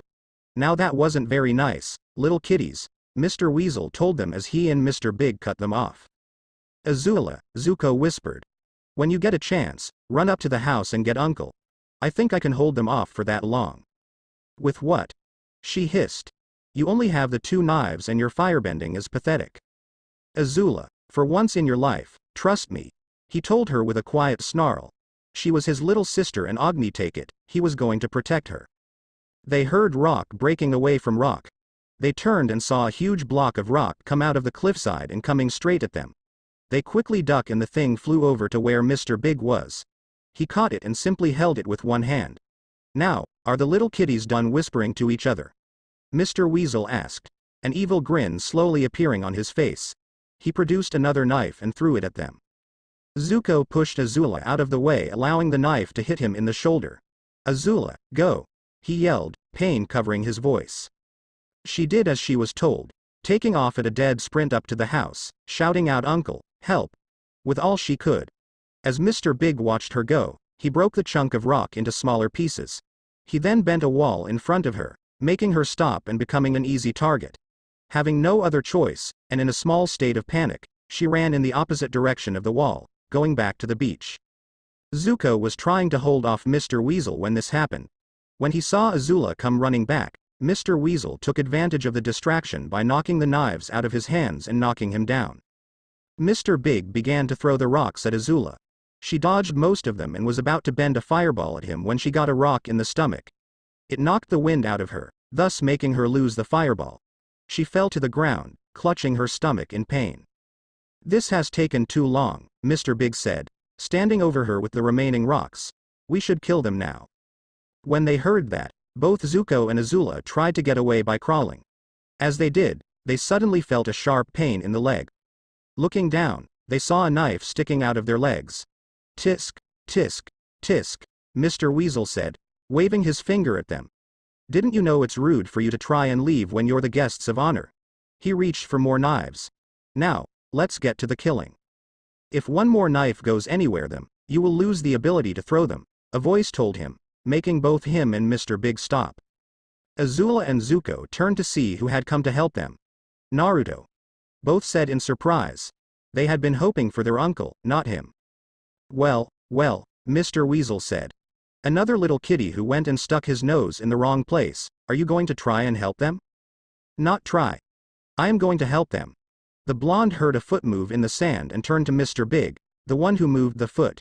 "You take another step, pal, and you're dead," he threatened the earthbender. Mr. Big ignored him and took another step. It earned him having his throat cut from ear to ear. He dropped the rocks he was bending and began choking on his own blood. Stepping out from behind the dying assassin was another Naruto. "I did warn you. You didn't listen," the second Naruto said.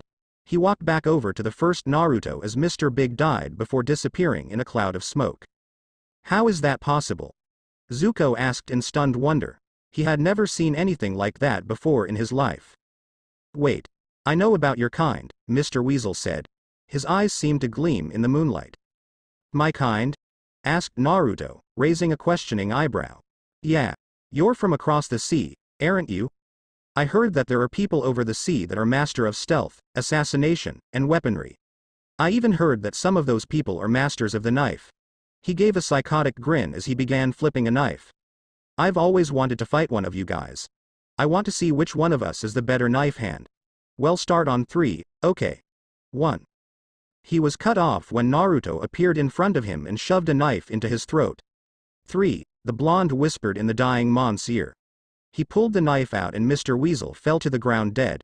He walked over to Zuko and Azula and pulled the knives out of their legs, trying to be careful. "Can you guys walk?" he asked as he pulled the knife out of Zuko's shoulder. They stood up and tried to walk. They could do so, but they needed help. "All right, that answers the question." He quickly made 2 clones.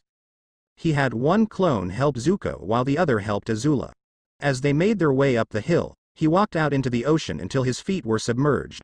He looked at his blood-splattered hands and then saw his reflection in the water. It was also covered in blood.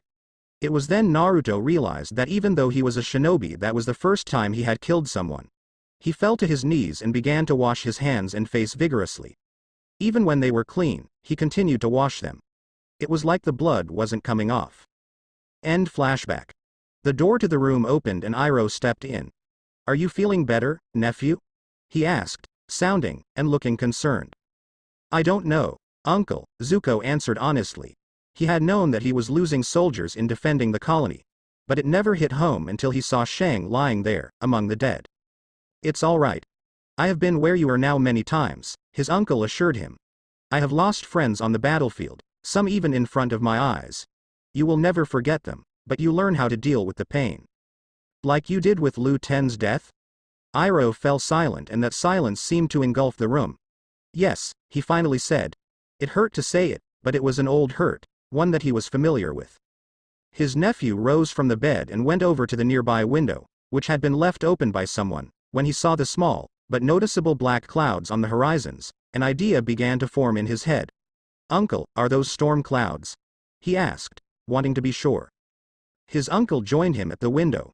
Yes, they are, he answered after looking at the clouds.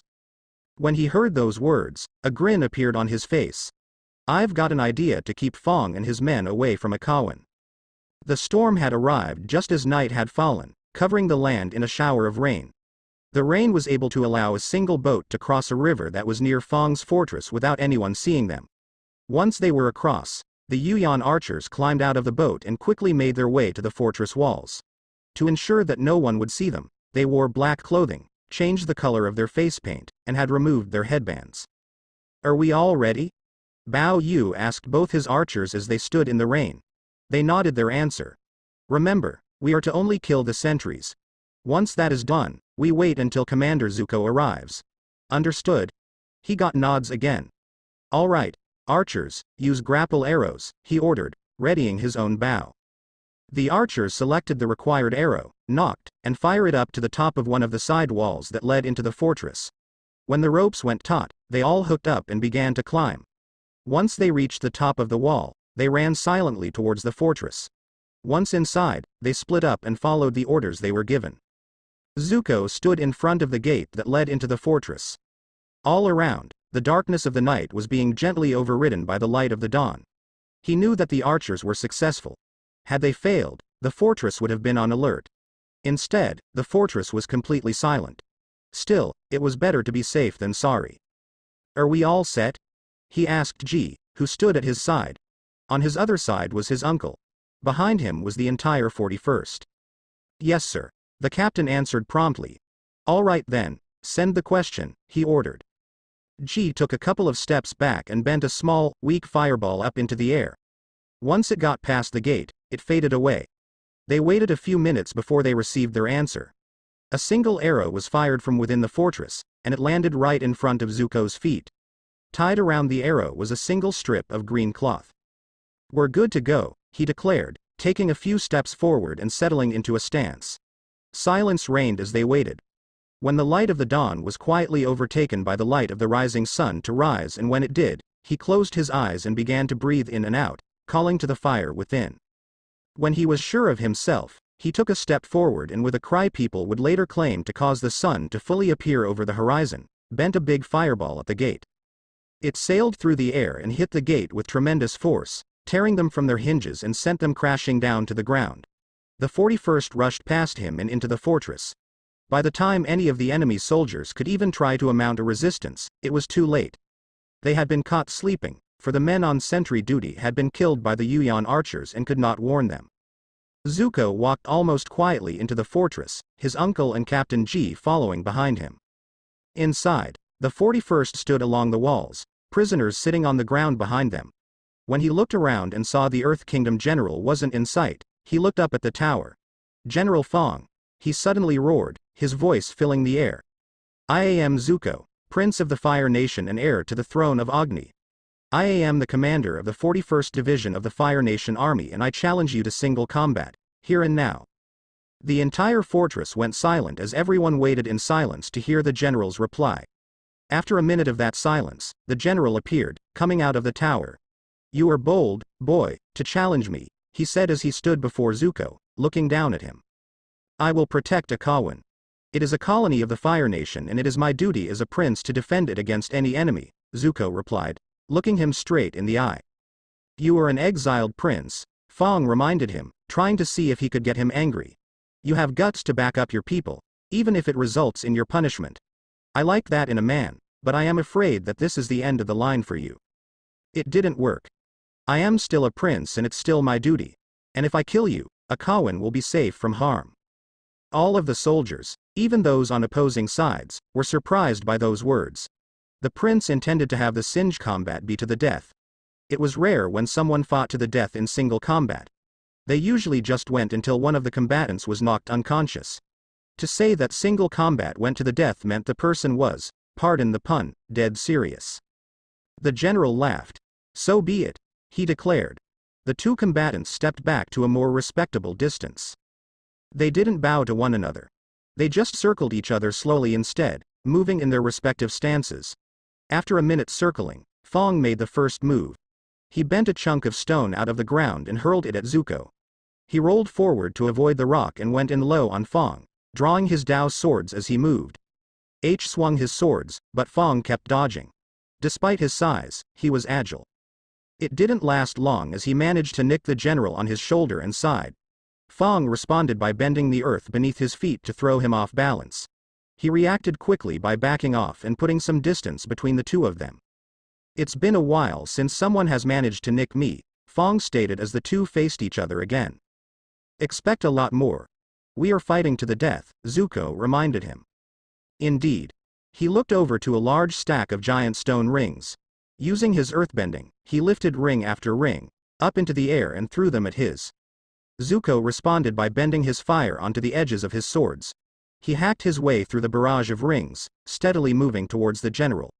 Once he was through, he leapt at Fong, going for an airborne strike. But the general jumped away and bent a decent-sized rock at him. He tried to block it with his swords. But the impact jarred his hands, forcing him to release his grip on his swords. Because he had released them, they fell to the ground, skidding away from him. Now why don't you try fighting me like an actual bender? Fong taunted him. Or are you worthless without your swords? He gritted his teeth but said nothing. He went into a firebending stance and bent a fireball at Fong. The general dodged it and bent a hail of small rocks at him. He rolled to the side and saw that two rock walls were about to smash him together. It would have worked, had he not rolled forward, getting out from between the walls, and bent a low stream of fire at Fong. Break his roots, Uncle used to tell me, he thought. I wonder if it's the same for an earthbender. He was willing to find out. Fong saw the fire stream and quickly moved back to avoid it, coming out of the solid stance he was in. Zuko bent another and another at the general, making him continually move backwards. He pressed the advantage that he had. He dimly heard the cheering from the 41st in the background but didn't pay attention to it. He kept pushing Fong back and back until finally, the general seemed to trip. He moved in with an overhead kick with fire attached to finish it off. But it did not end the way he thought it would. As soon as Fong hit the ground, he rolled backwards and bent the earth to jut out a column. The column hit Zuko hard in the stomach, which sent him rolling away on the ground. He tried to stand up but when he did, Fong appeared and slugged him across the face. It sent him back to the ground. As he tried to stand up again, he heard Fong say something. Is that all, sniveling little brat? He asked before punching him in the stomach, making him fall to the ground.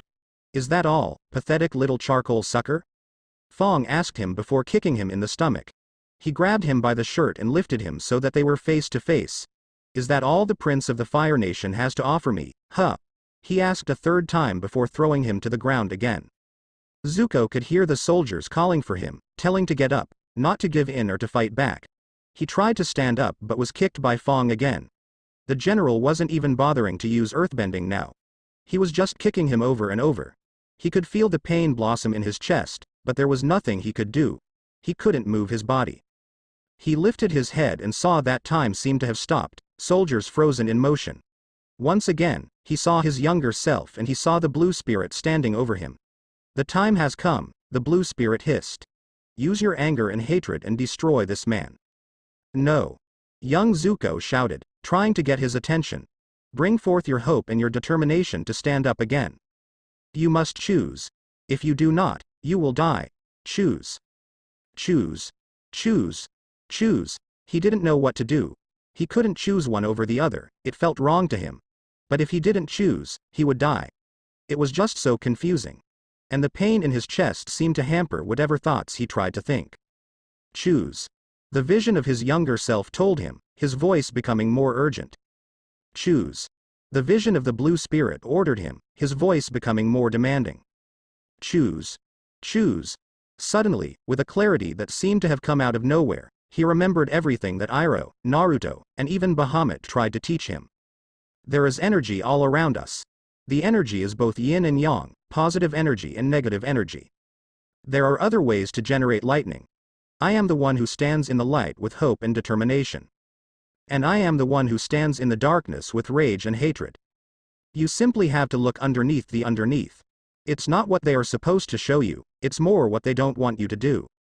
There are more than just two choices. All that information went coursing through his head, and when he connected the dots, he understood. Finding the ability to move his arms, he reached out and grabbed both in an iron-like grasp. Neither of you can tell me what to do, he told them, his voice sounding harsh from the pain coming from his chest. I am not you. You are me. And I say that this is enough. He pulled them down towards him. As they drew closer, they disappeared. But he knew where they went. All of a sudden, the pain was gone and he could think clearly once more. Then time resumed at pace. Fong stood above his body with a fist ready. Is that ALLLL? He roared, swinging his fist down at him. But this time, Zuko was ready. Swinging his legs upwards, he knocked the punch away. Flipping himself onto his feet, he now stood across from the earthbending general. Then he did one simple thing, he roared. But it was more than just a roar. It was something that no one had ever seen in the history of bending, something so incredible. When Zuko roared, he didn't just roar. He also breathed lightning. Fong was lifted into the air by the lightning and was flung into a nearby wall, crashing into it hard. When the lightning finally stopped, the general had a fist-sized hole where his heart should have been, and he didn't move. He was dead. Zuko stood there, panting for breath. It was the only sound in the entire fortress. The technique he had just created had drained him quite a bit. It was all he could do to remain standing. The silence lasted for an entire minute before the 41st Division just lost it. They started screaming and cheering in a volume so loud, it scared off the nearby birds. The Earth Kingdom soldiers, disheartened at the sight of their general, cut and ran, fleeing the fortress. As his soldiers celebrated, he felt himself about to fall. Zuko! Cried Iroh as he stopped his nephew from falling. Are you all right? I am fine, uncle, he tried to assure his uncle. I am just a little winded. He tried to walk on his own, but it felt like the strength had left his legs. Can you help? I want to go see the general's body. He couldn't believe he had done something like that. He wanted to see it with his own eyes. Iroh nodded in agreement as he helped Zuko stand and walk. The 41st were already going into the tower, to see if there was any useful information or just plain old treasure. As Zuko walked over to the body with his uncle's help, he felt the strength in his legs return. By the time he reached the body, he felt like he could walk on his own again. The general's body was now slumped against the wall, his head lowered against the body. A single Earth Kingdom soldier, who had run away like the others, guarded it. Stay back. I will not let you discreet General Fong's body, he told them, holding his spear at the ready. Relax. I am not going to do anything to him, Zuko told him. But why haven't you run like the others? If his face was anything to go by, he was offended. He saved my battalion from being used by the Fire Nation as bait. We were all grateful for him to have rescued us. If I ran, I would be disgracing what he did for us. He looked at the soldier, studying his face. Is there anyone in your battalion named Sensu? He finally asked. There was something familiar about his face. The soldier stiffened. That's my name. How do you know my name? Zuko laughed. He couldn't believe it. That was why he looked so familiar. I met your family. They're worried sick about you. Your father was planning on going to the front lines to search for you. Really? Asked the soldier. If you want my advice, then go home after this. They deserve to know you're still alive. He and Iroh walked away after giving him that piece of advice. They sat down on a nearby staircase. They were soon joined by Ji and Bao Yu. The four of them just watched the soldiers of the 41st race around the fortress, trying to find something worth taking. By Agni's flaming balls! Shouted someone, like they had seen something they couldn't believe. One of the soldiers came running out of the tower. He looked frantically around and saw Zuko sitting nearby. Sir, you have to come with me, he said as he gave a hasty salute. What's the matter, soldier? Ji asked, rising from where he sat while he might be not been in a Kawan long enough. He knew that the soldiers of the 41st usually didn't get this excited over anything. We just found something incredible. They're bringing it up out of the tower basement now. He ran back and they had no choice but to follow. They hurried over to the tower. A hole in the tower that was the size of a sky bison had been rapidly created to bring whatever it was they found out. There was now a crowd encircling the hole. Zuko and Iroh made their way to the front of the crowd. "Everyone, back up. We're coming out and we're going to need a lot of room," a voice from inside the hole called out. The crowd backed up considerably. 4 soldiers came out of the hole. It looked like they were pulling something. What they were pulling became obvious in a moment. It was a long platform on wheels, but it was what was on the platform that had everyone's attention. "That should be impossible," one soldier cried out. "It can't be real," another shouted. Zuko just stared in wonder. "Is that what I think it is?" he asked in a shocked whisper. Iroh simply nodded his head. "Yes, it is." He looked at his uncle. "But I thought you conquered the last living dragon. That story was near legendary in the Fire Nation. It was how Iroh got his title of Dragon of the West." "Apparently, I was mistaken," he said as he looked at what was before him. Sitting on the platform, covered in chains to hold it down, was a dragon. It stared at them all with hostile eyes. "What is a dragon doing underneath an Earth Kingdom fortress?" Ji asked as he joined Zuko and Iroh. As he saw the dragon, he could only stare in wonder. "I'd say that General Fong was trying to tame it so he could use it against the Fire Nation," Bao Yu said as he joined the group. Even though he was surprised by what he saw, he didn't let it show on his face. "Then it's a good thing that dragons are stubborn creatures, especially the young ones," Iroh said as he got a little closer to the dragon, who tried to bite when he got too close. "Well, he's a feisty one," he commented with a dry chuckle. "What should we do, uncle?" Zuko asked. He was a bit lost on what to do. "That is your decision, nephew," Iroh told him. "You are the one who brought us this victory. He is your spoils of war." Everyone stared at him and then, at Zuko. He just stared at the dragon, looking at everything. Its coat was a deep, deep red, almost crimson. Its whiskers and horns, as well as itself, looked like it was still growing. But there was one thing that caught his attention. Around its right eye, the scale color was black, not red. It almost looked like that its eye was burned, like his. He knew what he had to do when he saw that. He walked around the platform, cutting every chain that was attached to the platform with his firebending. Finally, he had only one chain left. Looking the dragon directly in the eye, he melted the chain, cutting it loose. All the chains fell off the dragon. It was finally free. It gave a roar of excitement, but the roar turned to growling as he faced Zuko. Iroh, with the help of Ji and Bao Yu, managed to push the crowd back further, giving Zuko and the dragon more room. The two of them faced each other without moving. "You probably don't understand me," Zuko told the dragon. "But we are both young creatures, we have yet to attain our true level of power. If you wish to fight me, then I will gladly provide. But let that day be when we are older, wiser, and more powerful. Until then," he gestured to the open sky. "Be free." The dragon seemed to get the point. It opened its wings and flew off into the sky. After watching it disappeared, Zuko looked back to what was left of the 41st Division. "All right, break's over," he called out. "It's time we went back to Akawan. When the reinforcements get here, well, let them know about the fortress."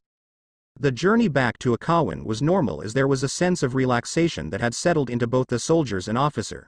But somehow, Zuko knew that it wasn't going to be that easy. His suspicions were confirmed when they reached Akawan and saw fresh soldiers manning the walls. They were told to report immediately to the barracks. When they arrived, they saw that there was a new division in the barracks. They were brought to the new commander of the Akawan military force, a Colonel Ying. "Ah, so these are the traitors to the Fire Nation," he began. "Captain Ji. Why were these men not thrown into jail when their identities were discovered?" General Iroh and Prince Zuko revealed themselves during an attack by an Earth Kingdom army, "Sir," Ji explained. "They offered their services in the fight. We needed every man we could take." "I see." He sniffed condescendingly. "And who was it that led your forces for the past 6 days? Was it you or General Iroh?" "No, sir," the captain answered honestly. "It was Prince Zuko who led the men." "So, you willingly let a traitor lead the men? Why?" This time, Zuko spoke. "Because my actions are why they were kept here, guarding the colonies," he answered. "Oh, so you felt like you had a responsibility to them? Is that it?" Ying asked. "It doesn't matter now. You'll be thrown into prison and there, you'll await your execution." "Sir," protested Ji as nearby soldiers of the 41st took a step to their commander. ready to protect him at a moment's notice. Prince Zuko and General Iroh have been protecting this colony for the past 6 days.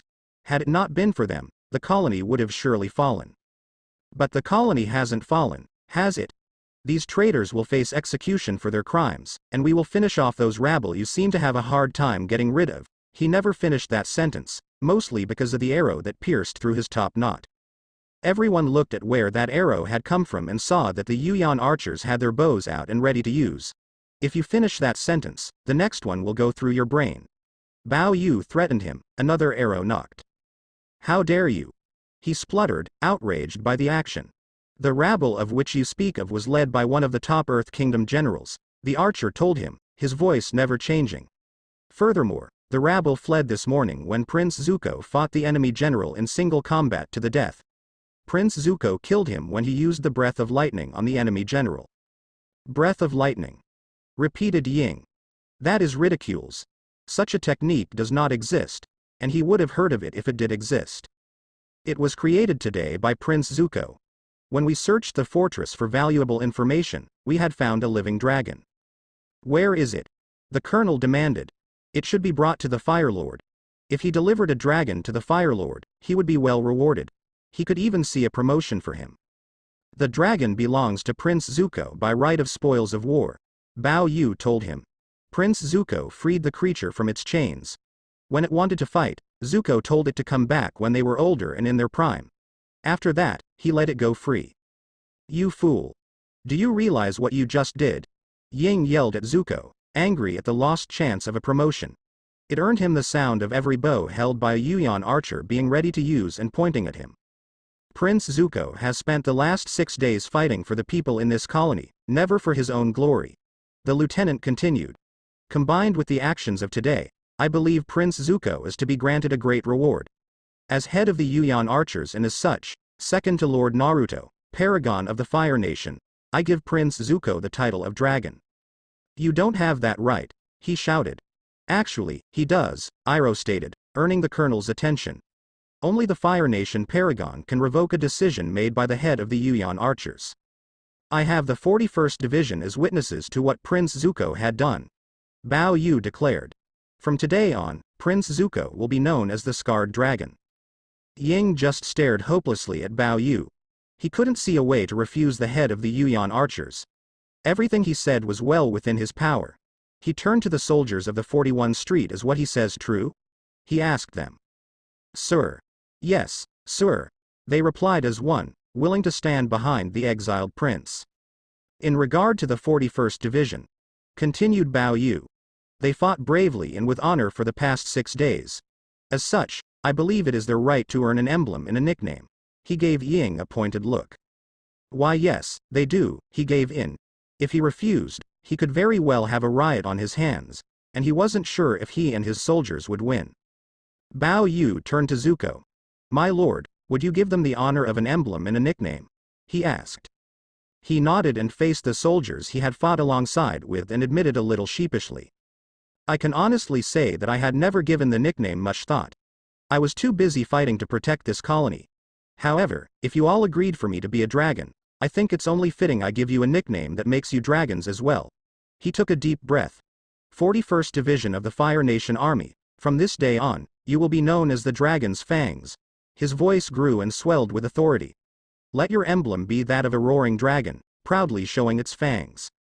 The 41st busted out into cheering and celebrating at his words. Ying had just stood still in the middle of the parade ground. He had come with a new division to claim honor and glory for him in the new division while also throwing the traitors into jail. But all of that was gone now. The celebrating had turned into a full-blown party that had the entire colony going. Everyone everywhere in the colony was celebrating. Food and drink were plenty and there was laughter all around. As night fell and the party continued, Zuko turned to look at Iroh. Maybe now would be the best time to leave, he suggested. He almost didn't want to leave, but they had to. Otherwise, Azula would come for them when she had been told. His uncle looked at all the celebration going on. Yes, we should leave. They grabbed their supplies from the command center and went to get their ostrich horse. When they found the ostrich horse, there was a note on the saddle. We knew that you would try to leave the festivities. Don't worry, we'll tell the 41st why you two disappeared. G and Bao Yu PS Bao Yu sent the fastest massager hawk we have to Lord Naruto, explaining what happened. With any luck, he'll give his response to Fire Lord Ozai the same time he gets the official report. Although hopefully if Lord Naruto does get involved in another battle soon, he should demonstrate to the Fire Nation why he deserves to be legitimately promoted to an officer. They read the note once more and then burned it. They got on the ostrich horse and left the colony of Akawan through the gate. As everyone was partying, no one really paid attention to them. After an hour of riding, with the colony completely out of sight, Zuko spoke. "Uncle?" "Yes, nephew?" replied Iroh. "I am ready to tell you about what happened in the storm." Now, he could find the words that had eluded him. And so, two dragons, one who came from the west and one who was scarred, continued their journey. It was early evening when Sensu finally got to the house. He had spent the afternoon trying to find out about what happened to his father. It turned that he came back 2 weeks later, having found out that Sensu was rescued by General Fong. Now, he was walked up to the door and knocked on it. It opened up to reveal a woman's face. When she saw who it was, she was shocked to see who stood at her door. He could only think of one thing to say. "Hi, Mom, I am home." Location: Fire Nation. Fire Lord Ozai read the report that came from Akawan. Initially, he was furious that his traitor of a brother and his disgraced son just decided to waltz into one of the colonies. Then he was surprised and pleased at how Zuko acted like a leader during the attacks. Perhaps he had some useful qualities after all. His mood turned sour when he read about how Zuko breathed lightning, freed a young captive dragon and was in turn given the title of dragon by the head of the Yuyan archers. He had just finished reading about how the 41st Division was nicknamed the Dragon's Fangs, when a servant came into the throne and bowed low. "What is it?" he asked. "My lord, this message just came in from Lord Naruto. The instructions say that you should read this after you have the report from Akawan," the servant told him, keeping his head bowed. "Give me the message and leave me." The servant did as he was commanded, handing the scroll he carried into the Fire Lord's hands and quickly left. Ozai paid him no attention to the servant. Instead, he opened the scroll. "To the royal flaming asshole to start off. Yes, your daughter is safe. Do you think I let her be anything else? Now, I know you've probably already read the report from Akawan. Bao Yu sent a hawk to me with a copy of the report. And just so you know, I find the reasons justifiable. He has my backing. Now about Zuko, can't you be proud of him? He was to generate lightning inside of himself and was able to breathe it.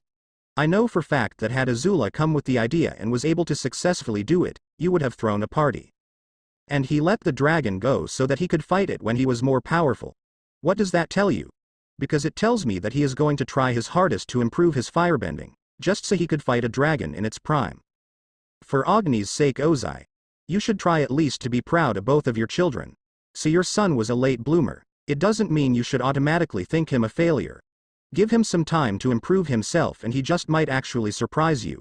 And, in case you didn't notice, he already did, 3 times. Paragon of the Fire Nation Naruto Uzumaki PS I've already sent my reply about the report back to Bao Yu. He knows that I stand by his decisions. So don't try to do anything funny with Bao Yu or the Yuyan archers, Ozai. Remember, they're loyal to me first and to you second. He stared at the scroll, reading it again. Once he was done, he threw it into the nearby fire and watched in satisfaction as it burned. The encampment used by the famous elite unit of the Fire Nation, the Rough Rhinos, was as small as it can get, perhaps because there were only 5 members who comprised of the unit. Since its formation, the Rough Rhinos had emerged to become one of the Fire Nation's mobile cavalry formation, before the Tundra tank was invented. As the Fire Nation relied more on its infantry, both firebender and non-benders alike, the role of the cavalry had been reduced. Yet, for Colonel Monkey and his group, they were determined to prove to the Fire Lord that mobile cavalry still has its uses. Speaking of Colonel Monkey, the leader of the group had a charisma that could not be rivaled by any other Fire Nation nobleman or military officer. Yet, for the leader of the Rough Rhinos, their opportunity would arrive when a falcon arrived at their camp. One of the other group members, a former Yuyan archer named Vashir, had grabbed the parchment that was attached to a falcon's leg and delivered it to Monkey. Meanwhile, a heavily bearded man sat in front of his tent, sharpening his own guandao as his comrade. A bare-chested man carrying a bolo sat beside him. "Did you hear?" the bare-chested man whispered. Akawan was under attack by the Earth Kingdom. Surprisingly, they managed to repel the attack. Kachi turned to his comrade with an amused look. I wonder who was responsible for the miraculous victory in that colony. Colonel Monkey laughed as he gathered his men around the campfire. He still carried the letter that Vashir handed to him, as a masked man named Yaelu carried what appeared to be components for a new kind of explosive. The rumors around the mill are true, boys, Monkey said as he grinned. It seems that the exiled prince who defeated me in a fight one time, was the one leading the defense of the city. Wouldn't he be punished for defying his punishment? Technically, he and the Dragon of the West are still in exile, Vashir asked Monkey. But the leader of the Rough Rhinos simply grinned. Well, besides that, I have some news coming out of Kozan. Everyone quieted down, eager to hear this news. It appears that Governor Shun has requested extra backup and has contacted us to help defend the colony. The Rough Rhinos clamored with excitement as their chance at redeeming themselves after the failed attempt to capture the Avatar had resulted in them being shoved aside by the other Fire Nation officers. Fire Lord Ozai, as it Ciali turned out, had been displeased when news of the Rough Rhinos' failure. Now that they have been given orders to defend a colony, they could not pass this chance. There is something else, Monkey said. Vashir raised his eyebrows as Monkey looked at him. The Fire Nation Paragon and Princess Azula are traveling around the Earth Kingdom. They will eventually reach Kozan in a few days. And why is that relevant? Vashir asked back. Monkey's smile vanished. You know well that as the Fire Nation Paragon, the brat has command of the Yuyan archers, right? And as a former Yuyan archer you would love to have a chance at regaining your spot with Colonel Shinyu and his gang. Vashir knew what he was talking about. I failed the then Prince Ozai. Yet, I am amused that the Paragon of the Fire Nation is not only the same age as Princess Azula, but that he is the only one who had the guts to disobey his command. Perhaps maybe I should greet this, Lord Naruto, as everyone talks about. He looked at his bow and patted it. And perhaps you should ask Colonel Shinyu as to why Lord Naruto is not an officer in the first place. Maybe this battle should convince the Fire Lord that Lord Naruto should be awarded an officer's rank, just so the other officers wouldn't complain that they have to take orders from him. That's the plan, Vashir. For now, let's take down the camp, and prepare for a long journey. Monkey's smile returned, though it transformed into a feral smile. Kozan awaits us. The men of the Rough Rhinos cheered loudly. Location: Earth Kingdom. It had been nearly 3 weeks since Aang started earthbending training. Since then, they've kept moving so Azula and Naruto wouldn't find them. So far, they had been lucky and had no encounters. Hey, look down there. Sokka pointed downwards, seeing something. Everyone looked down, and saw that they were passing over an Earth Kingdom military camp. It looks like someone is trying to flag us down. A soldier was waving his arms, probably to get their attention. What should we do? Katara asked. She looked over to Team Guy. Should we land? She knew that they had to keep moving, but somebody wanted their help. She could never just walk past when someone wanted her help. At the very least, we can see what they want, Aang said, like he was trying to convince them. Personally, the air nomad always wanted to meet new people, even more so if they needed his help. It is your decision to land or not, Aang, Guy told him. They were not in command of the group. They were just there to make sure they stayed safe. In that case, please land, Toph said. I'd like to feel Earth beneath my feet again. She was used to flying on Appa, but prolonged flights made her want to start feeling solid Earth again. And at this point in the flight, she was willing to jump off of Appa to feel land. Alright then. Aang had Appa fly down to the ground. They landed just outside the military base, getting the attention of all the soldiers in sight. Almost immediately, a soldier came running out of the gate. You're the Avatar, right? He asked breathlessly, like he had run from the other end of the base. Do you not see the giant sky bison? Sokka asked him. His own style of sarcasm was in full use, but that earned him a small scowl from his sister. Come with me, he told them, ignoring the barbed question. The colonel will want to see you ASAP. He walked back into the base and everyone followed. We haven't seen the Avatar in quite some time, Naruto noted. It had been a couple of weeks since that little incident in Tuzin and they haven't seen or heard a single sighting of the Air Nomads group. Maybe he wised up and is evading us. Mai suggested. It seemed like the logical reason to her. The kid had to wise up at some point, right? Azula shook her head. Unlike her friend, she didn't believe that. He wouldn't come with the idea himself, he's too naive. One of the others must be come up with the idea. He began to list them. If it was my guess, I'd say it would be Sokka.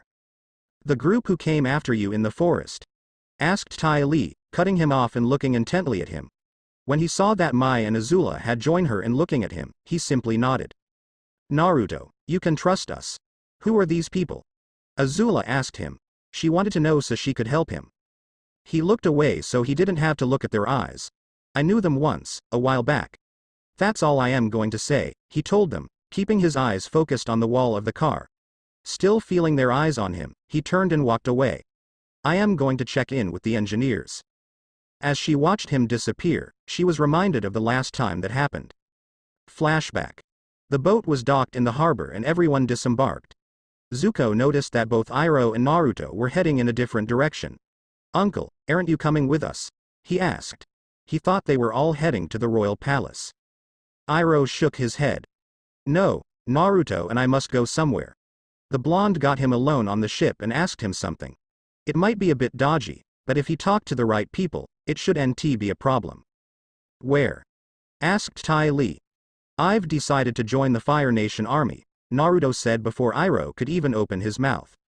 They just stared at him in disbelief, not believing what he had said. You? Snorted Azula. Why would they take you? I think you of all people would know why they would take me, he fired back.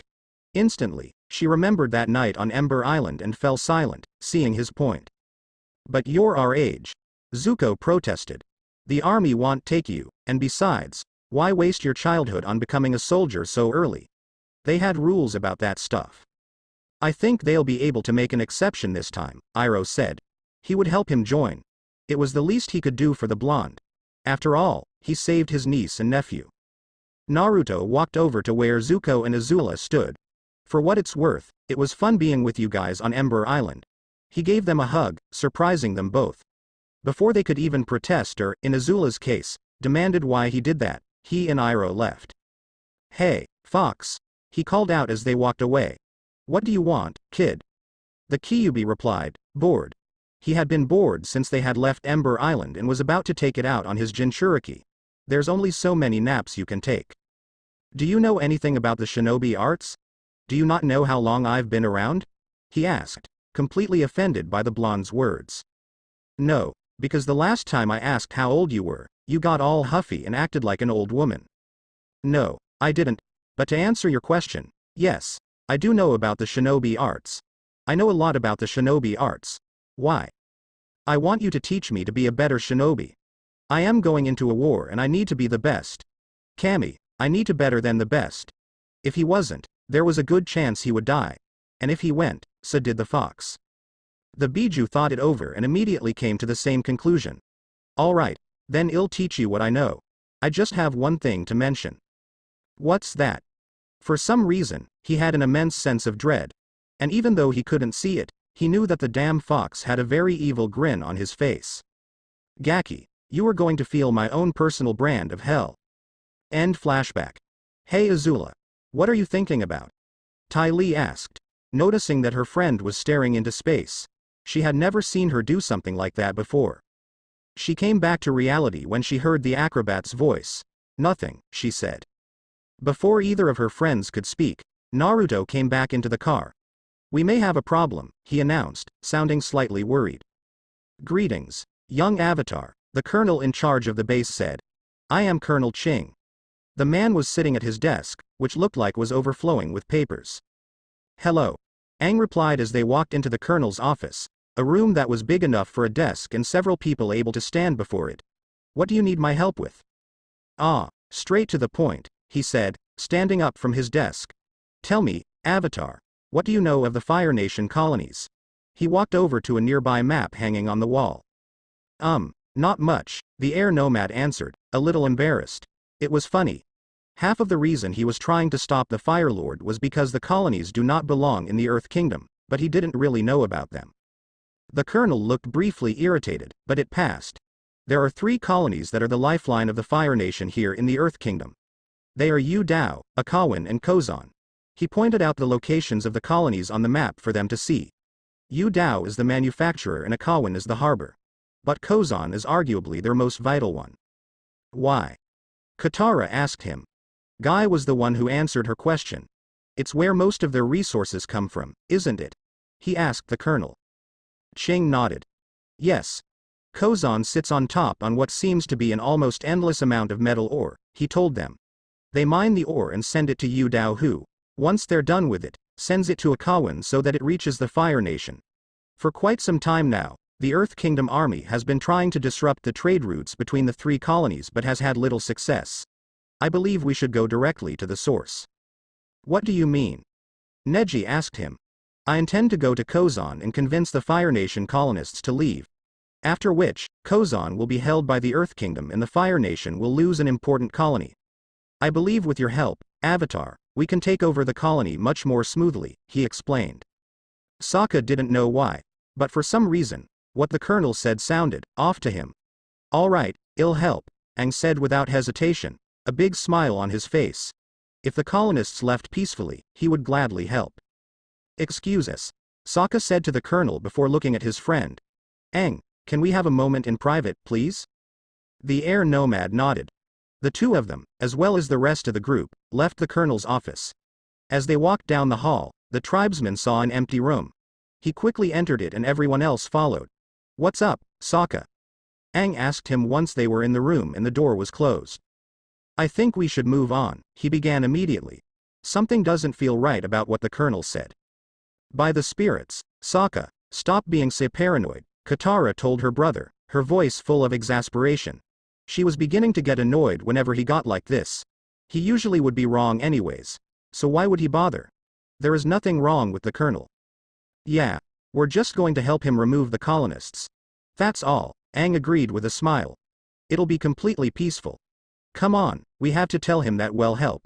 He left the room and the others followed, leaving Sokka and Akila alone. This is going to come back and bite us in the rear. I just know it, the tribesman told the wolf, who seemed to nod in agreement. What's the problem? Mai asked, acting like she wasn't concerned. The thing sounded like it was running fine to her. According to what the engineers told me, the wheels and the tracks are getting rusty and they don't have enough of the oil needed to clean them. And we're also low on supplies, Naruto explained. If we don't find a place to fix all this, we'll be stuck. But apparently, we're an hour away from Kozan. Then that's where we're going, Azula declared. He nodded and went to tell the engineers to head for Kozan. An hour later, the tank train came upon the colony. It was located next to a cliff that dropped into a very deep and awfully long gorge. But what attracted a person's attention if they were to look at Kozan at a distance was the large bridge that had been built across the gorge. It was a beautiful fusion of Fire Nation engineering and Earth Kingdom craftsmanship.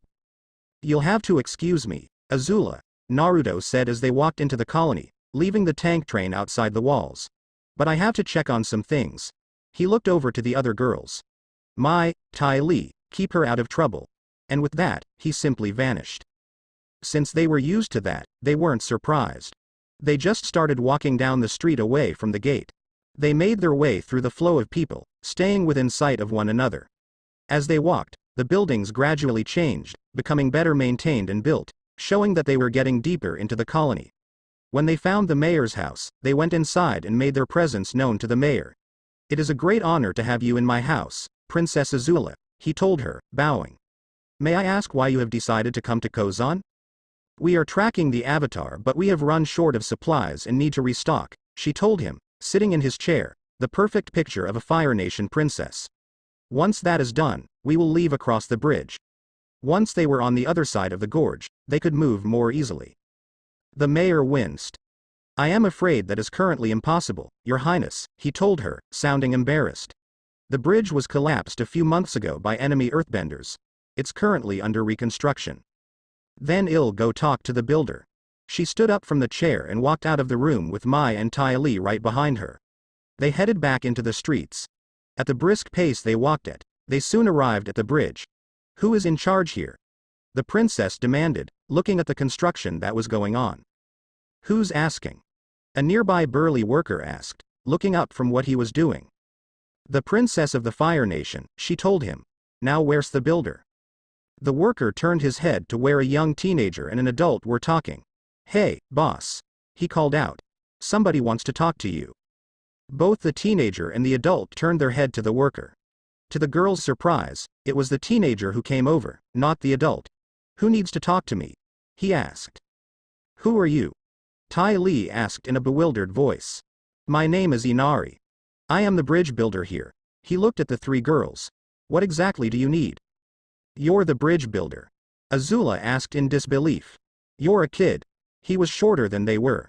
Not by much, but he was still shorter. He looked at her straight in the eye. "I'll admit that this is my first solo job, but I'd like to think I am doing a good job. Now, what do you need?" She regained her composure. It would not do for a princess of the Fire Nation to lose it over something like a bridge builder be younger than her. How long will it be until construction of the bridge is done? He looked back at the bridge and gave it some thought. "It'll be about 2 days until we're done," he finally told her. "That's impossible. You have a day to finish the bridge," she commanded, expecting him to salute and to bark orders to the workers. He didn't. "Did you just tell me what to do about my work?" he asked, like he didn't hear her right. "Yes." He looked her straight in the eye. "Look, lady," he said. "The bridge will be done when it's done, no sooner or later. So don't start telling me how long I have to finish it." He stood defiantly in front of her. "Do you not know who I am?" she asked him, completely outraged. "I am the princess of the Fire Nation. And you're currently standing on the bridge I am working on, so that means I am in charge," he fired back. "If you don't have anything to say or do, get off my bridge." Noticing something out of the corner of his eye, he turned to see all the workers looking at their scene. "Get back to work," he ordered, which they promptly did. "Why, you little..." She was about to set his hair on fire as a warning not to disagree with her when the end of a wooden staff appeared front of her face, blocking her whole vision. "Lady, I would appreciate it if you didn't attack the bridge builder," a voice told her. Looking around the end of the staff, she saw a slightly older boy with brown hair, a green jacket, a long blue scarf, and the same headband the people from Omashu and Tuzin wore. Mai and Tai Li would have reacted had they not felt the point of a blade in their backs. "It would probably be best if you ladies left," a boy wearing glasses and had a small drip of snot hang from his nose said from behind Tai Li. "We really don't want to cause an incident," a girl with 2 large orange pigtails spoke from behind Mai. The tension was thick until Azula surprised them all. "Very well, we will leave," she announced before turning back to Inari. "I apologize for my rudeness. You are correct. This is your bridge and I have no business interfering with how it's built." She turned around and left with Tai Li and Mai right behind her. Once they were a safe distance from the bridge, Tai Li opened her mouth. "Okay, Azula," she began. "What was that? There is no way you would have let somebody challenging your authority slide." "I let it slide for a reason," she replied. "You two saw the headbands. If I had caused a scene, Naruto would have found out, and when he did, he would have us leave and abandon the hunting of the Avatar. Also, there's a chance that group will find him and will want to fight him. So, if we keep quiet about the group while with Naruto and make sure that he doesn't meet the group, we'll be fine." Both Mai and Tai Li just stared at her for a minute, and then looked at each other. Did she just give a valid reason for backing off when someone challenged her authority? Tai Li asked, like it was something they couldn't believe. Yes, she did," Mai answered. "I did not back off," Azula growled. "Yes, you did," Tai Li said in a sing-song voice, grinning widely at her friend. Azula snarled. It was stuff like this that reminded her of when Naruto had just become her bodyguard. Flashback. She walked back to her room after her firebending lesson. It was a grueling one, so she was tired. She entered her room, ready to take a nap. But a small wooden ball flew out of nowhere and thwacked her on the head. "Ow, what in Agni's name?" she yelped as another ball hit her on the head. "Who's throwing those?" She received no answer, only another ball hitting her in the head. She kept looking around. The balls never came from the same direction, but she didn't know where the person who was throwing them was. Finally, another ball flew at her. This time, she dodged it by ducking. However, it didn't really work as another ball came at her and hit on the forehead, making her fall to the floor completely. Lesson number 1. Just because they're coming at you in one way, doesn't mean they won't come at you in another, a voice spoke from somewhere in her room. She looked up to see someone that was both familiar and yet unfamiliar to her. "Naruto, you," she growled. "What are you doing?" She tried to discreetly look for him, but she couldn't see him. "Trying to teach you a lesson," he replied. I don't know if it's working or not yet. Why are you here? She demanded, still trying to find him. I am here because I am your bodyguard, he said, making her remember the week before. How she fought against 12 opponents in an Agni Kai and lost to the one person who wasn't a firebender. If that's so, then where have you been? She asked, keeping low to the floor. Observing you from a distance, he told her. To see if you have changed in any way. What do you mean, change? Let me put it to you this way. Would you still try and kill me if I was using your closet to hide from a rabid horde of girls? It was an innocent-sounding question, but she just knew there was a smirk on his face when he said it. Yes, she answered, standing up and lunging at the spot where she thought Naruto was hiding. Her hands grasped nothing, and had she not stopped herself, she would have hit the wall. Lesson number 2. Just because you can hear someone, doesn't mean they're there. His voice spoke from the other side of the room. He sighed. This might take some time. End flashback. Never thought I would get used to Naruto's lessons, Azula thought to herself as she and the other 2 girls walked through the colony. But she did, in the end, and she was glad for it. Hey, Mai spoke up. Let's stop somewhere and get something to eat. She had just realized that it was around midday, a fact her stomach was reminding her pointedly. Ooh. Tai Li exclaimed. That restaurant over there looks good, she pointed to said restaurant. They went into the restaurant, sat down at available seat, and placed their orders, which were quickly delivered. As they ate, they listened to what other people were saying. It was one such conversation that got Azula's attention. Did you hear what happened at Akawin? Prince Zuko himself showed up and led the defenses, a girl at a nearby table said excitedly. I heard that on the first day, he pushed the enemy out of the city by himself, another girl said. From what I heard, when he met with the 41st Division, he got on his knees and begged them to forgive him. They were so moved that they put him in command, third commented. Fighting off a besieging army for days on end and then turning the tables by attacking the enemy forces and winning. Prince Zuko is so cool. One of them squealed. I was told that he found a dragon that was held captive by the enemy. He released it and then set it free, telling it to find him when they were both stronger. The leader of the Yuan archers was so moved by his actions that he immediately gave Prince Zuko the title of dragon. Yeah, I was told the same thing. Prince Zuko was to be known as the Scarred Dragon. It was then all the girls at the table, the ones who just listened as well, chorused, Prince Zuko is so cool. As she listened on, Azula's expression got more and more murderous. We're leaving, she suddenly declared, standing up from their table. She was out of the restaurant before Tai Li and Mai could even get up from the table. She walked away with an angry pace until she felt a hand on her shoulder. Whipping her head around to demand who touched her, she found it was Naruto. Azula. What's the matter? He asked her, concerned. When she was this mad, it was best to find out why fast. She's upset because she heard people talking positively about Zuko, Mai told him as she and Tai Li caught up with the 2. Meanwhile you're ecstatic about it, aren't you, doom and gloom? She didn't reply, but there was a faint, very faint, smirk on her face. She might not have been ecstatic, but she was pleased. Why are they talking about him like he's a hero? He's a traitor to the Fire Nation. Why does he get the title of dragon? Azula demanded, annoyed and irritated. If anyone should have gotten the title of dragon, it should have been her or her father. Because when he goes to fight the dragon, the only way he'll come back alive is if he defeats the dragon. That's the kind of drive Zuko has, Naruto stated. He might be in exile, but that was exactly the kind of drive the Prince of the Fire Nation had. Azula. Why do you dislike listening to what happened at Akawin?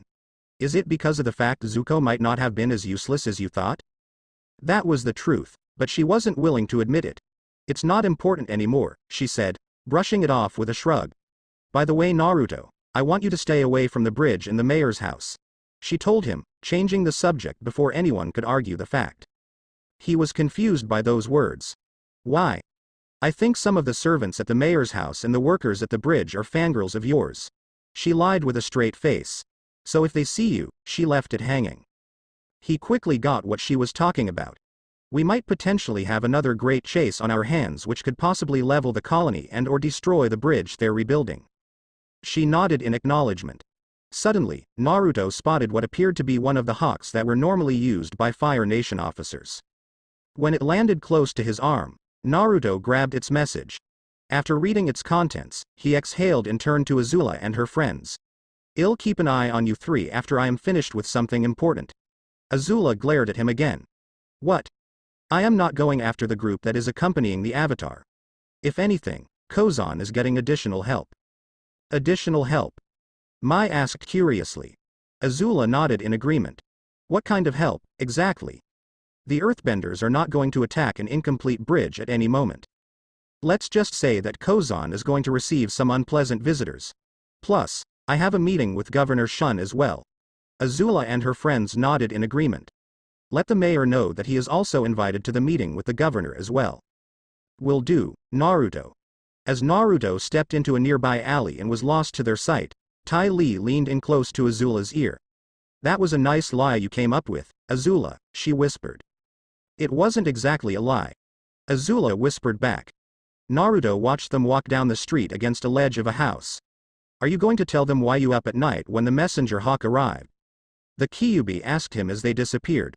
"Or why you were up the next night as well?" "No, I won't," he told the fox as he moved to keep track of them. "It's not their concern. Kit, you need to talk to someone about it. It's not healthy to keep it bottled up like this." "I talk to you, don't I?" he retorted. Compared to me, Azula's issues are much more imposing." "Funny. To me, both of your issues are on par with each other," the fox remarked dryly. The dedication of his Jinchuriki would have been touching, if it was a different time.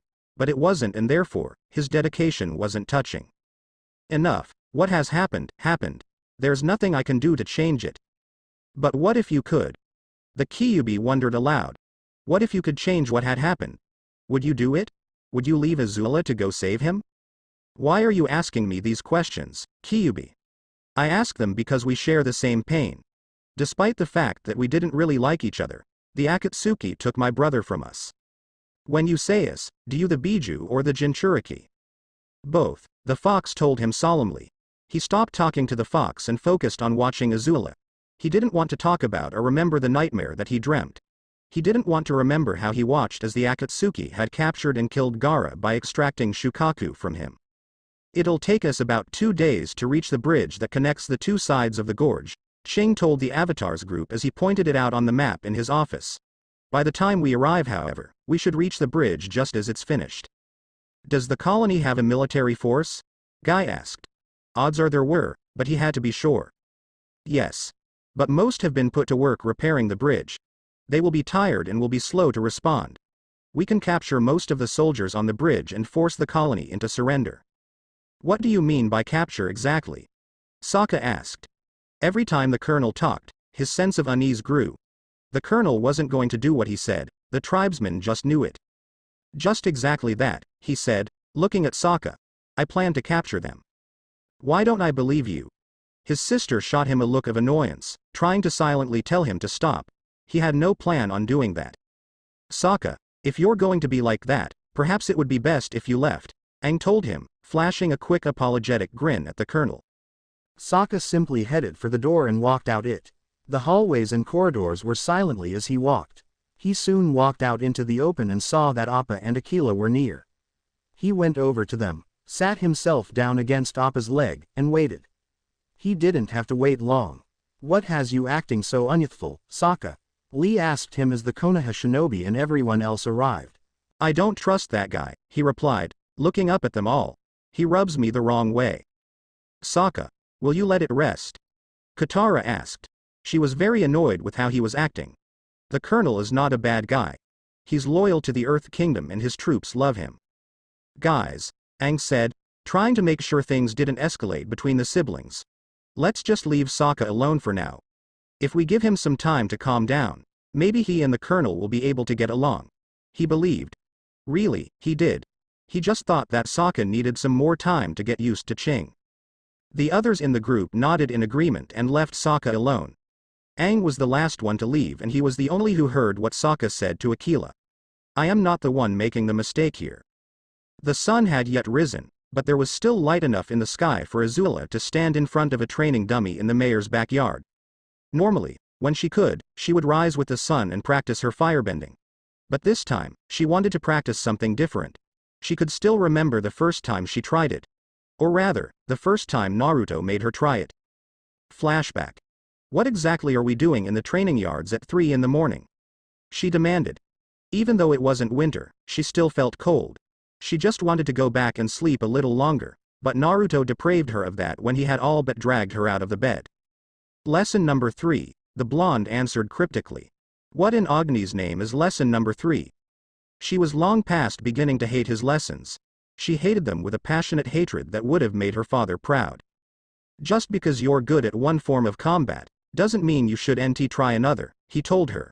Your firebending is good, but you're a little weak when it comes to close combat. At that point, he pulled out 2 sheathed military daggers out of a nearby chest. Therefore, you will learn how to use daggers in close combat to make up for this weakness. She scoffed. What he suggested was completely ridiculous. I don't need to learn how to use these daggers, my firebending is all I need, she told him defiantly. Didn't you say the same thing before I pinned you to a tree? He asked with a straight face, making her remember that one day on Ember Island. Besides, you're not leaving this yard until I am satisfied. And what's stopping me from leaving? She was sure she could take him in a fight, and if not, she was a good runner. The fact that the cooks will not serve you breakfast until I approve it. I won't stop you from leaving, but you'll just be hungry. Snarling at him for the prospect at the loss of food, she yanked the 2 daggers out of his hands. All right, fine, she muttered. She drew the daggers and held them in her hands, their handles feeling awkward and heavy. You're holding them wrong. Do you want to be a eunuch? She growled. She really didn't need his attitude at that moment and would follow through with her promise. He snorted in derision and crossed his arms. Please, you couldn't even touch me with those. End flashback. She hated it at first and she hated him for making her do it. But she eventually got used to it. She wasn't a master at it, but she could hold her own with the daggers. She held the daggers low in front of her and attacked the training dummy. Once she was done, she looked at where she had stabbed, sliced and nicked the dummy. I am rusty, she noted. Due to the fact she was chasing the avatar and her father had been keeping a closer eye on her, she didn't really have time to practice. She practiced the motions again and again until she was satisfied. She put the daggers away and noticed the sun was rising. She closed her eyes and began to breathe. Slowly she breathed in and out as the sun rose slowly on the horizon. Once she felt ready, she began to practice her firebending. She started slowly then began to get faster and faster until both the fire and she seemed to be 2 parts of an intricate dance. Finally, she finished the practice by again controlling her breathing. Once she was done, she walked back into the mayor's house. As she made her way to her room, she passed an open door and saw something that caught her eye. Standing on a rack against the wall, stood a sword. But it was no ordinary sword. She knew a few swords that were as tall as a man, but they didn't have cutouts in them. This sword had 2 of them. One was a full circle near the tip of the blade and the other was a semicircle near the handle. Handle from the handle by a strap was a mask with a red wavy design on the bottom and a symbol on the top. She walked into the room to examine the 2 things closer. May I ask what exactly you're doing in my room? A voice to her side said. If it hadn't been for her training in firebending and by Naruto, she would have leapt in surprise. She turned around and saw that it was Inari, dressed for the day. I am sorry, she apologized as she tried to think of an excuse. My brother is a swordsman, so your sword caught my eye. I've never seen anything like it before. Most people on this side of the world haven't either, he told her as he walked up to the sword. She stepped out of the way and watched as he took the mask off the handle and laid it on the bed. Then she watched as he took the sword off the rack and held it. He held it for what seemed like a long time. In the end, he put it back on the rack and then hung the mask from the handle. Even though he wasn't breathing hard, she could see that he was sweating. Is it heavy? She asked. It's taken me 3 years just to hold the thing without dropping it, he answered, wiping the sweat off. Is it a family heirloom? No, he touched the blade gently, like he was remembering a memory. It's more of a memento. Who did it belong to then? There must have been a reason for him to keep it if it wasn't an heirloom. A demon who died to defend my home. She would have asked more questions but the 3 children from yesterday as well, as a man with dark shades, a green jacket of sorts, and a bandana with the same leaf symbol the kids had on their headbands, appeared at the door. Hey Inari. The blue-scarfed one spoke up, only to trail off when he saw Azula. You're that lady from yesterday, he pointed at her with an accusing finger. My name is Azula, she told him with a little annoyance. Who are you? Huh. He grew confused before realizing what she meant. Oh right, we never told you our names. Well, my name is Konohamaru. This is Udon. He pointed to the other boy who had the glasses. This is Moegi. He pointed to the girl with the orange pigtails. And this is our teacher, Ebisu. He pointed to the adult. Good morning, ma'am, Ebisu said to Azula. I am sorry, but we must go now. Don't let me stop you. As they left, she went back to her room. She took use of the nearby tub of water to wash and clean herself. She took some time as a bath was one of the few pleasures she let herself indulge in. Once she was done, she got out and changed into fresh clothing. That was when she heard a knock on the door. Who is it? She asked. The door opened and Tai Li and Mai came in.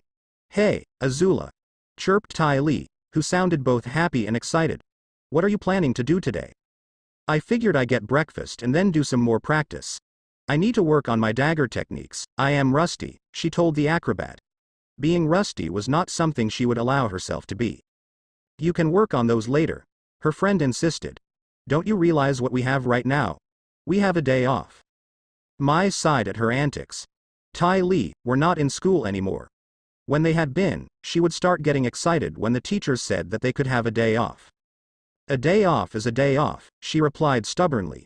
Besides, I know the perfect thing to do today. What's that?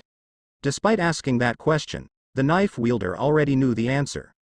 We can go shopping. The room was silent for a few minutes until Azula broke the silence. I am getting food first, she said before walking out the door. If they were going shopping with Tai Li, it was best to put some food in her belly. Don't forget that we are invited for dinner with Governor Shun. Why? Tai Li asked. Because it is rare for Governor Shun to meet some important people from the homeland. Plus, I am sure that he will explain to us as to why he requested extra help guarding the bridge. Both Mai and Tai Li grimaced before nodding reluctantly as they moved on. Is everyone on? Aang asked from where he sat on Appa's head, the dawn breaking all around them. The colonel's forces were getting ready to move and they had to as well. Everyone except Sokka and Aquila, Guy told him from the saddle. Where are they? It wasn't like them to not be around when it was time to go. He said that he was going to march with the soldiers. He said he was going to practice for when we didn't have Appa, Neji answered. That's ridiculous. When would we not have Appa? Katara asked. The Sky Bison was always there, alongside Aang. I asked him the same question, he told me that it's better to be safe than sorry. He shrugged his shoulders. It's a good reasoning. It was never a bad idea to improve yourself and the tribesman was doing just that. If he wants to walk, let him. It's his choice. Aang told them. Appa, yip yip, he told his Sky Bison. Appa was up and in the air as the soldiers marched. Some of them aboard the Sky Bison tried to look over the side to see if they could find Sokka, but they couldn't. He was lost in a sea of faces. By the time Naruto arrived at a wild ravine, as per the written instructions, he looked around but saw no one. Not wanting to be caught off guard, he placed his hand on his Jien and paused. A swinging rope with a pair of balls attached to it swung by him. He dodged, only to land close to where a mysterious object landed and moved to the side as said mysterious object suddenly exploded. He spotted a large, bearded man wielding a guandao charging towards him, forcing him to deflect his attack with his Jien. Not long after he dodged the guandao's strike, a flaming arrow flew towards him. He avoided one, only to have another come flying. He constantly dodged them until fatigue kicked in, allowing an unusual, bearded man to tackle him into the ground. The man with the guandao aimed his blade into the blonde's throat as he struggled to free himself. Just as when he was about to give up, the bearded man grabbed him and made him stand up again, at the same time giving a large grin. That was an excellent sparring session, Lord Naruto, said Colonel Monkey amusingly. Naruto was not amused. It was, if you guys didn't try to kill me in the first place. But then again, that always how the rough rhinos trained, always going for the kill. He put his annoyance to the side and focused on what was important. I didn't know that you guys were going to be the extra backup that Governor Shun requested. Kachi nodded. After our failure to capture the Avatar, the Fire Lord saw another use for us. Governor Shun requested for extra reinforcements, and we were called up to help. However, from what Colonel Shinyu had said in a message that we received a few days ago, there is an advancing Earth Kingdom army closing in on Kozan. In that case, Will Colonel Shinyu bring in the Yuyan archers then? Naruto asked as he sheathed his Jien. Yes. Vashir felt uneasy around Naruto, which the blonde noticed. However distasteful it is for me personally, the other Yuyan archers recognize your authority as the paragon of the Fire Nation. Naruto sighed. While he knew a bit about Vashir's past as a former Yuyan archer, he did not divulge too deep into why he had ended up with the Rough Rhinos. Moreover, the Rough Rhinos were among the elite Fire Nation troops that did not interact directly with Naruto while the Fire Nation was on the march. Which meant that they developed their opinions on him from certain Fire Nation officers who did not like to take orders from a paragon who was technically supposed to be their subordinate. Still, Governor Shun's request was rather important to both Naruto and the Rough Rhinos, so they marched back to Kozan. Azula and her friends spent the day at the stores, browsing, trying things on and just having a good time. Even Mai got into it after a while. Once they found the weapons store, Azula smiled. She couldn't really remember the last time she enjoyed herself with her friends. Training didn't really count. In the middle of the afternoon, they managed to find themselves a clothes store. They went into the store and began to look around. Hey Azula, what do you think of this? Tai Li called out. She was holding a dress in front of her that was a blinding pink. Try finding something that isn't an eyesore, she stated. She couldn't look directly at the thing. She was half afraid that she would go blind. It is a little too pink, isn't it? The acrobat asked. That would be an understatement, Mai told her. She huffed. Fine, but I know what would look good on Azula. She put the pink dress back and reached for another one. What would that be? Azula asked, curious about what her friend might show her. This, she said as she showed the dress. When she saw what it was, she was shocked. Are you crazy? I am not wearing that. It's hardly even decent. She all but shouted at the acrobat. Okay then. Tai Li walked over to the clerk. Well, take it. No, we are not. She tried to yank the dress out of her hands only to be held back. Oh, relax, Mai told her, holding her in place. It's for your own good. You could use a dress like that. She was fairly certain that the princess didn't even have a dress. Azula could only splutter as the dress was bought. You'll thank us later, Azula. Tai Li told her as they walked out of the store, the dress safely packaged away. Probably when someone asks you out on a date or you ask him. Naruto is not my boyfriend. Azula snapped. She was getting tired of them saying stuff like that. Both Mai and Tai Li smirked. I never said Naruto or anything about a boyfriend, the acrobat said. She stifled a growl at her as she looked around. You know, I kinda wish he was here right now. I want to know what he thought of what we got. It was at that point a piece of paper floated down from the sky. Mai plucked it out of the air and looked at it. Read this. She told Tai Li. She took the paper. Tai Li, if I was actually with you three right now, the only way I would actually enter a store of my own violation was if your lives were at stake. Naruto, well, that's a little rude, she huffed. He makes it sound like we're going to torture him. Another piece of paper floated down from the sky. She grabbed it and looked at it. Asking me of what I think of this shirt or these pants as you pose with them on, trying to get my honest opinion on some piece of lingerie or swimsuit, calling me a pervert if I accidentally ogle you. Do I need to go on? Naruto, he has you pegged, Mai told Tai Li. What I want to know is how he's doing that, Azula said. A third piece came floating down, this time in front of her. She grabbed it and read it. Lesson number 4, Azula. Lesson number 4, Naruto. Ah, of course, lesson number 4. Sorry about that, Naruto, she called out. A fourth piece of paper came down. Apology accepted. Naruto, hey Azula, Tai Li said. What's lesson number 4? As if to answer her question, a fifth piece of paper came down from the sky. Azula caught it and read it to the other two. If you have to show people something, don't tell them how you did it. Naruto, well, I still wish he'd come out and join us, Tai Li said with a pout. Do you not remember the last time he walked into a clothes store with us? Mai asked her. The three of them shuddered at the memory. He had picked out a shirt and gone to the back to try it on. But soon afterwards, a horde of his fangirls had showed and besieged his dressing room, trapping him in there. It took us 6 hours to get him out of there, Azula said. They had tried to get through to him, but they had kept getting pushed back. Despite how much she wanted to, the princess couldn't use her firebending on them. It would have made an even bigger panic.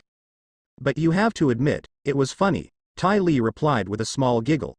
Just thinking about how the blonde had been trapped in that dressing room tempted her to laugh. It always surprises me how tolerant he is with the fangirls, even with the great chase and the countless other times they've gone after him, Mai told them. Despite all that has happened to him when they came for him, he was still polite to them, when they were in small numbers. Azula grew somber. He's not always so tolerant. You guys know what happened at Shurjur as well as I do. They nodded gravely. What had happened at Shurjur reminded them that Naruto wasn't just a nice if yet mischievous guy. He could be a dangerous person. They were silent for a minute. Let's go. We need to meet with the mayor before going to Governor Shun's mansion for dinner, she finally said. They nodded in agreement. Appa had flown all day, keeping in sight of Colonel Ching's army. When night had fallen and the army had made camp, they landed away from them to make their own camp. Once they had finished, they all sat around the fire, just relaxing and eating dinner. Sokka and Aquila are coming back, Toph suddenly announced, getting everyone's attention. Sure enough, Sokka and Aquila arrived. Hey guys, he greeted as he sat down, taking a bowl from Katara. So, Sokka, how was marching with the troops? Neji asked him. Tiring, he answered, looking up from his bowl. After a while, you can't feel your feet. But at that point, your brain is on autopilot, so you just keep walking. His feet were coming back to normal, but he was being careful with them. It is still very youthful of you to have marched throughout the entire day, Lee told him with the utmost conviction. Indeed, Guy chimed in. It proves that you are still in the springtime of your youth. If you say so, I just feel tired. His attention went back to the bowl in his hands and began to eat. They all stared at him for a moment, waiting to see if he would say anything else. So, did you talk to any of the soldiers? Tenten finally asked him, breaking the silence. He looked up. Why are you asking? I am just curious. Why else would he forego riding on Appa for the day? Even she could admit that it was slightly better and faster than running all day. Katara saw where the kunoichi was going with this and immediately scowled at her brother. Sokka, did you ask the soldiers about Colonel Ching? She demanded, cutting off Tenten's incoming question. Yeah, I did, her brother said, like nothing was wrong about what he had said or done. But her scowl deepened at his words. What did you ask them? Aang asked, trying to ensure that a fight didn't break out. Just basic ones. What they thought of the colonel, is he a good leader, that kind of stuff. He had asked those questions to a lot of soldiers, which had taken up the entire day. And what did they say? That he was probably the best leader they ever had, he was a good tactician, and he cares about them. There. Do you see that the colonel is a good man? He knew that to be true. He saw when they had first met the colonel and talked to him. Sokka shook his head. It seemed like they were too energetic to talk and defend the colonel. He would have thought that there would be a few who disagreed with Ching. But all of his men loved him fiercely. He just knew that there was something wrong. For Law's sake, Sokka, give it a rest. Katara snapped. There is nothing wrong with the colonel. He's a good man who just wants the Fire Nation out of the Earth Kingdom. Why couldn't her brother see that? Did you know that he captured some of the colonists from Kozan? He asked. They were 2 colonists who were hunting with their sons? Yes, Ching told us that when we landed, Aang told him. He said that when we arrived at the colony, he will release them after he convinces the other colonists to leave.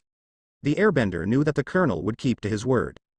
Right, after he convinces them to leave, the tribesman muttered.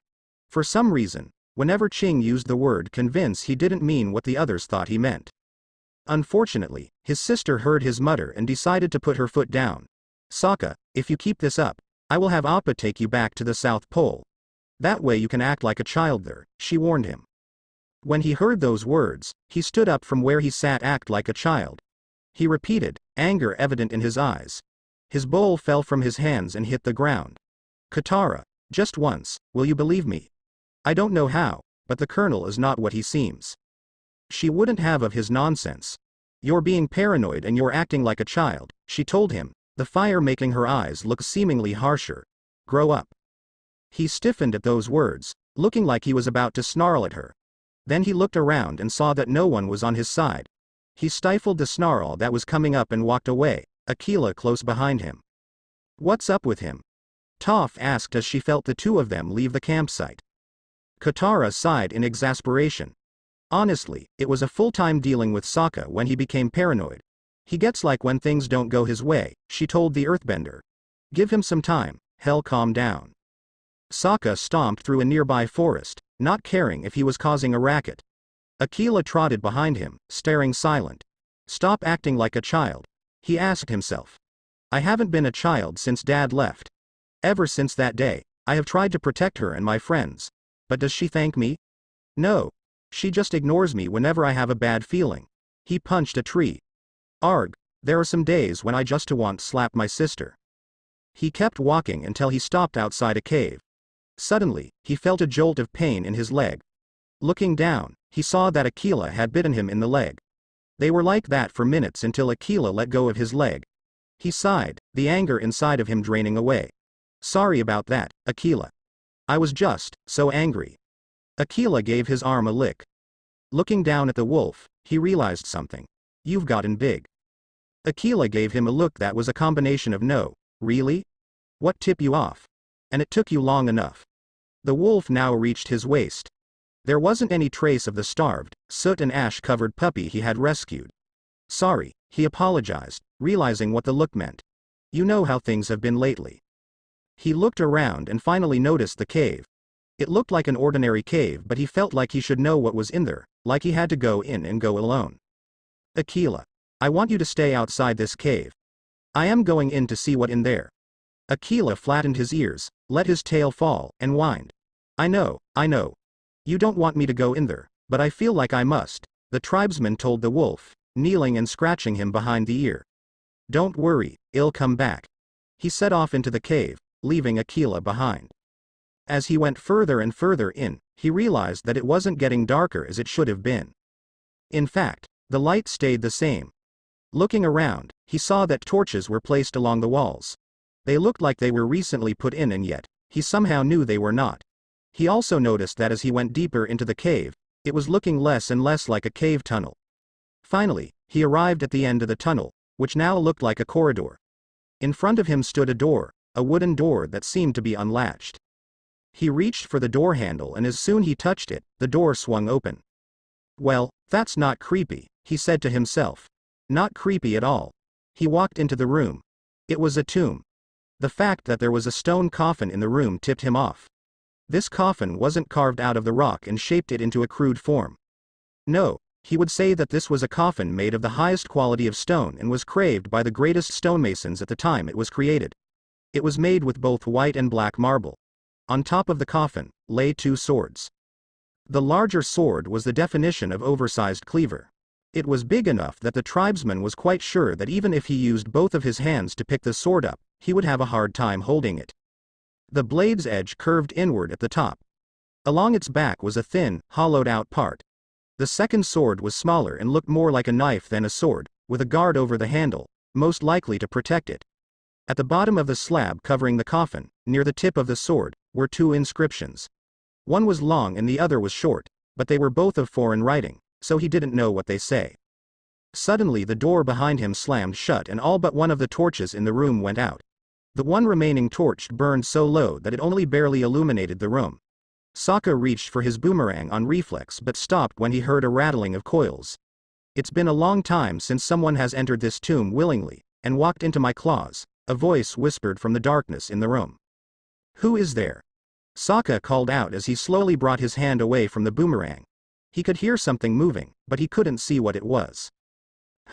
It seems that the Avatar didn't tell you about what happened to him at the North Pole.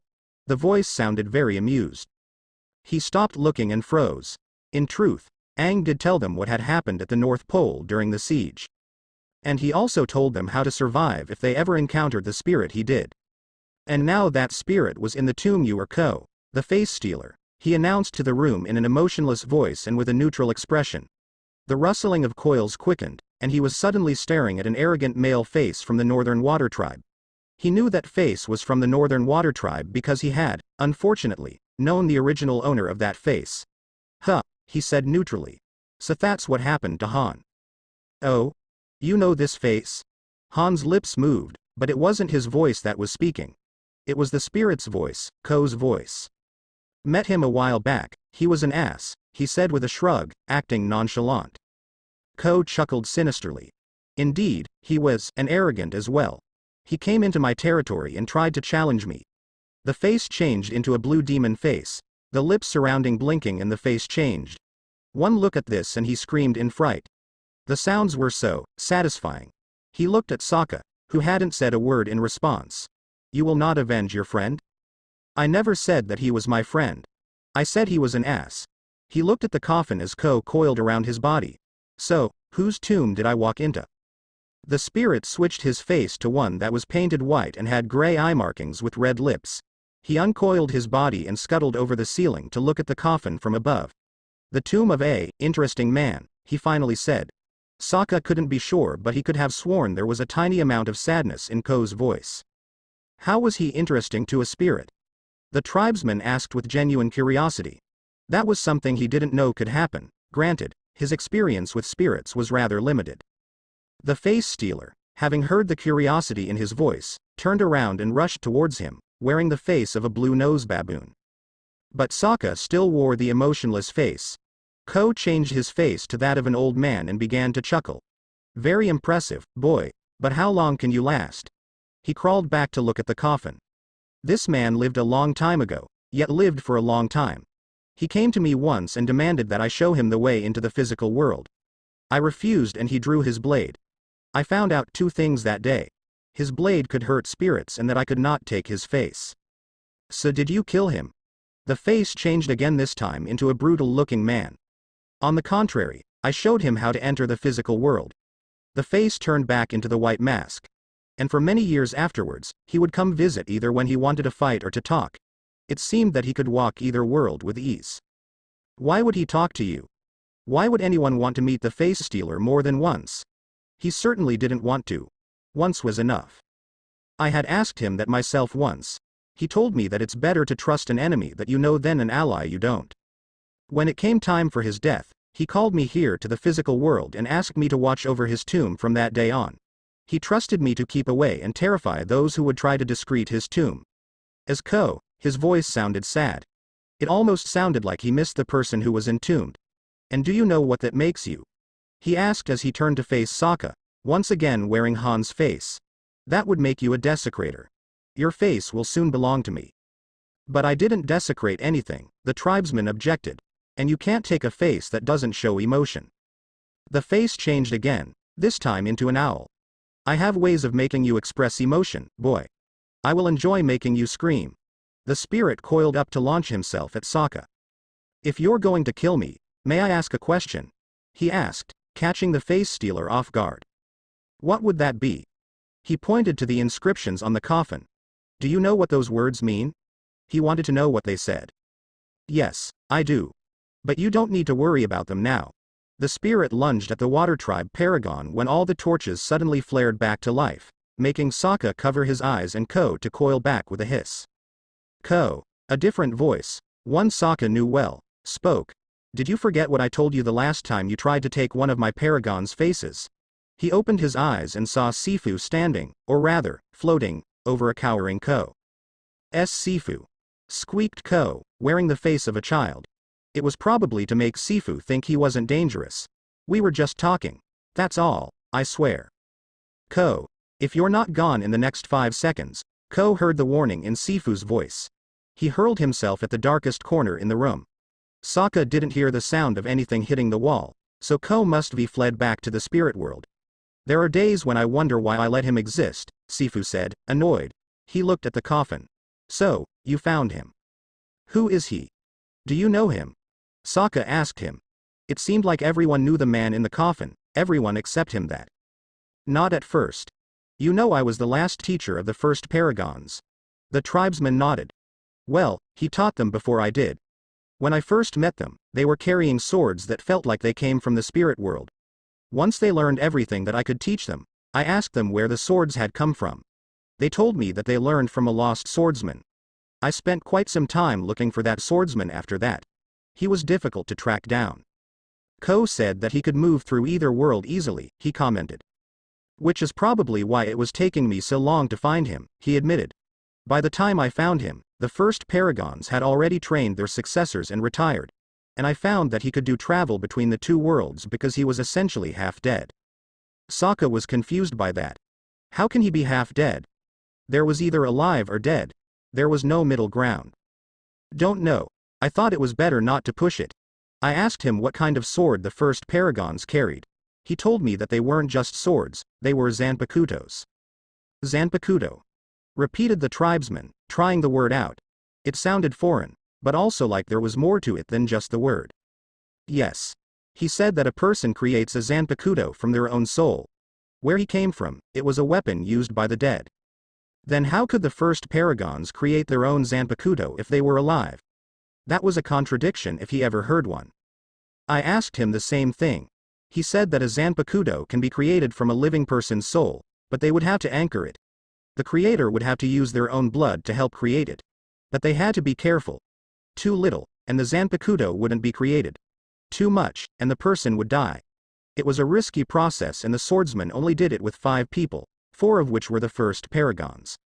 Who was the 5th? He doubted he would know the 5th person. He barely knew who the first paragons were. Someone he taught long before the first paragons came to him. The spirit chuckled as he remembered the man. He was an interesting man. He was stubborn, short-tempered, strong-willed, and always scowling. And yet to those who were his friends, he would have protected them to the end. He could have made a life for himself here. You mean he didn't? Sokka asked him. It sure sounded like the swordsman had made a life here, if everything he had heard was anything to go by. He was not of this world and kept trying to find a way back to his own. When I found out that he was truly dying, he told me that with his death he could probably go back to where he belonged. Did he? I haven't seen him in the spirit world, and it's been a long time since he died, he said. It almost looked like he shrugged his shoulders. Sokka walked towards the coffin and looked at the inscriptions. Do you know what these means? He asked the spirit as it floated behind him. Sifu shook his head. He never tried to teach his language and writing to anyone. He reached out and touched the first inscription, feeling the carved figures beneath his fingers. When they brushed up against the larger blade, he felt a brief pain in his head and drew back his hand. After the pain had passed, he looked at the inscriptions again. This time, for unknown reasons, he could read them. The first one said, "Here sleeps a man who fought against the one who wanted to sit on Kami's throne, who fought against those who wished to use his powers for themselves and who fought against the ones who wished vengeance on those he cherished. Here sleeps a man who protected his friends, lives at the cost of his own, who went up against almost unbeatable odds to save a friend twice and succeeded and risked his own life so that the ones he guarded could live in peace. Here sleeps the one who protects." Sokka took his eyes off the first inscription and looked at the second inscription. "Abandon your fear. Don't give an inch. Advance and never stop. If you retreat you will age. Be afraid and you'll die." He looked away from the inscriptions and saw that he was alone in the tomb. Sifu had disappeared. Perhaps it's best if I leave now. He walked towards the door and then stopped. He turned back to face the tomb and gave the warrior's salute his father taught him to the coffin. He walked through the door and closed it behind him. He walked out of the cave and back into the forest, where Aquila waited for him. The wolf rose from where he laid and walked over to Sokka and woofed once. The tribesman interpreted it as "You took your sweet time." "Aquila, you wouldn't have believed what I told about what happened in that cave," he told the wolf. "Let's get back to the others. I can almost guarantee that they'll be asleep." Aquila gave him a look that seemed to say, "What do you mean, almost?" He just smiled and walked back into the forest. The wolf followed him. When Azula and her friends had arrived with the mayor at the governor's mansion, they were surprised at how simplistic it looked. While Mei's family lived in a confiscated mansion back in Omashu, theirs were more elaborate, to signify their heritage. Governor Shun's mansion, on the other hand, did not match the same elaborate decorations as any other home owned by any Fire Nation noble family. Rather, it looked dreary, almost foreboding. Upon arriving at the dining table, the governor saluted Azula, prompting her and her group to do the same. A few minutes later, Naruto appeared by himself, without the guards who brought him back here. Azula could not help but feel intimidated by Governor Shun's presence. To her, it felt like she was staring at a long-lost relative of her father, with his cold stare and emotionless facial expression. At the same time, Governor Shun was also unusual in that he kept no beard or goatee. The most important feature that Azula noticed in the governor was his choice of a weapon. Instead of the usual Jien, Governor Shun preferred the Liuyadao as his weapon of choice. "Good evening, Princess Azula. I assume that you and your group had arrived safely in Kozan yesterday," Governor Shun spoke first. When Azula simply nodded, the governor did the same. Sorry for the incomplete state of the bridge. Recently, the Earthbenders have tried to destroy it, but our troops barely managed to hold them off. When I received word from Colonel Monkey about the advancing Earth Kingdom army, I understood why they did not come right away. Lord Naruto thought of an idea as to how to cripple their fighting ability. Azula did not scowl, to anyone's surprise. She kept a calm posture throughout the conversation as the servants began to deliver their meals to them. Hearing about Lord Naruto's exploits on the battlefield, I can understand why your father, the Fire Lord, chose him to be your bodyguard. However, most of the officers complain about him a lot. Governor Shun looked at Naruto. Like why you aren't promoted to an officer's rank in the first place. Naruto sighed. I am already a bodyguard to Azula, and a paragon to boot. It doesn't matter. A paragon is technically an officer in all but name, but I would prefer to see you command troops as an actual officer. You've made too many enemies within our nation, Governor Shun reprimanded him. My father has made it clear that unless Lord Naruto here, Azula turns to Naruto, who winced, starts obeying his commands and gives him the respect he deserves, he will not be granted an officer's rank. Having someone who does not have a rank act as my bodyguard could be beneficial to my father, as he can simply reassign him elsewhere, without fear of repercussions. Naruto glared back at Azula. As I said in Omashu, the day I start to respect your father is when he starts to actually get off his butt and fight on the battlefield. Before Azula could protest, Naruto held up his hand. Even former General Iroh himself, Prince Zuko, and yourself are out fighting the war, and hunting the Avatar at the same time. I am starting to understand why you have a low opinion on your own liege lord, Lord Naruto. Governor Shun passed him a kettle full of tea, which he poured into their cups. All the same, at the very least, for the Princess Sake, try to show some respect to her father and your liege lord.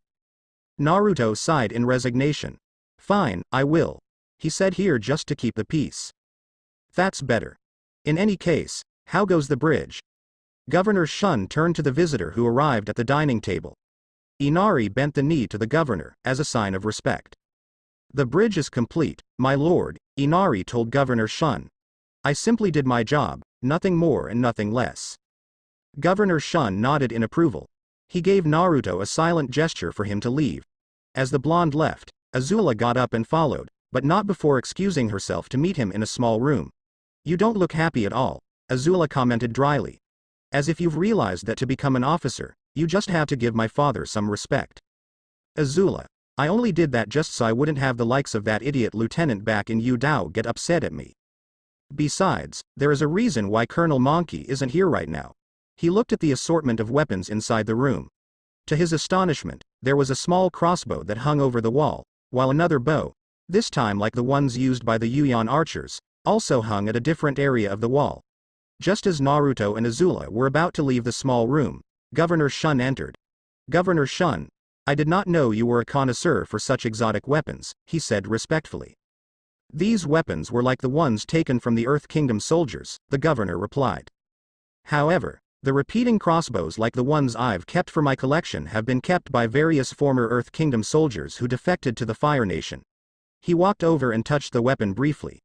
They mainly use them to help keep the peace between the colonies and help us gather intel. He pulled his hand back and faced Naruto. So, I take it that you have a plan to defeat the incoming Earth Kingdom army? I do, but right now, I can only share this with you and Princess Azula. Azula nodded and allowed Naruto to continue. Colonel Monkey has mentioned that Colonel Shinyu will also take part in the upcoming battle with the Yuyan archers, and I have full confidence in his ability to lead them. It will still not be enough. There are approximately 9,000 Earth Kingdom soldiers bearing down on us, and we only have a third of its strength, Governor Shun insisted. The governor is right, Naruto. How can you pull this off? Azula asked. Well, this is where my plan comes in. And with that, Naruto began to explain the details of the plan. So, how did a boy like yourself become a bridge builder? Mai asked Inari. They continued to eat their dinner while Tai Li moved beside him. You're a bit younger than us, to be honest. Yeah, what gives? Tai Li interjected. Inari chuckled. Well, I've always been an apprentice carpenter. The truth is, my grandfather and I built our first bridge back in our world. Back then, I whined and cried about the injustice of this world, until someone told me that you need to summon enough courage to change it, instead of waiting for someone to save you. Wow. That is quite an epic tale. Tai Li smiled at Inari, although he got annoyed when she started to squeeze his cheeks. Hey. Cut it out. Mai glanced over. Yeah. Listen to the little bridge builder here, Tai Li, and let him go. Tai Li pouted as she reluctantly stopped. Anyways, who told you to stop with the waterworks and just start changing for the better? Inari grimaced and pointed at Naruto, coming back to the Tabali with Azula and Governor Shun. Naruto. Hold on a sec. How did you know him in the first place? What's going on? Naruto asked before turning to Inari and gave a warm smile. Hey. I didn't expect to see you here, Inari. Likewise, Naruto. Just why didn't you tell me that you were banished from Konoha in the first place? We would have welcomed you back in the land of waves. Inari shouted at Naruto. Governor Shun was surprised. You know Lord Naruto? Yes, I knew him. Inari glared at Naruto. And he did not tell me what the hell is he doing here in the first place. Enough. Enough of this excitement for today. Azula told Inari sternly. I will ask Naruto another time about his connection to the people who are accompanying the Avatar, especially ones with the same headband as the ones we saw today. She froze, realizing her bodyguard was still in the room. Is it the ones from Tuzin? Or the one from Omashu? Naruto growled. But Governor Shun simply placed his hand on the blonde's back. Let us focus on defending this colony, and then worry about your hidden past after that. Governor Shun led them back to the dining table and resumed eating. Inari, isn't it? Inari turned to the governor. Yes, my lord. You've done Kozan a great service. We shall open the bridge tomorrow if you will allow it, Governor Shun suggested. He also turned to Azula and smiled. I would suggest that you and your group, plus Lord Naruto, spend the night here. Tomorrow, we will test the new bridge for its endurance. And this is not a suggestion. Of course, Governor Shun. I still have a lot to talk about with you regarding strategies, Naruto agreed. The next morning, Azula and her group stood in front of the tank train, with Inari accompanying them. A few hours before sunrise, Governor Shun gave Naruto a secret order to leave the town, intending for him to join with either Colonel Monkey's Rough Rhinos, or Colonel Shinyu's Yuyan Archers. Azula noticed his absence at the dining table during breakfast, indicating that a part of his plan had kicked off. Actually, there is one thing I would ask of both you and Master Inari. Azula said to them, while supervising the loading of the tank train. What is it, Your Highness?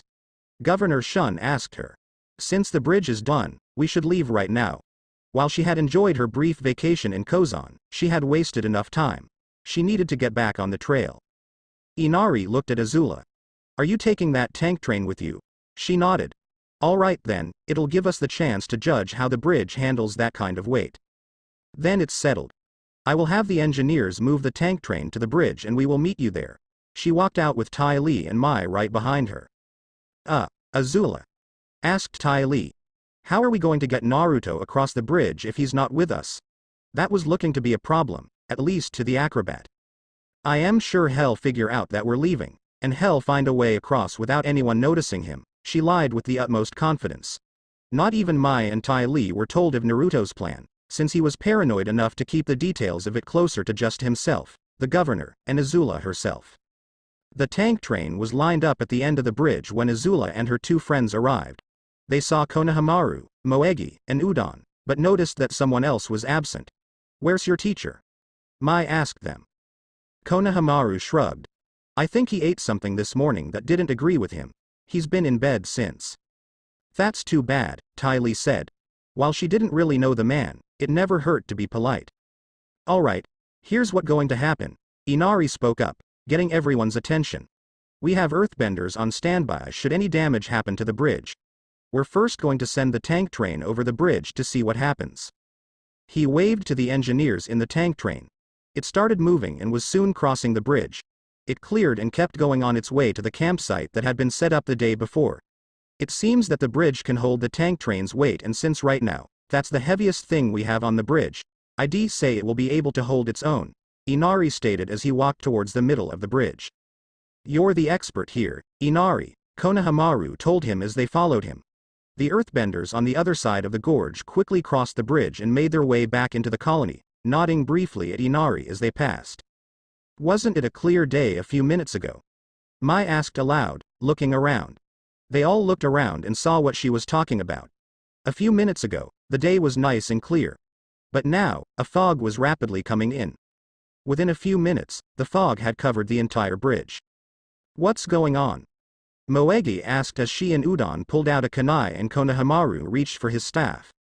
As if to answer her question, two shapes appeared on the other end of the bridge, slowly getting bigger and coming towards them. Inari realized something at that point. He had seen something like this before. He had seen it in the land of waves. This isn't a fog.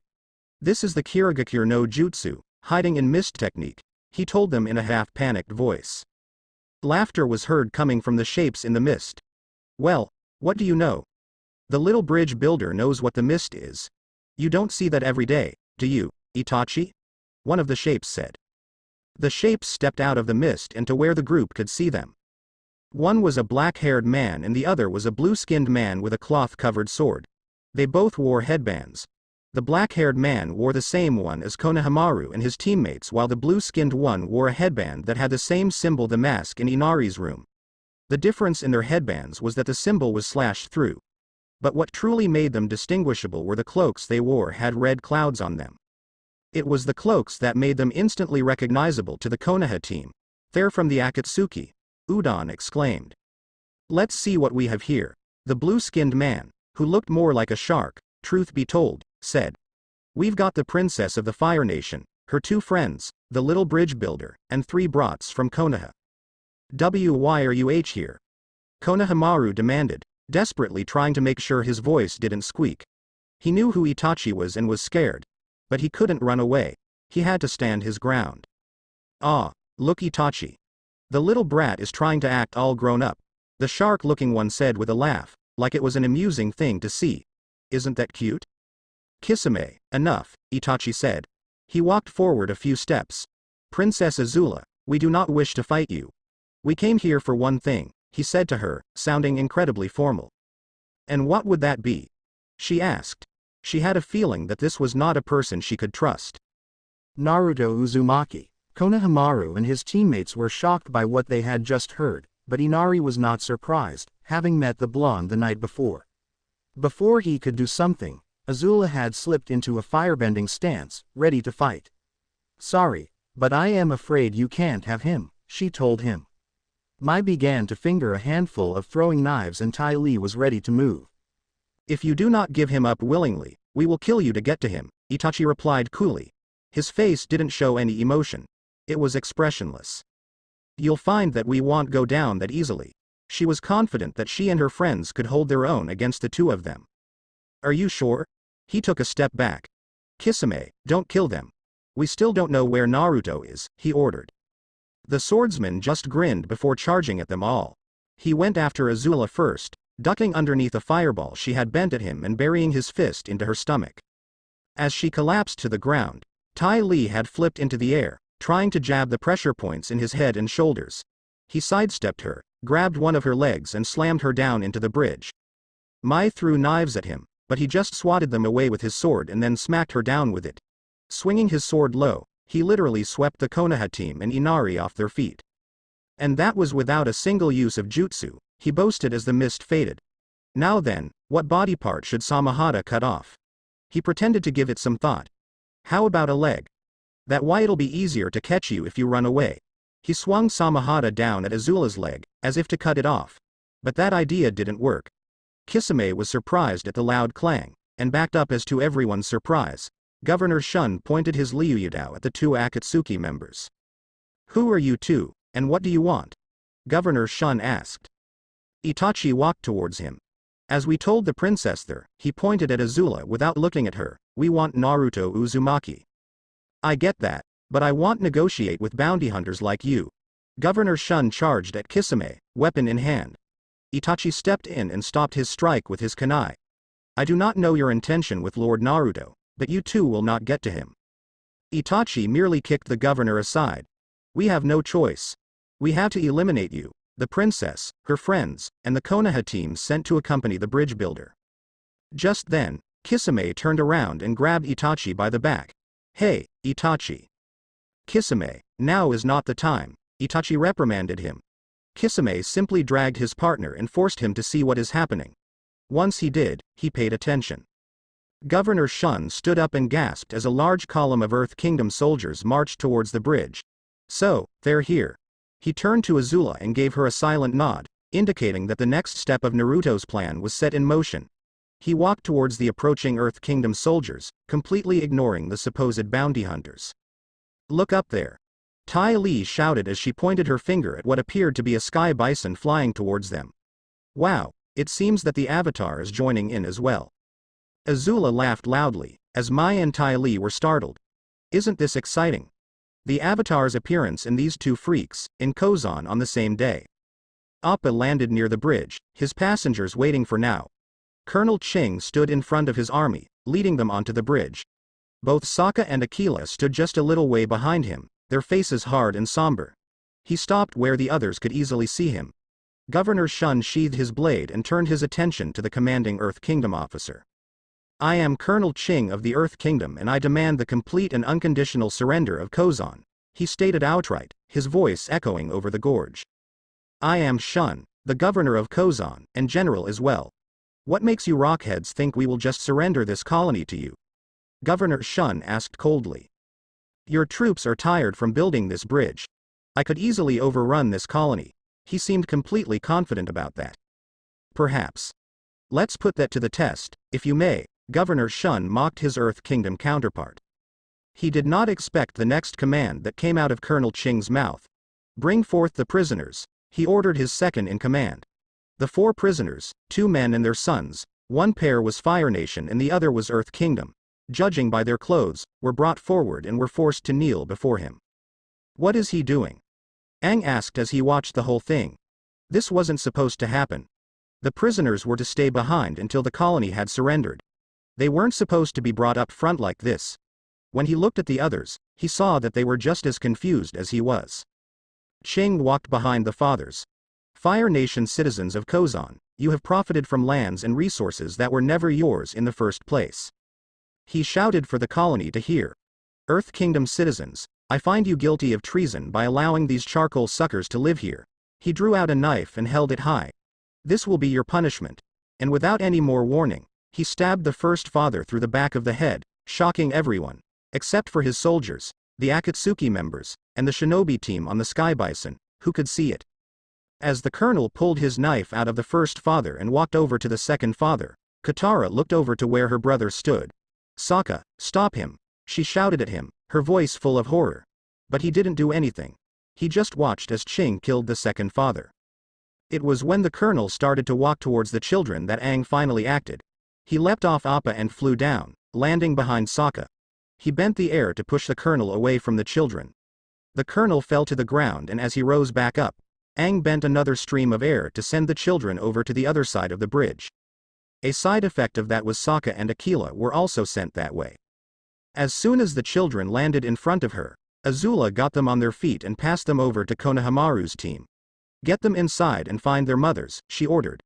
Konohamaru nodded in acknowledgement and began to herd the kids back into the colony with his teammates and Inari. What is the meaning of this, Colonel? Aang asked Ching, standing in front of the man. You said that you would try to convince the colonists to leave. There was supposed to be no bloodshed. It was supposed to be peaceful. They are Fire Nation. They don't belong here in the Earth Kingdom. The colonel said as he stood up, his voice becoming angry. But what about the Earth Kingdom people who live here? Surely, the man wasn't going to kill his own countrymen. He wouldn't do something like that. They are traitors, he screamed, his calm composure, which he had kept ever since they had met him, breaking. They deserve to die for letting Fire Nation filth live instead of doing their patriotic duty and kill them all. His eyes burned with a fire that Sokka, and much later, everyone except for Team Guy, would say was insane. Aang turned to the soldiers. Why haven't you arrested him? He demanded. They should have done that the second Ching started talking like that. But they hadn't moved a muscle. Because Colonel Ching is right, one of the soldiers yelled out. They are all traitors. He looked at them and realized that they all had the same kind of fire in their eyes as the colonel had. They would follow his orders and destroy the colony. Please, Colonel. He begged. You don't have to do this. Traitors and enemies to the Earth Kingdom are to be executed. If you're not going to help us, Avatar, Then get out of our way. Ching ordered him. Azula smirked at what was happening. She could not believe what she is seeing. The Avatar and his so-called ally are having an argument over how the colony would be dealt with, while the tribesmen that Naruto often talked about wore a neutral expression, as if he expected something like this to happen. Suddenly, Naruto appeared atop an ostrich horse on Kozen's side of the gorge. The ostrich horse raced across the bridge, stopping in front of Governor Shun and Colonel Ching. Naruto climbed down, clapped his hands mockingly at the air nomad. "Congratulations, Avatar Aang," he said. "You have successfully brought an enemy force to a Fire Nation colony with the intention to raze it to the ground. You are taking an active part in the war." Aang winced at the implication. Meanwhile, Appa landed briefly, letting Katara and Toph to join him. While this was all happening, Itachi and Kisame had joined them. "Look at the little fish cake, all grown up," Kisame commented, and pointed Samahata at Naruto's head. "I suppose we should thank you for saving us the trip. Come with us now." Naruto glanced their way. "How do you guys feel about a truce for now and help me with a massacre?" He made no effort to keep his voice quiet. Both sides of the bridge could hear him. "Ha! You think you can slaughter my men, with the puny number of troops that you have in the colony?" Colonel Ching taunted. He paid him no attention, focusing instead on Itachi. "Itachi, hasn't he killed you yet?" "Naruto, come with us," Itachi replied, not answering his question. "No, then we will have to take you by force." "No, you won't," the blonde said, mystifying them. "Not unless you want to miss the massacre." Azula had had enough. She crossed the bridge, grabbed her bodyguard by his arm, and pulled him to the side. "This isn't part of the plan we talked about," she hissed. "Of course it's not. I am just as surprised as you are, but those two could prove to be useful," Naruto whispered to her, before turning back to Itachi. "How about it? We call a truce, and you two can have fun with those troops there." Governor Shun turned to Colonel Ching and scoffed. "Looks like you rockheads have lowered down to the same level as some of my colleagues when it comes to coercion." There was no mistaking the disgust when he said "colleagues." "Very well then. We will show you no quarter." His side withdrew, moving quickly back to the colony. Colonel Ching watched them go. "I will enjoy this battle, charcoal sucker," he said, all but spitting out the words before turning to his troops. Sokka and Katara watched with fear as the two armies are about to clash. "Great going, Sokka!" Katara shouted down, glaring at her brother. "You led us into a battle instead of a peaceful withdrawal." He did not say anything back, feeling unhappy with the sudden turn of events. At the same time, he was not surprised to see the outcome of the failed negotiations, but the appearance of Naruto had changed everything. Both the Fire Nation and Earth Kingdom soldiers aimed their arrows in the sky, and released it, while the Earthbenders bent a column to protect themselves from the barrage of arrows. Meanwhile, the Firebenders bent enough fire to burn down the enemy arrows. A few Fire Nation soldiers were struck by the barrage. Colonel Ching was pleased with the progress that his army was making, confident in his victory over the Fire Nation, while thinking of ways to deal with the colony as soon as his army conquered it. First things first, though. They needed to soften up the defenses. Once he was certain they were softened, he signaled one of his subordinates. The man pulled out a horn and blew 2 blasts. His men started advancing across the bridge, right into Kozan. This was it. They would overwhelm the meager defenses and take the colony. Once the enemy army was on the bridge, Naruto signaled Azula. She bent out 3 small fire bursts into the sky. A few minutes later, a small explosion went off in the distance. One of the Earth Kingdom soldiers gasped as boulders had cut off their only path of retreat. Naruto signaled Azula again. She bent only 1 fire burst. Suddenly, 5 Komodo rhinos appeared, bypassing the boulders and charged towards the Earth Kingdom soldiers, hacking their way through. The colony's defenses gave a cheer when they realized who were riding the rhinos. Aang also recognized the newcomers. He wasn't filled with joy, rather shock. "It's those guys from the Chin village," he shouted at everyone. He took off in his glider and flew towards the battle. He tried bending some air at Colonel Monkey but was nearly hit by Vashir's flaming arrow. Sokka, on the other hand, was busy dealing with Kachi as Katara and Toph worked together to avoid Ogadi's bolos. "What are they doing here?" "Less questions and more fighting, Aang," Sokka commanded as he barely deflected the Guandao's blade. He turned around and saw an incoming Fire Nation pikeman. He reacted instantly, bashed his club into the pikeman's head. It was 1 hit and the soldier went down. Blood had spurted from his head, staining Sokka's shirt. Colonel Ching watched in fearful recognition at the sight of Colonel Monkey's men. Of all the units of the Fire Nation, why did they have to send the damned rough rhinos to deal with us? He asked. That was annoying. Colonel Ching. One of the earthbenders approached him as he pointed at the Fire Nation soldiers. The enemy is exhausted. Excellent. Colonel Ching looked at the boulders blocking their escape route. He then turned to the other earthbenders and raised his hand. Benders, clear the boulders. Non-benders, turtle formation. Shields up, spears out. The earthbenders ran towards the rubble and bent it out of the way, with one of their rocks narrowly missing Ye Lu in the process. Colonel Monkey saw what has happened and gave 2 fire bursts, indicating the rough rhinos to retreat. Colonel Ching was torn between taking the colony and taking out the nearest threat. In the end, he opted to stay with half of his army, while the other half followed the rough rhinos. The colonel may be smart to not chase after us, but I could not say the same regarding some of his soldiers, Colonel Monkey remarked as their chasers quickly caught up. He gave enough of a fight to get some room and then he gave out 2 long fire bursts. Okay, boys, let's ride. They pulled out of the fight easily and raced away. The Earth Kingdom soldiers again chased after them. What the Fire Nation wanted. The rough rhinos swerved around the road, allowing their chasers to see a different company. Loose. Colonel Shinyu commanded in a loud voice. The Yuyan archers fired upon the enemy. It wasn't even a challenge for them. As the Earth Kingdom soldiers died, the last thing more than a few of them saw was how bored their enemies looked. Once they were clear of the archers, the rough rhinos turned around and joined at the rear. Colonel Monkey rode up to the front, just in time to see Colonel Shinyu kill an Earth Kingdom junior officer with a shot in the throat. Looks like I made it, he remarked as he lowered his bow. Thank Lord Naruto for this ingenious plan, Colonel Monkey commented. Where is he anyways? The rest of the riders joined them. It was Vashir who answered. Fighting the leader of this Earth Kingdom force alongside the governor. The ex-archer kept his eyes forward, doing his best not to look at his fellow comrades. Colonel Shinyu gritted his teeth in frustration. Damn it. General Shun doesn't know what he's dealing with. Governor Shun, Kachi commented. He's barely surviving the fight right now. We saw a bunch of bounty hunters with cloaks standing in front of the colony. I am not sure what they want, but whatever it isn't good. Monkey watched as the remnants pulled together and fled back to Kozan. Calling them 20 men would have been generousal. Shall we pursue them again? Shinyu asled. No need, Colonel Shinyu. Those rockheads are stuck between us and the colony, and unless they wish to surrender, which they would not obviously do, they will fight to the death, he responded. The bridge was still in easy sight.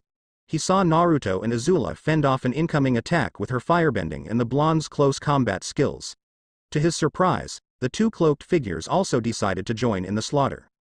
Back at the gates of Kozan, Naruto took care as more enemy infantry began to converge on them. While the Kirigakure no Jutsu still covered the battlefield, it made his life a bit easier by wading through the clumsy attacks from the non-benders, before stabbing 6 enemy troops with his Jien. He could hear Azula fighting nearby and it sounded like Tai Li and Mai were close by. He was able to see the Akatsuki, unfortunately. Kisame slammed Samahada into a column of earthbenders while Itachi used the Gokyaku no Jutsu to burn the non-benders. Any enemy that went up against them were handled with ease.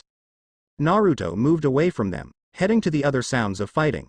He found Azula quickly enough through the mist. Azula, he shouted. What? She replied, still fighting. Try launching a medium fire burst into the sky, and keep the pressure going. Mai and Tai Li gasped in surprise. Are you nuts? Azula's going to be struck by the enemy before then. Tai Li told him. She crippled another earthbender with her Kai blocking. Mai finished him off with a knife through his throat. Naruto gritted his teeth in frustration and gave multiple fist pumps, rather insistently. He turned to Colonel Monkey, and gave the same multiple fist pumps, indicating that he should do the same as well. Reluctantly, both Azula and Colonel Monkey bent a large amount of fire into the sky and kept the burst for 10 minutes. Meanwhile, Itachi and Kisame started to tire themselves out as well. We did not come here just to die. Let us cut our losses and retreat, Kisame said. He was starting to feel a little drained. Itachi shook his head. Whatever Naruto is planning, we should wait and see. Kisame noticed the sky darkening. He realized what Naruto's plan was. Cause a sudden warmth in the atmosphere. The warm moisture would then help create a thundercloud. Personally, he thought it was a little odd and desperate. What, does the fish cake think lightning will strike these guys dead? He wondered. Meanwhile, Azula noticed several small raindrops falling. She realized what Naruto's improvised plan was all about. Of course. My lightning might be enhanced by the energy in the sky, she thought. At the same time, is Naruto insane? I do not know how much lightning I can redirect, or if he is aware that I can't redirect lightning at all. The thundercloud started to rumble as lightning flashed overhead. Then Azula realized what Naruto's goal was, involving her ability to bend lightning. Flashback. It will still not be enough. There are approximately 9,000 Earth Kingdom soldiers bearing down on us, and we only have a third of its strength, Governor Shun insisted. The governor is right, Naruto. How can you pull this off? Azula asked. Well, this is where my plan comes in. And with that, Naruto began to explain the details of the plan. The Earth Kingdom's troops are expected to converge on Kozan, but there is only one road towards it.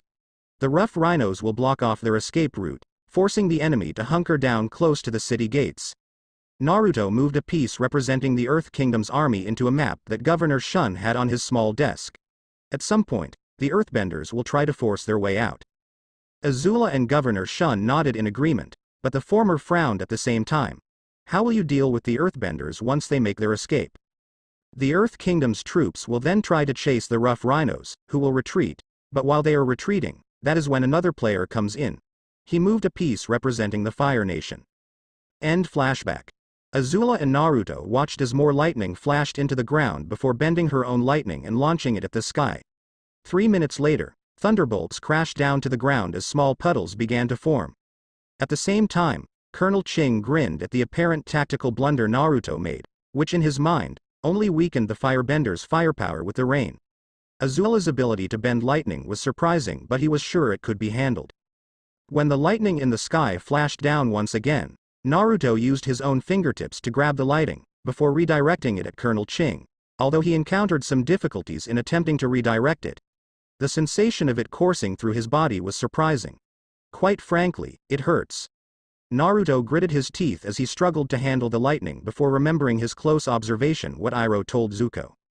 Redirecting raw energy, such as lightning, require finesse and a sense of adaptability. Improper methods of redirection can be fatal. He let the lightning pass down his arm, through his stomach, and up his other arm, which, albeit a little shakily, was pointed right at Colonel Ching. It struck him in the chest, knocking him down. He didn't get back up. However, Naruto grabbed on his arm and dropped to one knee. Azula, Mai, and Tai Li rushed to shield him. But when they saw their colonel struck dead, the Earth Kingdom wavered, then ran. Kisame and Itachi approached him, trying to take advantage of his condition. Azula bent another batch of lightning and struck the ground close to them. I thought you two wanted to cause a massacre, not steal my bodyguard, she snarled. Kisame grinned.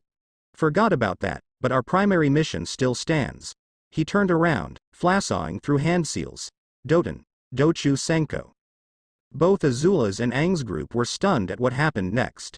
The ground liquefied before their eyes and Kisame and the Samahata sunk below it. Toph bent the earth to stop him but to no avail, making her eyes widen. Next, Kisame created a pitfall trap, catching the retreating soldiers by surprise as he re-emerged from underground and formed another hand seal. Sweeten. Dai Bakusu Shoha. A large amount of water engulfed the ground, adding another layer of trap to the frightened Earth Kingdom soldiers as the giant body of water became a prison. He grinned as he formed another set of hand seals. Sweeten. Sameadori no Jutsu. As they watched the Earth Kingdom soldiers struggle to break free from the water prison, both Katara and Aang were horrified. They had thought that it wouldn't be like this.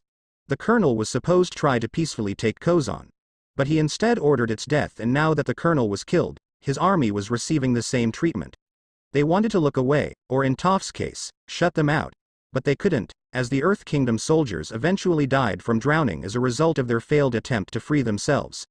The two Akatsuki didn't even try to kill them. They just stood there, watching. The Fire Nation soldiers, seeing the battle was done, began pulling back into the colony. Once Naruto was as sure they were all inside, he signaled Azula that it was time to go, to which she nodded. Getting across might be tricky with Itachi and Kisame there, but he was hoping they'd be busy. They barely took one step across the bridge when a cry of "Wait!" stopped them. Konohamaru and his team was back. "Boss, is that really you?" Konohamaru asked, hope in his voice as he stared at the blonde's back. Naruto stared to the end of the bridge in silence. "Will you turn to face them?" the Kyuubi asked. "This is one meeting I didn't want to have, Kyuubi," he told the fox. But he did turn around to face the three who once looked up to him. It was a long second where no one said anything in the rain. "You three have grown," he finally said. The last time he had seen them, they were practically shrimps. The three of them had tears in their eyes at those words. "It's really you, boss," Moegi happily said. "Where have you been?" demanded Konohamaru. The Konoha 11 had been searching for him for the past 3 years and had no luck. Now, he just showed up out of nowhere. "Why did you leave?" Udon asked, not bothering to wait for him to answer the first question. He hesitated, unsure of what to say to them. He couldn't act like he would have with the other Konoha teams, they didn't deserve that treatment. "For my own reasons," he finally told them. Will you come back?" Moegi asked. She sounded hopeful, which hurt him more than any kind of weapon they could have thrown at him. It hurt to see and hear them hope that he would come back. He shook his head.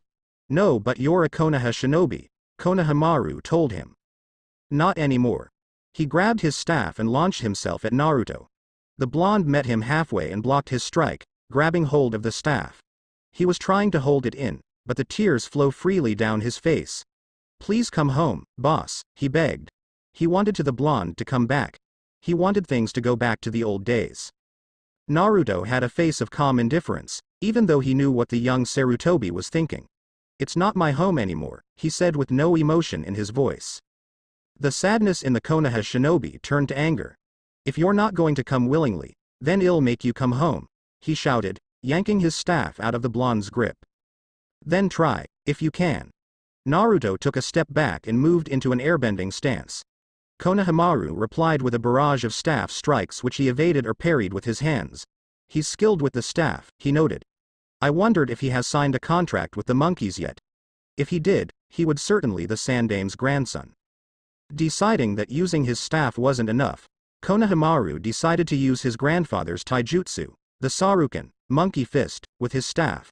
But still, Naruto evaded, dodged, and blocked the strikes. "Fight back!" Konohamaru yelled at him. "Fight back, Kami, take it."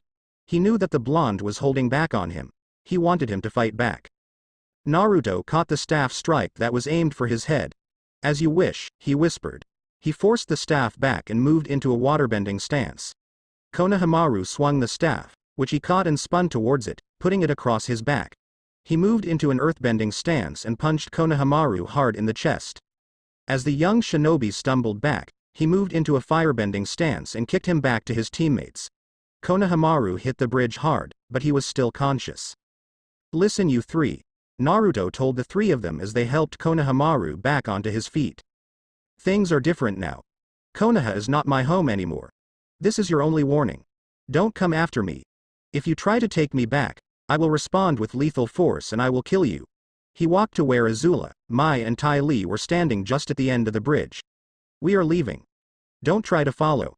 They left the bridge and Kozan behind them. Naruto kept looking forward, not looking back to see Konohamaru, Moegi, and Udon crying on the bridge. But he could hear them. "I am still annoyed that we had to leave after the killing spree," Kisame told his partner as they walked down a road. They left discreetly after finishing off the surviving Earth Kingdom soldiers who tried to surrender to them.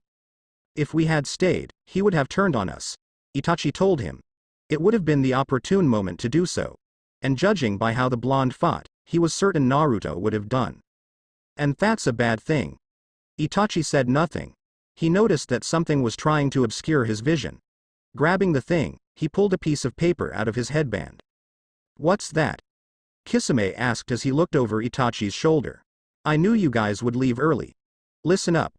I am giving you this one warning. Don't try to track me. Leave me alone and go back the elemental countries. You try to take me and you leave here with only your heads." Naruto, when did he? Itachi began to wonder. Then he remembered one point in the massacre when both he and Naruto fought close to each other. "Impressive, Naruto, very impressive. You could have killed me, but instead you gave us a warning. Now, can you back your words, or are you bluffing?" Well, what do you want to do, Itachi? Kisame asked his partner. Perhaps it is best to contact our leader and let him know what has happened, he suggested. Hey, he put the thing in your headband, it's your call. He usually didn't make the decisions between the two of them, he left that to his partner. Then we shall make camp when it gets dark, they continued in silence. After flying the rest of the day away from Kozan, the Avatars group set up camp on the edge of a forest as night fell. As they set up camp, Team Guy placed the same seal that Team Kurenai used in the swamp on the ground. Soon enough, the place was covered in smoke and all anyone could hear was a poof. After the smoke cleared, Team Kurenai and Team Asuma joined in setting up the camp. Soon, the camp had been set and dinner had been eaten. Once they had eaten, they learned two stories about Naruto. Kurenai told the first story. During one of his tours in the Earth Kingdom, Naruto and the division he was with were ordered to take the city of Tong. The city was a matriarchal city and was a place where warrior women were trained. The only place that was better for training women in the art of war than Tong was Kyoshi Island. When they arrived at the city, the commander of the division sent Naruto into the city to see if they were willing to negotiate surrender. He went into the city and didn't come back for the rest of the day. The next day, the commander and a few other soldiers could enter the city to discuss terms while also meeting up with Naruto again. When they talked terms with the young female leader of the city, one of the terms was that they kept Naruto. The commander refused the term, which led to insults which almost broke out into a fight. It was at that point when a drink of water was accidentally thrown at Naruto, splashing him, and making him almost soaking wet. The sight of a wet and surprised Naruto stunned the room for a few seconds and then turned the Earth Kingdom women, who had been towing the line ever since the blonde came into the city, became full-blown fangirls at that point and tried to kidnap him at that point. The commander, Naruto, and the soldiers literally had to fight their way out of a city full of fangirls. After they had managed to get out of there, the city surrendered on the spot. It was a humorous story that made some of them found funny, but the second was not humorous nor did any of them found it funny. Asuma told them this.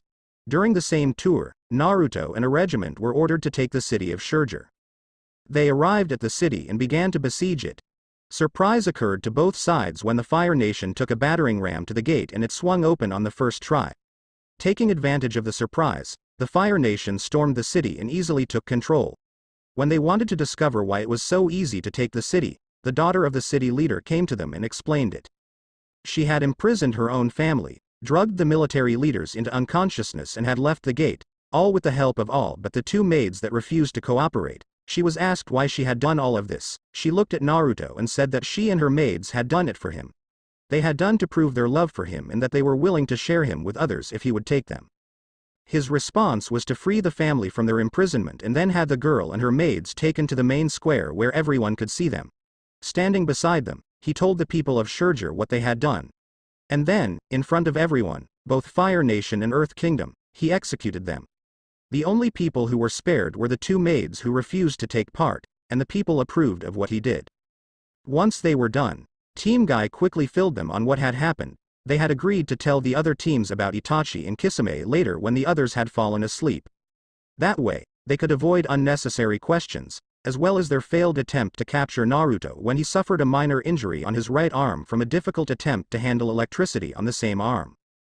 That massacre would not have happened had Sokka kept his mouth shut, Katara told them after the story was done. The horror she had felt had disappeared. In its place was anger. My mouth shut. My mouth shut. Sokka repeated, standing up from where he sat. Are you saying this entire thing was my fault? Yes, it is, she answered. It's your fault for letting those two boys' fathers die and killing every Earth Kingdom soldier there. It never would have happened if you didn't rile the colonel up. It would have happened anyway, he shouted at her. I'll admit that letting the fathers die is my fault. I'll admit that killing those soldiers is on me as well. But blaming me for this, if anything, the fault belongs with you and Aang. Me? Aang asked, surprised by the tribesman's words. I didn't do anything, he had tried to stop it. You brought the soldiers there because you were naive enough to believe the colonel, Sokka told him, being blunt. But Katara takes most of the blame. And what exactly did I do that's made me get most of the blame? She asked with a tone of self-righteousness. She believed that she had done nothing wrong. Whenever I let you know that I didn't trust the guy, you ignored me, he told her. I knew that something was off when the colonel said he was going to convince the colonists to leave. Sokka, I heard his heartbeat, Toph told him. He wasn't lying when he said that he was going to convince them. As far as she could tell, the man had been telling the truth the entire time. You heard his heartbeat, but you didn't hear what he thought, he said to the blind earthbender. If he were mentally replacing the word kill with the word convince, had been able to get by you detecting him lying. I tried to tell you guys that, but every time I did, Katara blew me off like I was only playing around. You even told me to stop acting like a child. I said that because you were acting like one. This wasn't her fault. She had done nothing wrong. He got angrier at her words. I've stopped acting like a child the day Dad left, he said to her. I may have acted goofy, silly, or outright stupid when it came to some things, but the protection of the group always came first. I was suspicious of the colonel and all you did was told me to stop being paranoid. You've been paranoid before and every time he's been wrong. She could list the number of times he had been suspicious about someone, only to be proven wrong off the top of her head. It spoke for itself. I wasn't wrong about Jet, he reminded her. You just like to think you discovered that yourself. Face the facts, Katara. If you listened to me, the colony wouldn't have been put in danger and all those soldiers that I had to kill wouldn't be dead. He fell silent and in the silence, he looked at his arms and hands. Sokka, are you okay? Aang asked. As if to answer his question, the tribesman's arms began to shake badly. That face, he muttered. I can still see that pikeman's face. His blood, it's still on my hands. Must get it off. Have to stop seeing that face. He fell to his knees and threw up violently. He fell to the ground and his body began to shake like he was losing control of his body. Sokka, what's the matter? Katara asked, concerned for her brother taking over her anger at him. Ino was the first to reach him. He's in shock, she informed everyone, her hands beginning to glow with green chakra. The rest of the night was spent trying to make sure Sokka would be alright. Naruto stared at the fire while he knew the girls were staring his way. They had gone after the Avatar but had no idea where he had gone to. Moreover, the rough rhinos had decided to stay for a few days in Kozan, to rest and recuperate. So, they had stopped early and set up camp. But during the entire time, it just felt awkward between Naruto and the three girls. Perhaps it's time we went to bed, he suggested as they all sat in silence. He couldn't help but think about how the two Akatsuki members had shown up. He had played one hell of a bluff to scare them off and he wasn't even sure it had worked. Azula scowled at his words. We're not going anywhere until you answer some questions, she told her bodyguard. You didn't act surprised when the bridge builder and the Konoha team saw you. How long did you know about them? I found out they were here after you told me to stay away from Governor Shun's house and the bridge. I knew you wanted me to stay away from those places for a reason, so I went to the bridge to see what you wanted to keep secret from me, he explained, getting all the reasons out so this could end quickly. Is that all?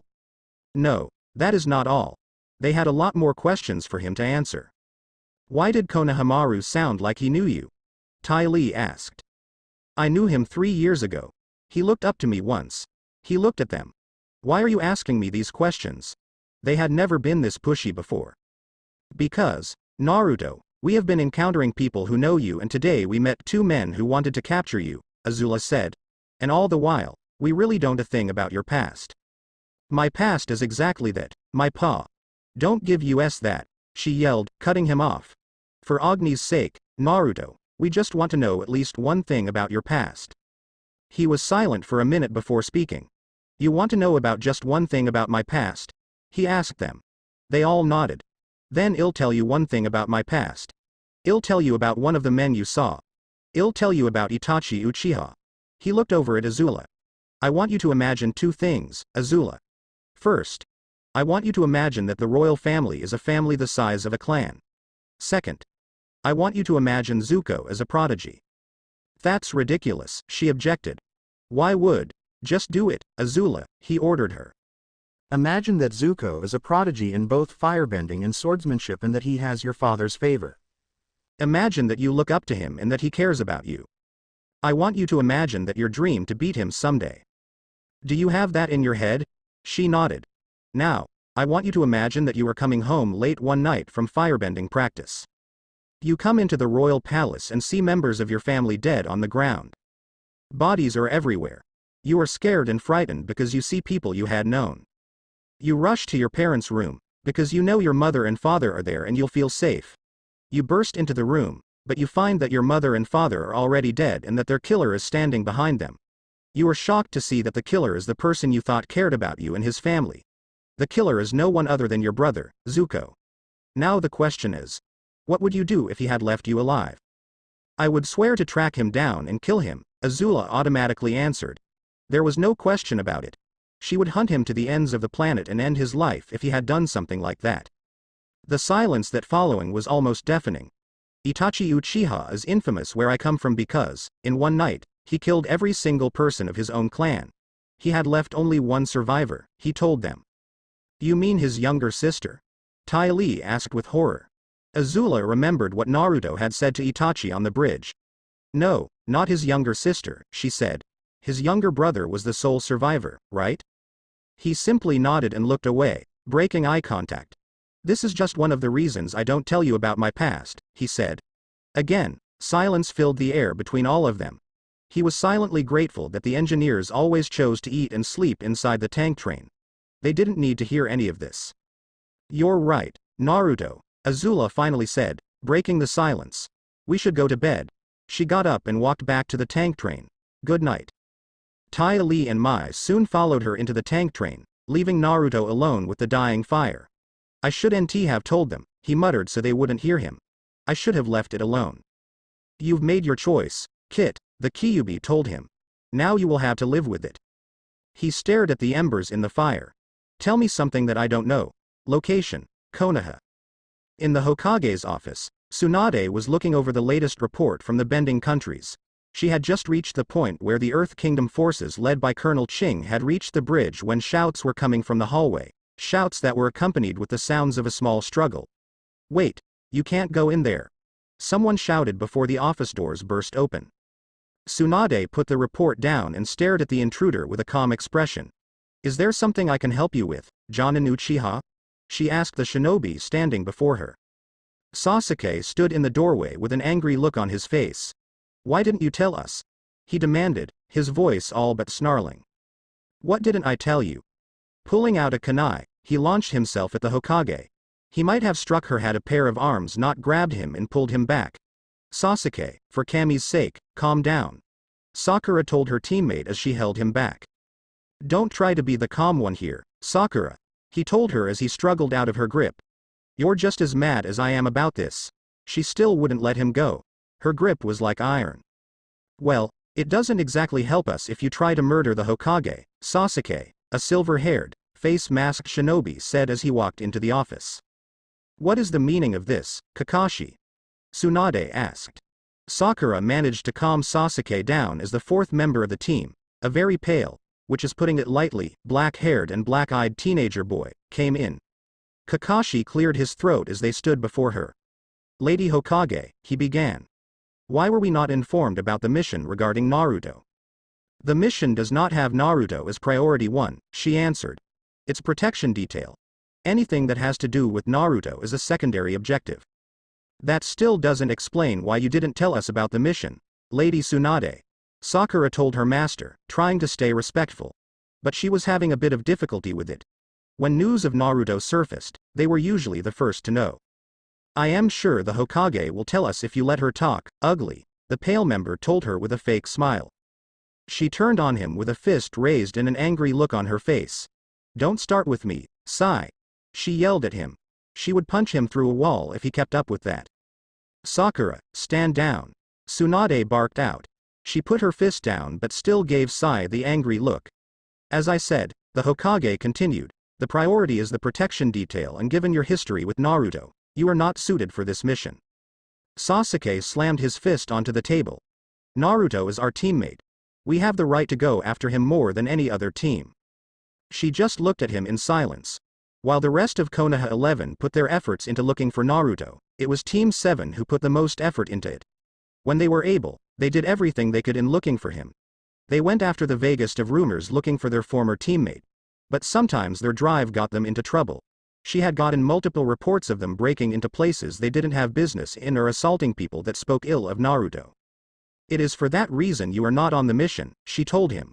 We both know that you would abandon the person you would protect in heartbeat if it gave you the chance to go after Naruto. Lady Hokage, with all due respect, Naruto is our teammate, Kakashi spoke. He would have continued, but she cut him off. Don't give me that excuse, Kakashi. You don't think I haven't read the reports about your team's hunts for Naruto? About how your team has illegally broken into places just because you heard a vague rumor that he might be there? Or about how your team sent a person to a hospital's ICU because they insulted him?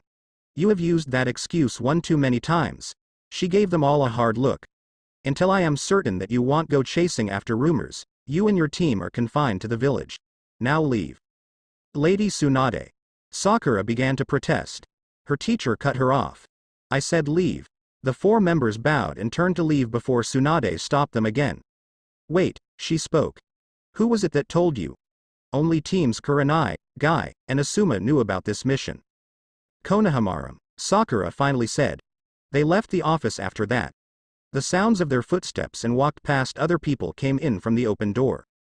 Shizune, yelled out Tsunade after a few minutes of silence. Get Team Ebisu in here now. Kami, take that woman. Sasuke swore as he and the rest of his team walked down one of Konoha's streets. The other people in the street could feel the tension and anger he was giving off and gave the team a wide berth. Watch it, Sasuke, Sakura warned her teammate. That woman is my teacher, and your Hokage. While she was just as angry, she was still protective of her sensei. You know, Sakura, you're making it sound like she was your only teacher, Kakashi told her with an eye smile. I am hurt. She knew that he was playing, but she smiled apologetically anyway. And Sasuke, as much as I dislike it myself, the Hokage confined us for good reason, he said to his other student, his tone turning serious.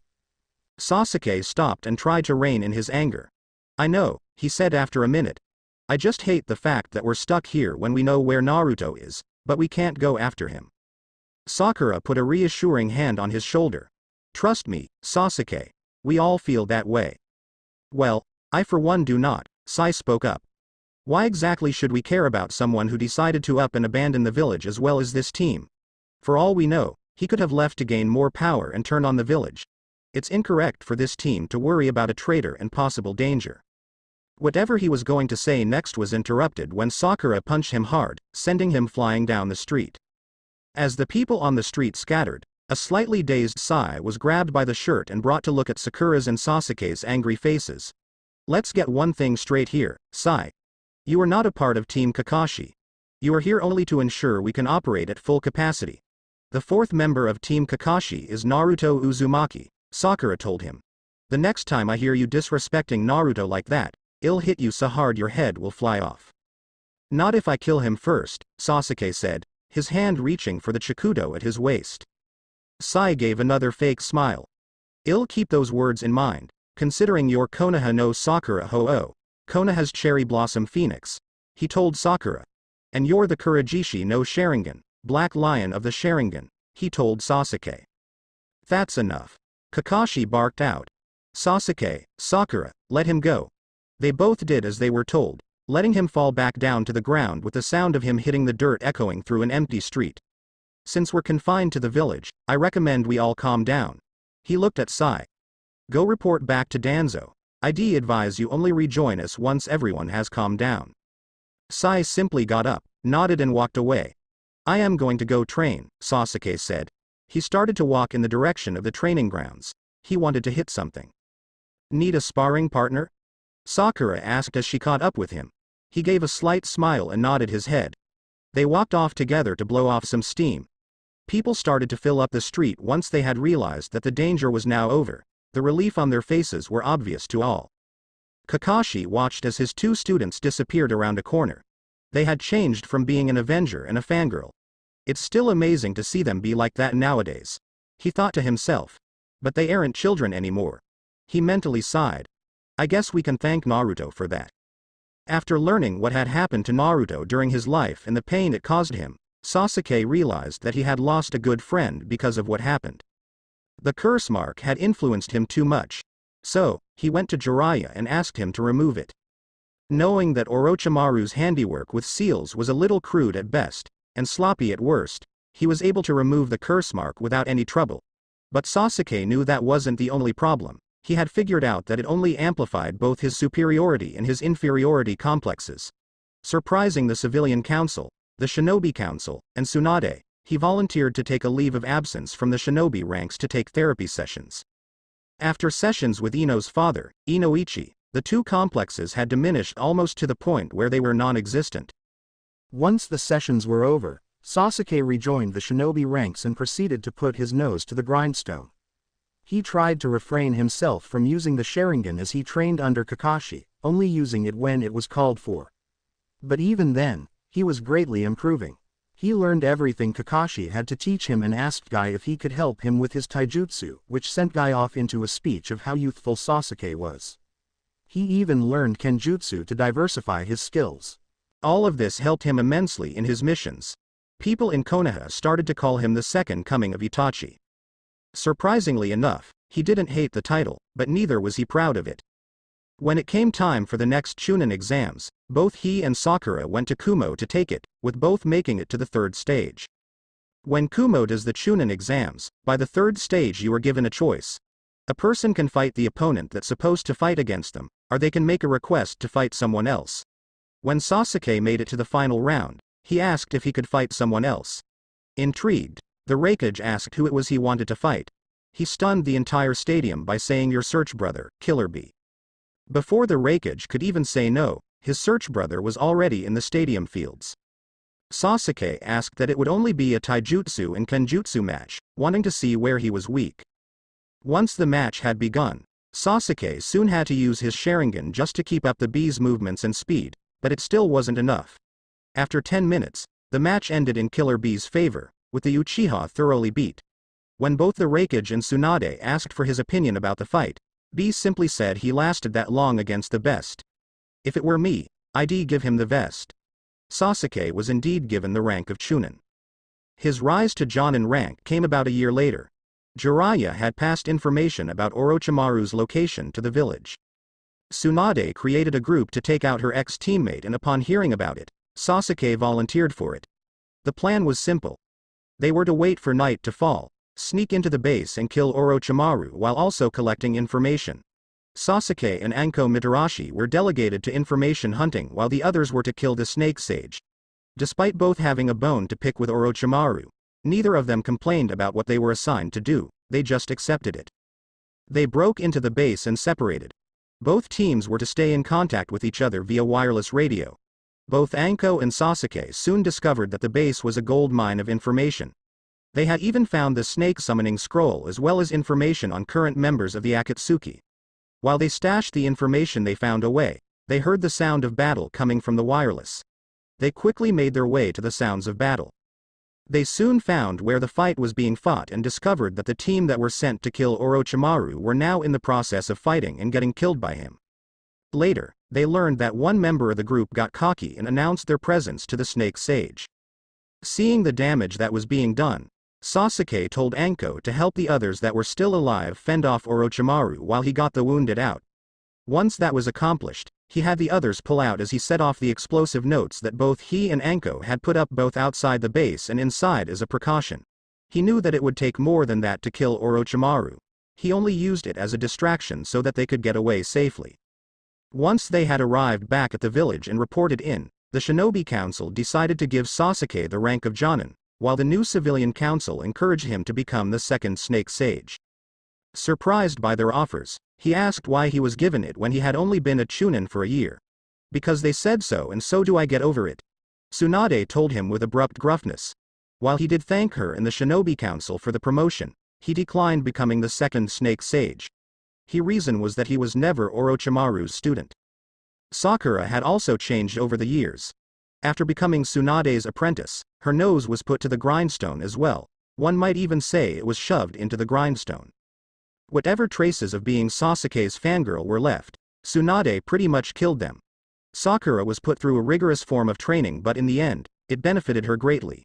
She now saw Sasuke as a friend and had even apologized for how she acted towards him when they were younger.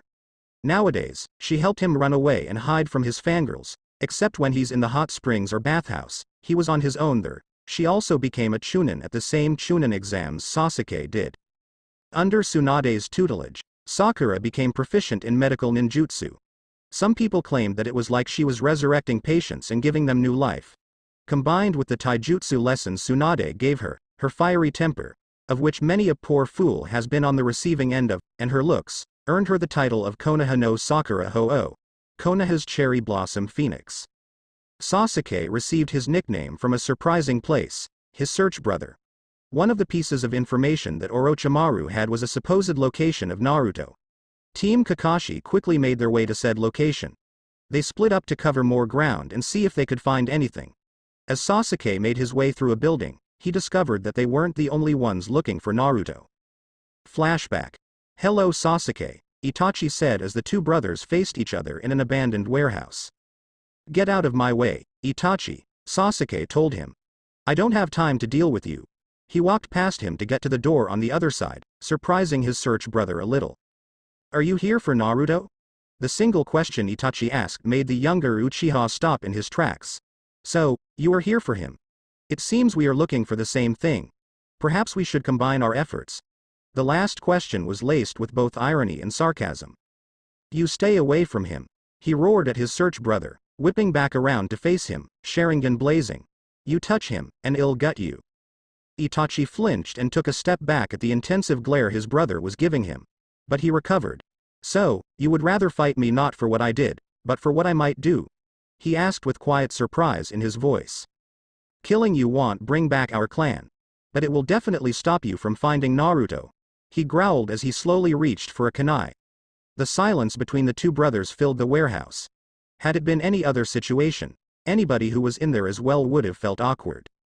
Fighting to protect your friends rather than to avenge your family. Itachi was silent for a couple of seconds and then smiled.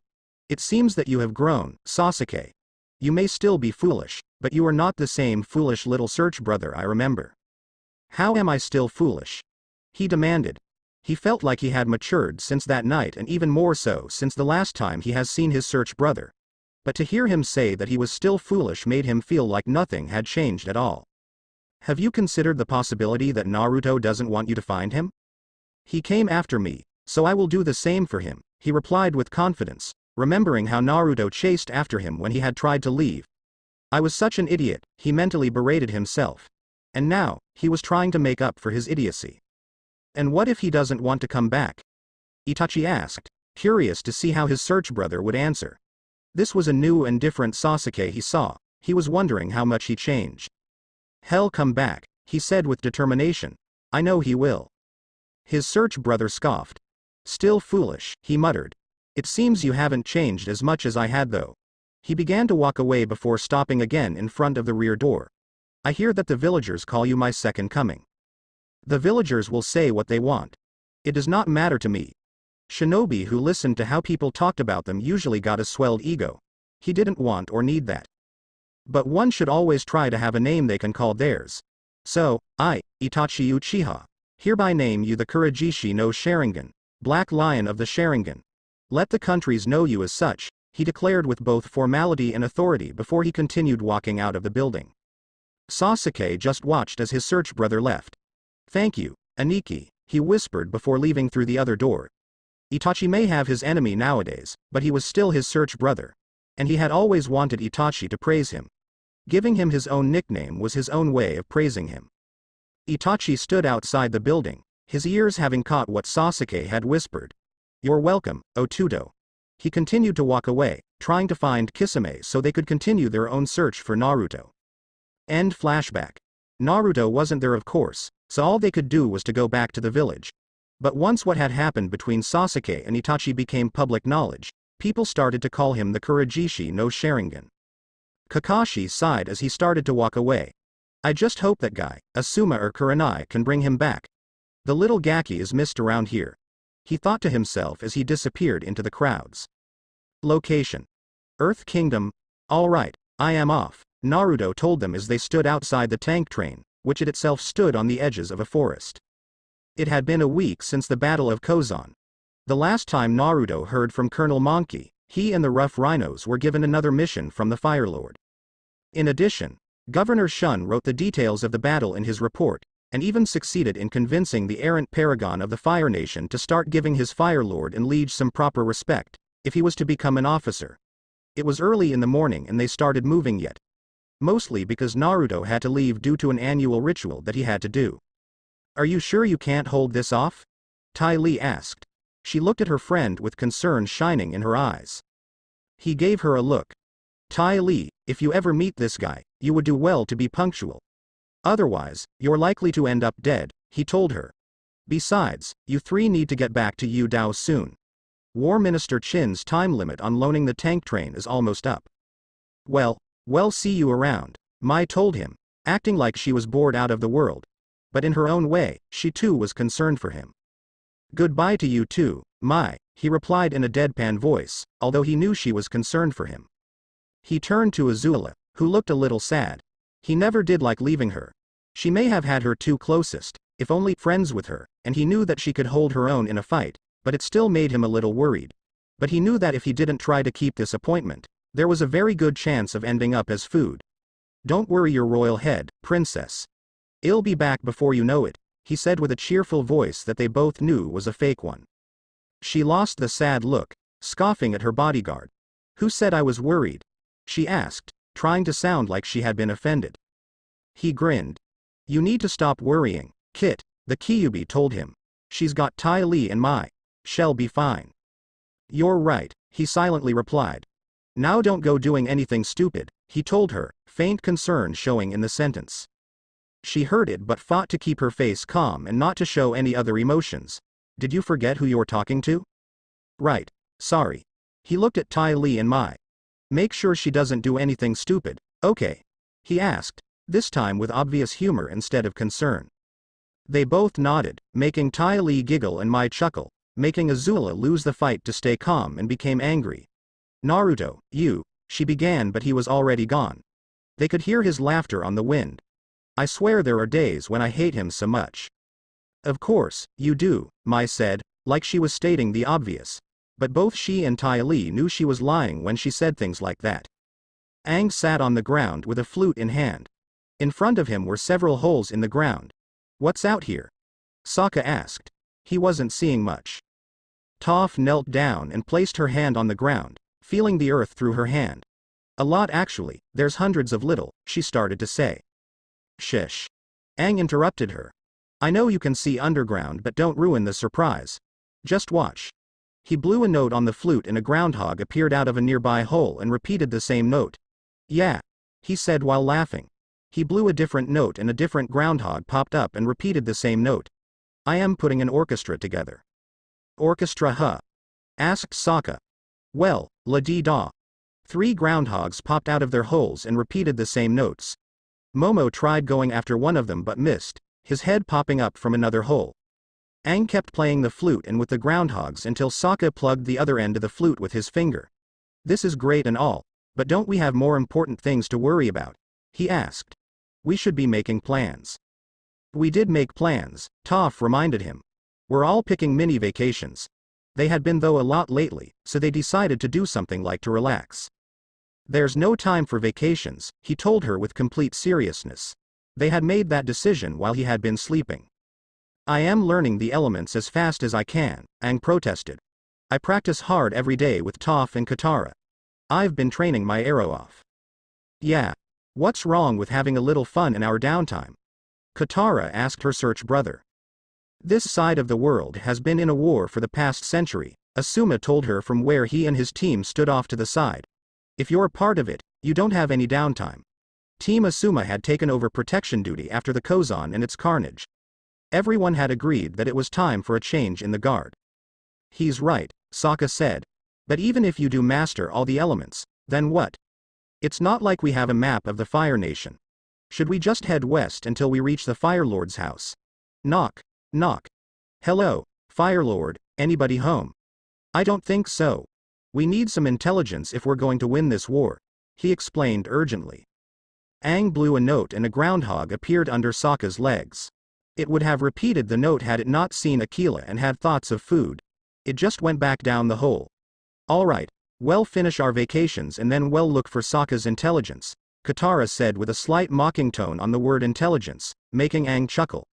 Both Shikamaru and Asuma looked at the two with slight disapproval. They both knew that trying to find intelligence could be the key to turning the fight into their favor. After he was done, Aang grabbed the map and opened it up. "Your turn, Katara," he said. "Where would you like to go on your mini-vacation?" She looked at the map. "How about the Misty Palms Oasis?" "That sounds refreshing," she suggested, pointing to its location. It looked interesting on the map, so she was interested to see what it looked like in real life. "Oh yeah. I've been there. It's a pristine natural ice spring. And I don't usually use the word pristine. It's one of the nature's wonders," he explained to her. "Well, let's go already," Sokka told them impatiently. "The sooner we're done with these mini-vacations, the sooner we can get back to the more important things." He walked back towards Appa, climbing aboard. "What's wrong with him?" Aang asked Katara. "I don't know, he's been like that ever since Kozon," she answered honestly. Since taking part in the battle outside Kozon, Sokka had been acting a little more serious. He still made sarcastic comments and made jokes, but they knew that something inside of him had changed. "It's his way of coping with the fact that he killed someone for the first time," Asuma answered them, walking up to them while everyone else was getting back on Appa. "Coping?" Aang asked. "Yes, coping. You guys are coping in different ways. You, Katara, and Toph are coping by delaying getting back to what you're supposed to do. He's coping by wanting to get the war over with, so he's hurrying you all along," he explained, having seen people go through this kind of thing before. "Will he be alright?" Katara asked. Despite what had happened between them, Sokka was still her search brother. She would worry about him, even when he got paranoid about something and turned out to be wrong. "Just give him some time. That's all you can do at this point," he told them before walked away towards his team and leaving them to think over his words. Everyone got on Appa and flew in the direction of the Misty Palms Oasis. However, once they got there, it was not what they were expecting. "Must be changed ownership since I was here," Aang told the group, chuckling nervously before they walked in. The ice spring shown on the map was big, but in real life, it looked like a small, steaming clump of ice. The fact they saw a dog licking it didn't help either. They walked to what looked like a cantina when a clothed-covered man hawked one at Sokka's feet. But before he could do anything, Katara grabbed him and pulled him into the cantina. They entered the cantina and saw it was just a watering hole, with people both drinking and sleeping. Their attention was drawn to the bar, where the bartender was creating a drink with fruits and handing out said drink using nothing but his swords. "I am getting one," Choji stated, looking intently at the bar.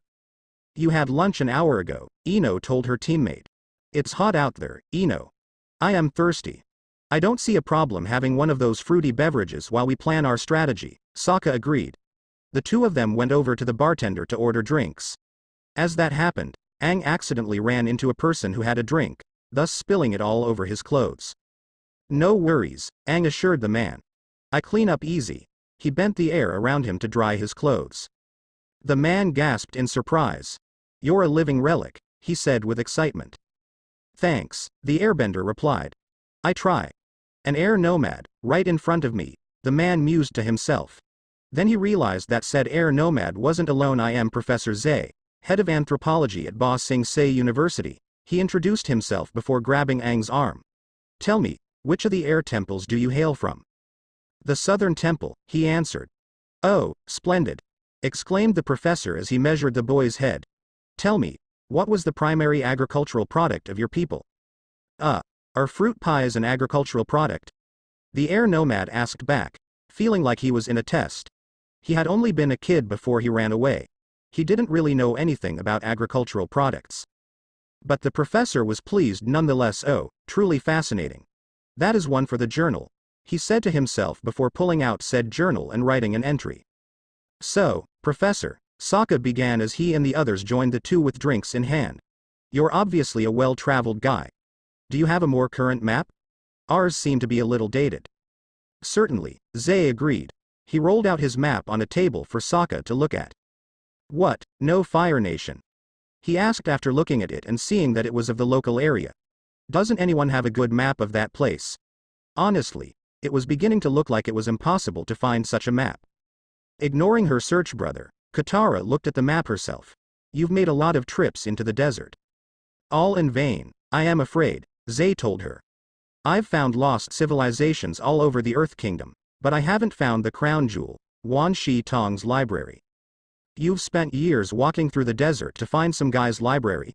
Toph asked in disbelief from the chair she sat in. This library is more valuable than gold, little lady. It is said to contain a vast collection of knowledge, and knowledge is priceless. Sounds like good times, she replied, sarcasm evident in her voice. Oh, it is, he said, ignoring the sarcasm. According to legend, it was built by the great knowledge spirit, Wan Shi Tong, with the help of his foxy knowledge seekers. Just for clarification, Shikamaru asked. When you say foxy knowledge seekers, do you actually mean that they're foxes or they're attractive women? It's best to find these things out early, so they could avoid a misunderstanding later. Personally, I hope it is attractive women, Sokka said. Or they could just look like foxes, Katara told her search brother, admonishing him. You're both right, handsome little creatures, Zay said before pulling out a scroll with a building design of the library on it and placing it on the table, over the map. Wan Shi Tong and his knowledge seekers collected books from all over the world and put them on display for mankind to read, so that we might better ourselves. If this place has books from all over the world, do you think they've got info on the Fire Nation? A map, maybe? Sokka asked, hope evident in his voice. I wouldn't know. But if such a thing exists, it's in Wan Shi Tong's library. Okay then. He looked at everyone else. Then my vacation time will be spent at the library. If you have any complaints, I don't want to hear them, he told them, keeping it short and to the point. It's troublesome, but it's also the first useful vacation we've had since you guys decided to go on a break, Shikamaru said, throwing a look at Aang and Katara. They weren't quite sure if he was insulting them or not. Hey, what about me? Asked Toph. When do I get to pick? You gotta work here a little longer before you can qualify for vacation time, Sokka told her. She just slammed the drink in her hands onto the table, showing them that she was annoyed by his words. Of course, there's the matter of finding it, Zay admitted. I've made several trips into the Siwang Desert and almost died each time. I am afraid that desert impossible to cross, he noted with a disappointed tone. Sokka and Aang shared a look and had the same idea. Professor, would you like to see our sky bison? Sokka asked him. Do you actually have a sky bison? Zay asked them, both surprised and joyful. Before anyone could answer, they all heard loud barking coming from outside the cantina. That's Aquila. The tribesman exclaimed, running out of the cantina. Everyone else followed quickly on his tail. They ran out of the cantina and outside the oasis walls, where they had left the animals. Aquila stood in front of Appa, growling and barking at a group of cloth-covered people. Appa was growling as well. Sandbenders, shoo! Away from the bison and the wolf! Ordered Zay as the group reached them. They did as they were told, boarding their sand sailor and sailing away into the desert. Naruto entered the place via the usual way. Honestly, he muttered, walking down the side of the wall. The least he can do is let me know where the back door is. That way I don't have to do this every time.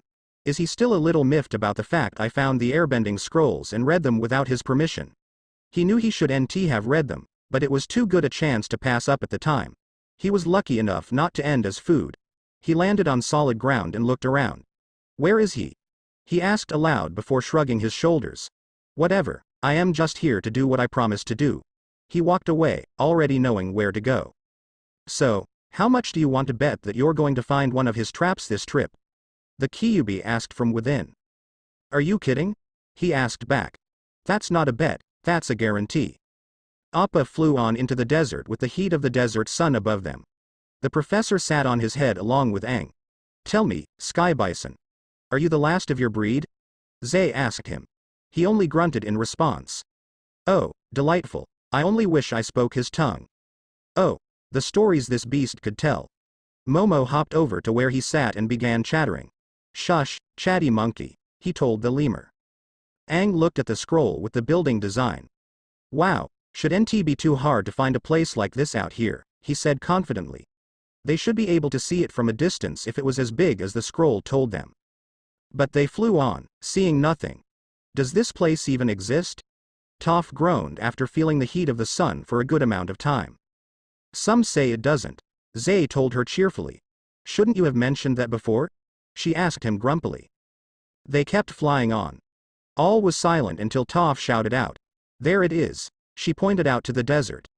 Everyone looked at where she was pointing and saw nothing. They all looked at her. That's what it will sound like when one of you spots it, she told them before waving her hand in front of her face with a mocking smile on her face.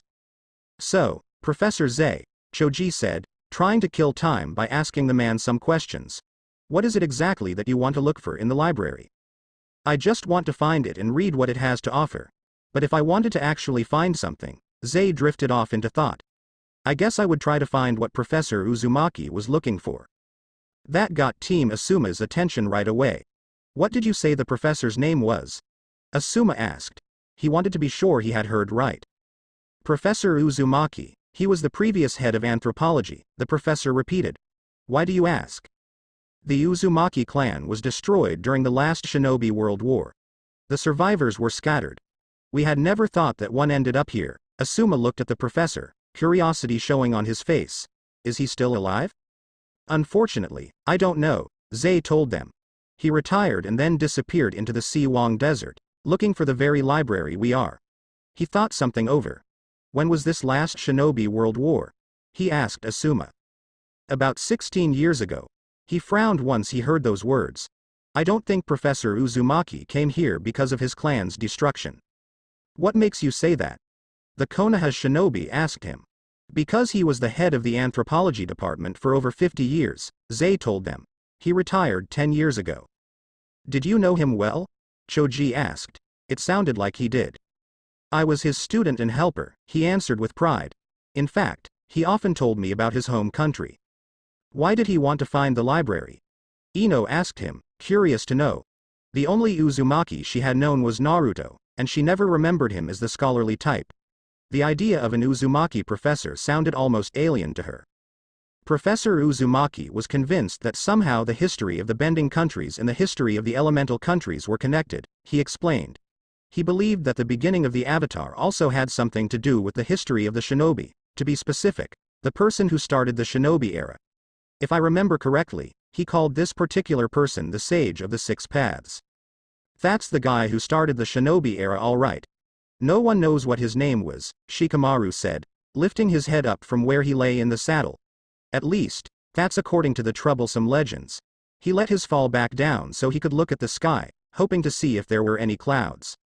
Professor Uzumaki hunted everywhere for evidence to support his hypothesis, but he could only find scraps of information, which led him to believe that the answers he was looking for were in Wan Shi Tong's library. However, the university would not allow him to go look for it, so he retired. Why would he think the answers would be in the library? Sokka asked him. According to the information he gathered, the library holds tomes and scrolls that speak of the era the first paragons lived in, as well as the history dealing with the beginning of the Avatar. Sokka looked down at the paragon medallion hanging from his neck. Are you sure? He asked the professor. He knew little of the paragon's past, so he was curious to know what had happened. I don't know. That's why I want to find the library. They flew on for a few more minutes. The heat kept beating down on them, making them start to sweat. It shouldn't be this hard to spot a giant, ornate building from the air, Katara said as she and Sokka looked over the side of the saddle. Sokka looked through his telescope to look through the desert and saw something. Down there, he called out, getting everyone's attention. What's that? He pointed down at the object. Aang landed Appa in front of what appeared to be a tower buried in the sand. Forget it, Katara said as she held the scroll of the library designs. It's obviously not what we're looking for. The building in this drawing is enormous. They all then saw something shine on nearby dune. On the top of said dune was a canine-like animal with a scroll in its mouth. What kind of animal is that? Sokka asked as they watched it head towards the tower and then run up the tower wall before disappearing through a window. I think that was one of the knowledge seekers, Zay said in excitement. I don't know about that, but I know I saw a fox, Choji said. We must be close to the library, the professor announced with enthusiasm. Sokka looked at the drawing. No, this is the library. Look, he pointed to the tower buried in the sand and then to the tower on the top of the building in the drawing. They were one and the same. It's completely buried. Realization dawned on Z's face. The library is buried. My life's ambition is full of sand. He fell to the ground and then his attitude did a complete 180. Well, time to start excavating, he said cheerfully before grabbing a small trowel and digging up the sand. The others looked at him in disbelief. He was going to need more than a trowel to get through that much sand. Toph walked up to the tower wall and placed a hand on it, feeling the entire structure. Actually, that won't be necessary. The inside seems to be completely intact, and it's huge. The fox went through a window up there, Asuma said, pointing upwards at the window. I say we climb up there and give it a look, Sokka suggested. Toph folded her arms. I say you guys go ahead without me, she told them. You got something against libraries? Katara asked her. I've held books before and I've gotta tell you, they don't exactly do it for me. Oh right, sorry, she awkwardly replied, once again remembering that Toph was blind. Let me know if they have something you can listen to.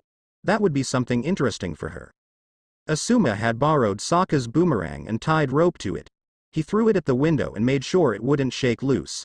He began to climb up with Zay and Katara behind him while his team brought up the rear. Aang and Sokka, however, were with Appa and Aquila. Don't worry buddy, Aang told his sky bison. I am not making you go underground ever again. You can stay out here with Toph. That goes for you too, Aquila, Sokka told the wolf. And remember, if Toph tries to do anything stupid, aim for the hair. Aquila nodded in answer, ignoring Toph's protest. The two of them left, leaving a blind earthbending master with a sky bison and a white wolf. What's up? That was the first question she asked the two of them. Everyone else was climbing down the rope into the library. The sound of feet scraping against the stone tower echoed out into the desert. When they got past the insides of the tower, and felt the cool air wash over them, they saw the entire library. Oh, it's so breathtaking, Zay stated as they all hung onto the rope. The spirits spared no expense in designing this place. Look at those beautiful buttresses. The last sentence sent Sokka, Katara, and Aang into fits of giggles. What's funny? The professor asked them. Nothing, Aang told him. We just like architecture. As do I, the professor said, missing the point. Whatever, will you people hurry it up? Ino said higher up on the rope. She didn't want to be hanging on the thing all day long. Soon enough, they all got off the rope and onto a bridge in the middle of the hallway. My word, began Zay. The exquisite mosaic handiwork of this tile rendered avian symbol. He trailed off when he realized that everyone was giving him a weird look. Nice, owl, he finished off lamely.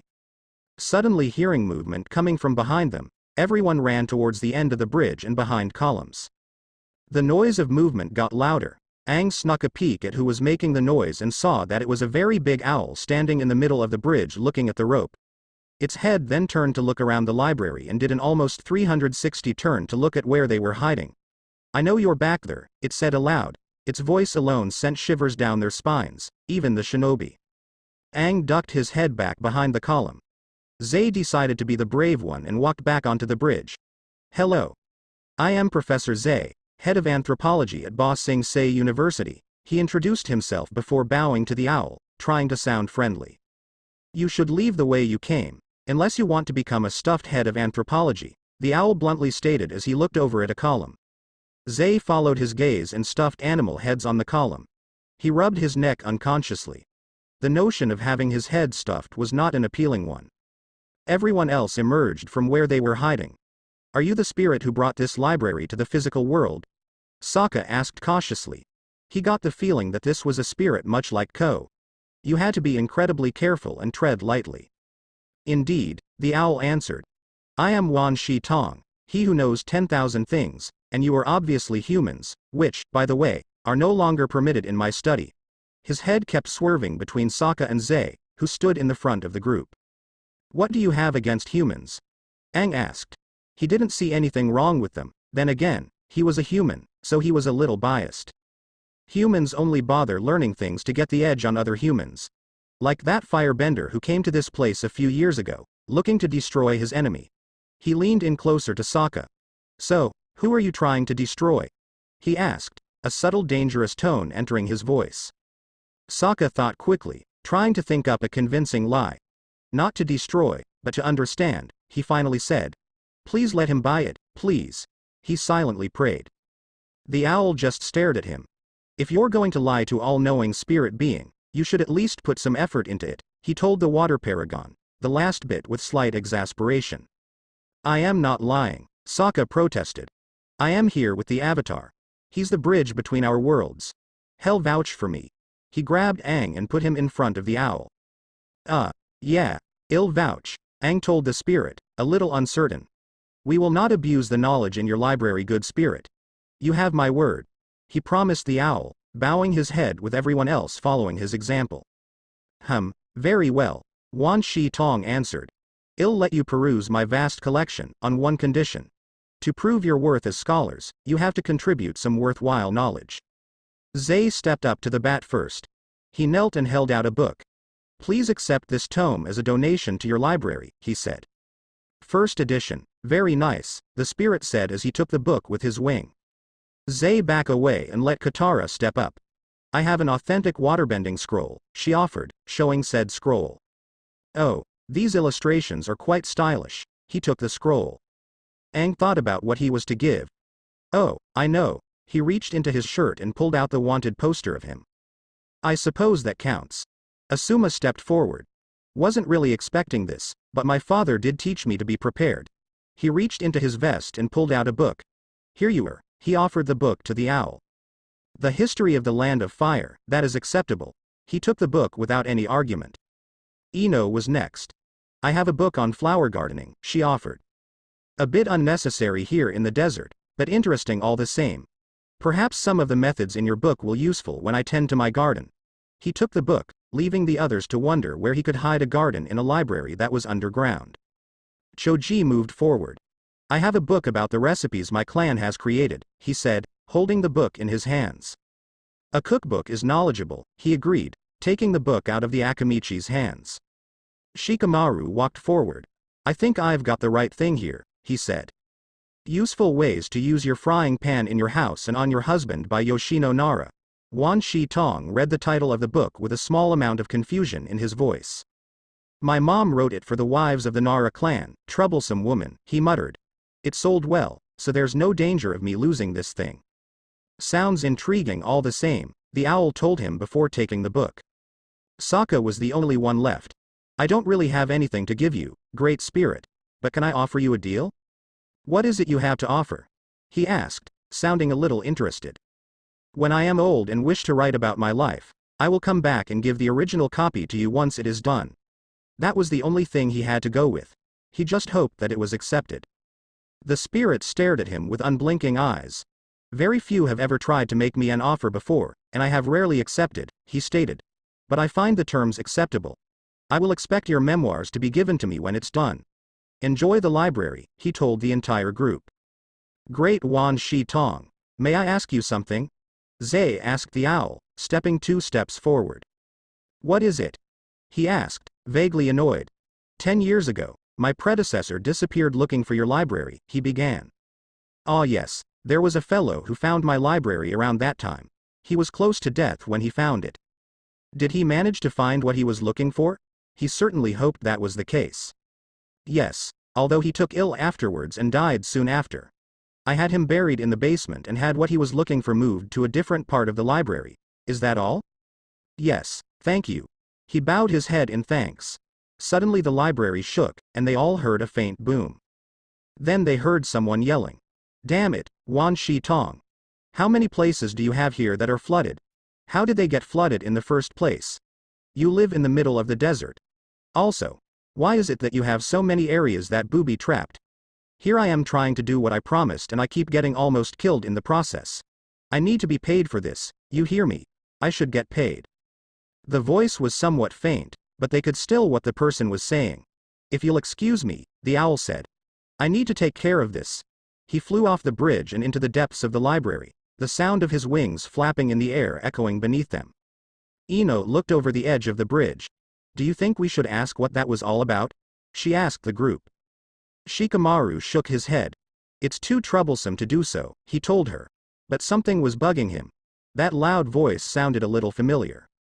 You know, there are days where I think your boss is an idiot, he told a nearby fox as he stared at the problem in front of them. It was a door that, if opened, would flood the room with water. Naruto had managed to close the door before the entire room went underwater, but there were still puddles on the floor and his pants were still soaked. And you also know that I would kill you for making such an insult, Wan Shi Tong answered as he appeared in the room. Well, you can't kill me. I am the one who's restoring your library in case you forgot. He looked back at the problem. Just how many traps do you have rigged in this library? This is the 5th one I've encountered on this trip alone. The owl thought it over. I believe that so far, you have only encountered 5% of the traps in my library, he answered with a shrug. Naruto just stared at the giant bird. You are one paranoid owl, you know that, right? I can and will defend my library by any means, the paranoid owl defended his choices and actions. He sighed, knowing that he wasn't going to get anywhere with that. Whatever. Just get rid of this trap so I can get on with my job. The spirit walked up to the door and just waved a wing over it. It is safe now, he announced before walking away. Why do I have a hard time believing him? He asked the fox, who just cocked its head and blinked. Why did I even bother asking you? He asked before he opened the door again. Thankfully, no water came flying out to hit him in the face. Well, on with the work. Toph sat in the sand with Appa and Aquila. So, you like flying? Was the question she asked the sky bison after a period of silence. He just scratched his ear. Of course, I am more comfortable on the ground, where I can see, she said. Well, I don't see the way you do. I feel the vibrations in the ground with my feet. She grabbed a handful of sand and let fall from her hand. But the sand is loose and shifty, it makes everything look fuzzy. Appa gave a big yawn and Aquila gave her a look. Not that there anything wrong with fuzzy, she quickly told them. Everyone was looking through the bookshelves while a nearby fox put a book back into the shelf where it came from. Hey, look at these weird lion turtle things, Aang said, holding a picture of the creatures for everyone to look at. Sokka looked at the picture. They were weird, but he wasn't surprised. I've seen weirder, he stated. He walked away, browsing through the many different books. Aang, Katara called out. Did you know in a past life you were left-handed? She asked as she walked over to him with a book in her hands. I always knew I was special, he replied with a big grin. Well, you are the Avatar after all, Shikamaru drawled. He was very special. Be nice, Shikamaru, Ino told her teammate. Sokka kept walking around, looking at books and scrolls. If what they had interested him, he took it and put it in his bag. He then came upon a glass container that held a burnt piece of paper with writing on it. The darkest day in Fire Nation history, he read. It's got a date at the top, but it doesn't say anything else, he said to himself. Looking around to see if anyone was watching him, he pulled out his machete to pry open the glass and took the piece of paper out. Sheathing the machete and rolling up the piece of the paper, he began to walk away when the others showed up. Sokka, where are you going? Aang asked him as he began to run off. Whenever the tribesmen started running, something was up. I want to know what to the Fire Nation on their darkest day, he told them, holding up the scroll. This could be promising. He ran through the library with the others right behind him, racing past aisle after aisle of ancient books. The information on the Fire Nation should be right up in here, he said as he came to a door with the symbol for fire above it. The door was close and when he tried to open it, it wouldn't open. It's barred from the other side. There's a note right here, Katara said, pointing to a piece of paper on the wall next to the door. Asuma took it and read aloud to the group. To whom it may concern. Due to an idiot's notion that no one should know about his nation's weaknesses, he burned all the information on the Fire Nation. Therefore, this section of the library is closed for restoration. Thank you for understanding.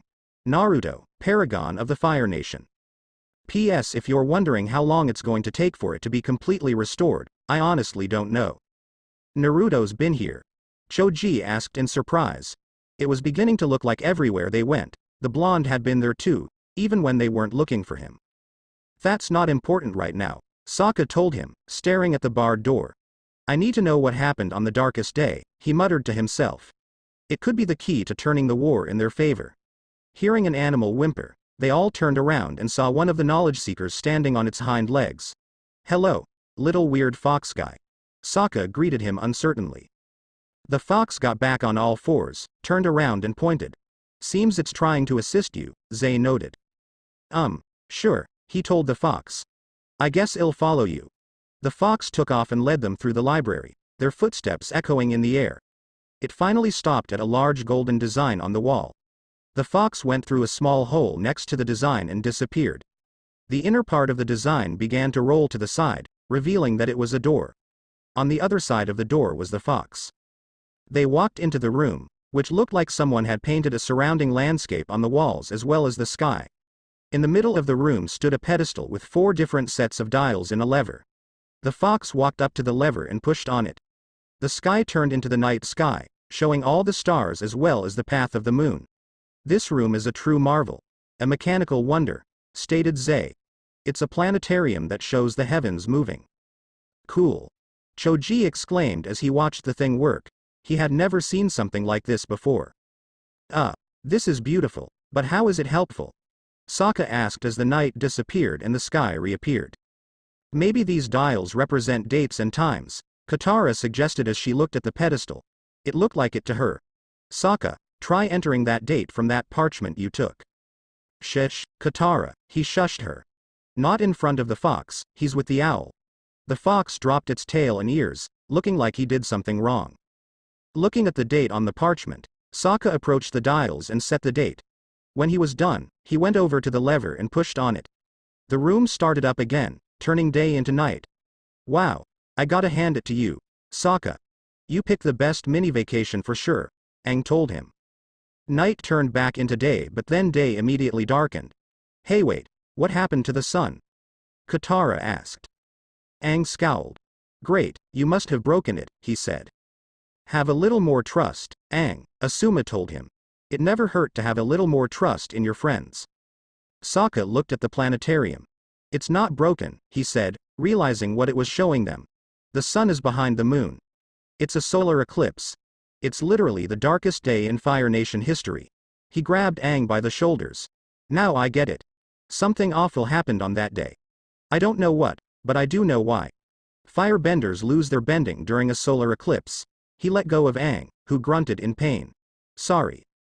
"That makes sense," Katara agreed. "I mean, think of what the lunar eclipse at the North Pole did to the waterbenders. This is huge." The fox walked up to Sokka and stood on its hind legs in a begging position. "Fine, you earned it," Sokka acknowledged, taking a treat out of his bag and tossing to the fox. "We've gotta get this information to the Earth King in Ba Sing Se," he told everyone. "Well, wait for the next eclipse.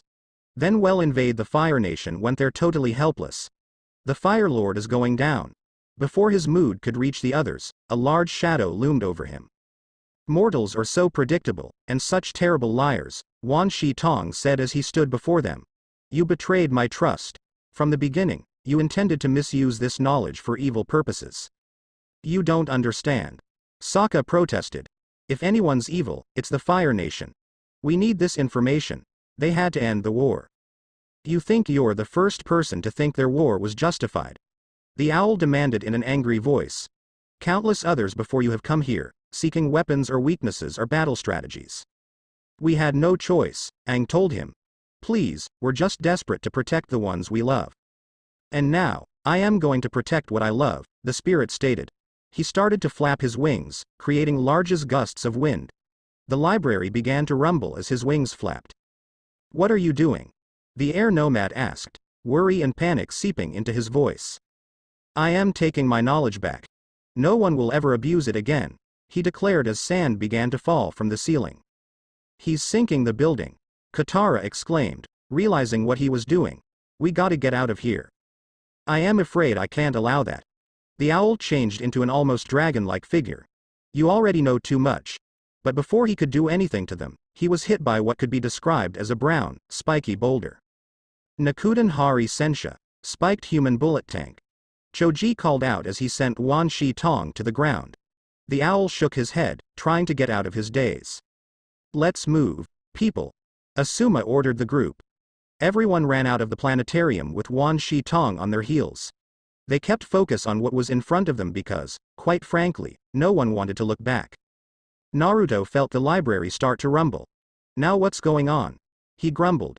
He looked up from where he was working and saw that all the foxes had disappeared. He then noticed that sand was falling from the ceiling and onto the floor. "What's with the sand?" he thought. The owl said that this place was airtight. So how is, his train of thought stopped as he realized what that meant. He isn't. "He is," the Kyuubi said as he watched the sand come down. "I am going to kill that owl," the blonde yelled as he ran out of the room to look for Wan Shi Tong. The three of them sat together so that they could get some shade. Appa had put his tail against the tower, and when he felt it began to move down, he tried to warn Toph by growling at her. Aquila also realized the danger and started barking. I already told you to, I don't want to snuggle, she told him as she sat on Appa's leg. When Appa rose up to walk away, she lost her support and fell to the ground. Getting back up, she faced the library's tower and felt the vibrations. Library sinking. Library sinking. She ran towards the tower and shoved her hands into it, trying to use her earthbending to stop it. However, she was impeded as the sand beneath her didn't give a good grip. Letting go of the tower, she bent the sand beneath her feet into a rough form of earth. She took hold of the tower again to stop from sinking. They ran through the library, trying to escape the angry knowledge spirit that was chasing them. In the process of chasing, the owl broke many of the shelves, destroying many of the books. As they tried to get across the bridge, Zay turned to face their pursuer. Great knowledge spirit, I beg you, do not destroy your vast collection of priceless tomes, he said to Wan Shi Tong, who was having none of it. Seeing that he was about to attack, Aang bent the air to pull Zay back towards them, making him drop the books he had in his hands. He bent the air towards Wan Shi Tong, sending him off the bridge and into the depth of the library. We gotta get back to the surface, he told everyone as he led them away from the bridge. They had to get out of there if they wanted to live. Sokka stayed where he was and looked back across the bridge. Sokka, let's go. Katara called out to him. But we still don't know when the next eclipse is going to happen, he protested. Don't be stupid. We'll find out later. There's not going to be a later, Katara. Ino told her. If the library sank into the desert, they would not be able to find it again. And if they were stuck inside when it sank, they would not live long. She's right, the tribesmen agreed with her. If we leave this place, we'll never get the information. Aang, Shikamaru, come with me to the planetarium, I need cover. The two quickly walked over to him. Katara, get everyone out of here, he ordered. But, she was interrupted when Wan Shi Tong made his appearance again, smashing through the bookcases. Go. He yelled. Hurry, Sokka, she told him as she ran off with the owl behind her. Sokka, Aang and Shikamaru ran back across the bridge. As he was being chased, Zay leapt into an aisle to avoid the owl and then noticed a book that piqued his interest. As Toph tried to hold the tower up, there was a noise coming in from behind them. Both Appa and Aquila turned to face the noise. Aquila took a sniff in the wind and began to growl. What is it now? Toph asked them. It turned out to be the sandbenders coming back for Appa.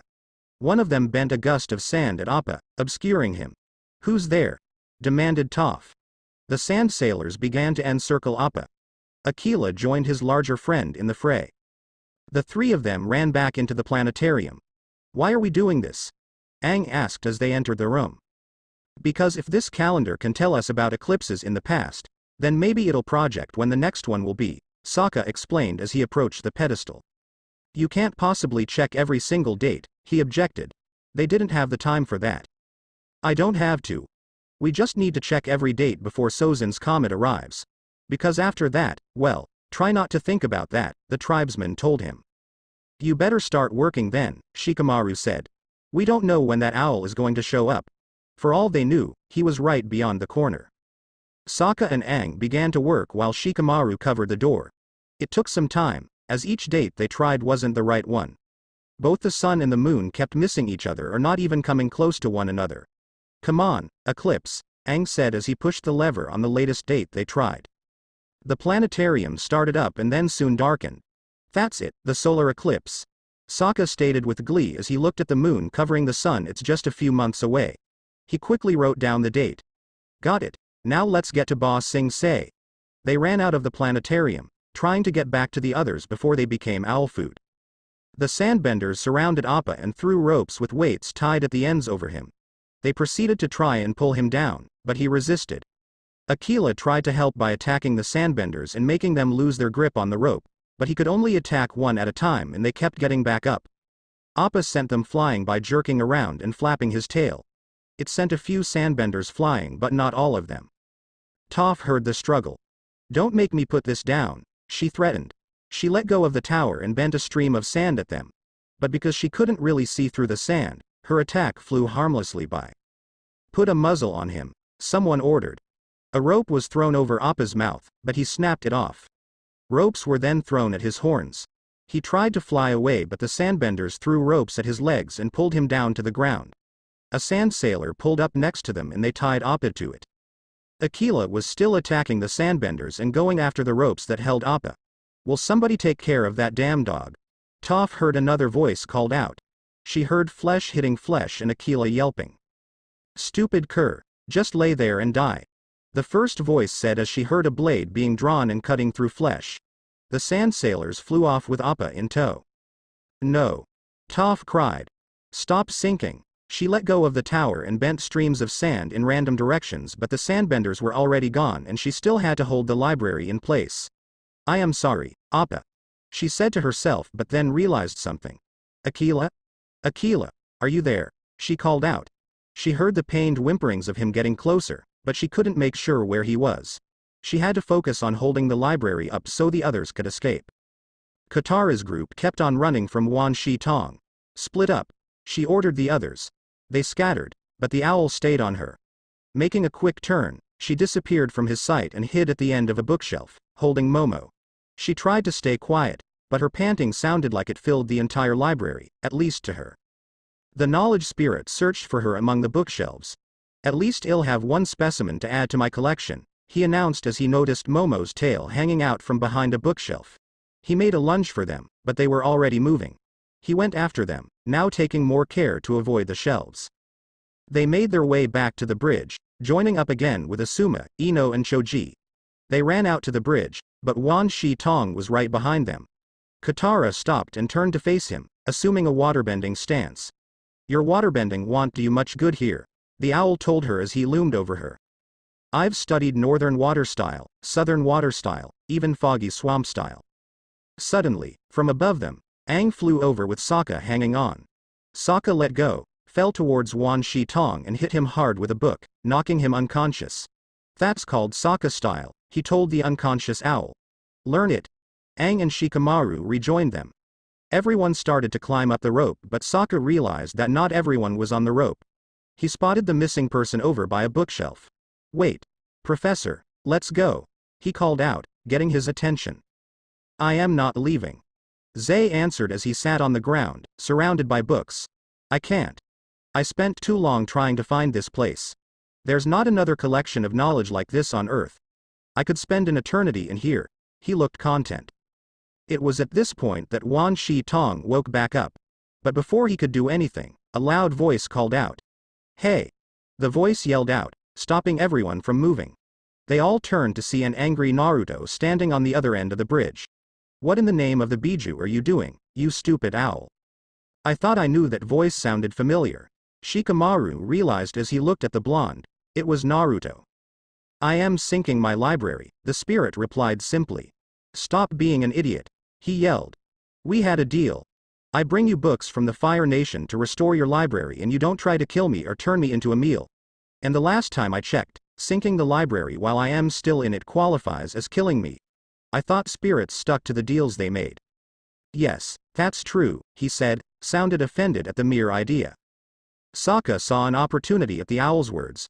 "If you try to kill us or sink the library, that means you tried to back out of our deal first as well," he shouted down at him. Wan Shi Tong huffed.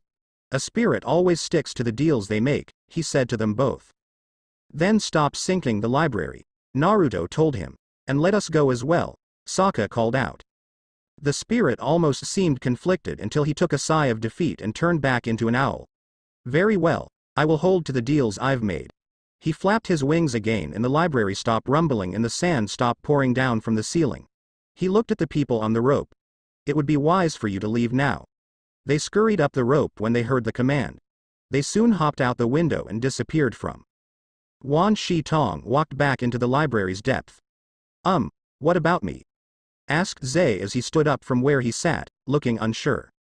Naruto walked over to him and stuck out a hand. "Congratulations," he said. "You've just became a resident of Wan Shi Tong's library and his helper. That means whenever I am in, you help me restore the library." Zay took the hand and shook it. "I am glad to be of assistance," he said with one of the biggest grins Naruto had ever seen. "So long as you make yourself useful, I guess," he said as he walked away. Zay followed him, almost like a lost puppy. When the library stopped shaking, Toph finally let go of it. She stumbled to the ground. She heard the others land on the ground behind her. She just sat down and bowed her head. "We got it," Sokka told his sister. "There's a solar eclipse coming." They gave each other a hug. "The Fire Nation is in trouble now." "That is good news," Asuma agreed. "We should notify the other teams and Lady Hokage as well. If they did that, she could send more shinobi to help aid in whatever plan Sokka was thinking of." "All's well with the world right now," Shikamaru said dryly. Aang looked around but couldn't see his sky bison. He walked over to Toph. "Where's Appa?" he asked. Toph simply shook her head. The action made tears well up in his eyes. One dropped down his cheek. That was when Sokka noticed something. "Hey, where's Akela?" he asked. He heard a whimper of pain coming from his left. "Akela," he called as he turned and saw the wolf lying on his side in the sand, blood coming out of his stomach. He wasn't breathing either. "Akela." He ran over to the wolf and picked him up, trying to stop the bleeding. "Somebody do something," he yelled at them. Ino ran over. "Don't worry, Sokka," she reassured him. "I am trained as a healer and I've helped Kiba's clan heal their animals. Just hold him steady." Her hands glowed green and she placed them over the wound. "It's not deep, he just lost some blood." She frowned. "It looks someone kicked him in the side though. I think a few ribs might be cracked but I can fix them." Sokka stared at Akela with worry and anger in his eyes. "Whoever did this better hope they don't meet me," he growled. They would be in for a very painful lesson in manners. Everyone just stood there, as oncoming sandstorm approached them. Thanks for watching.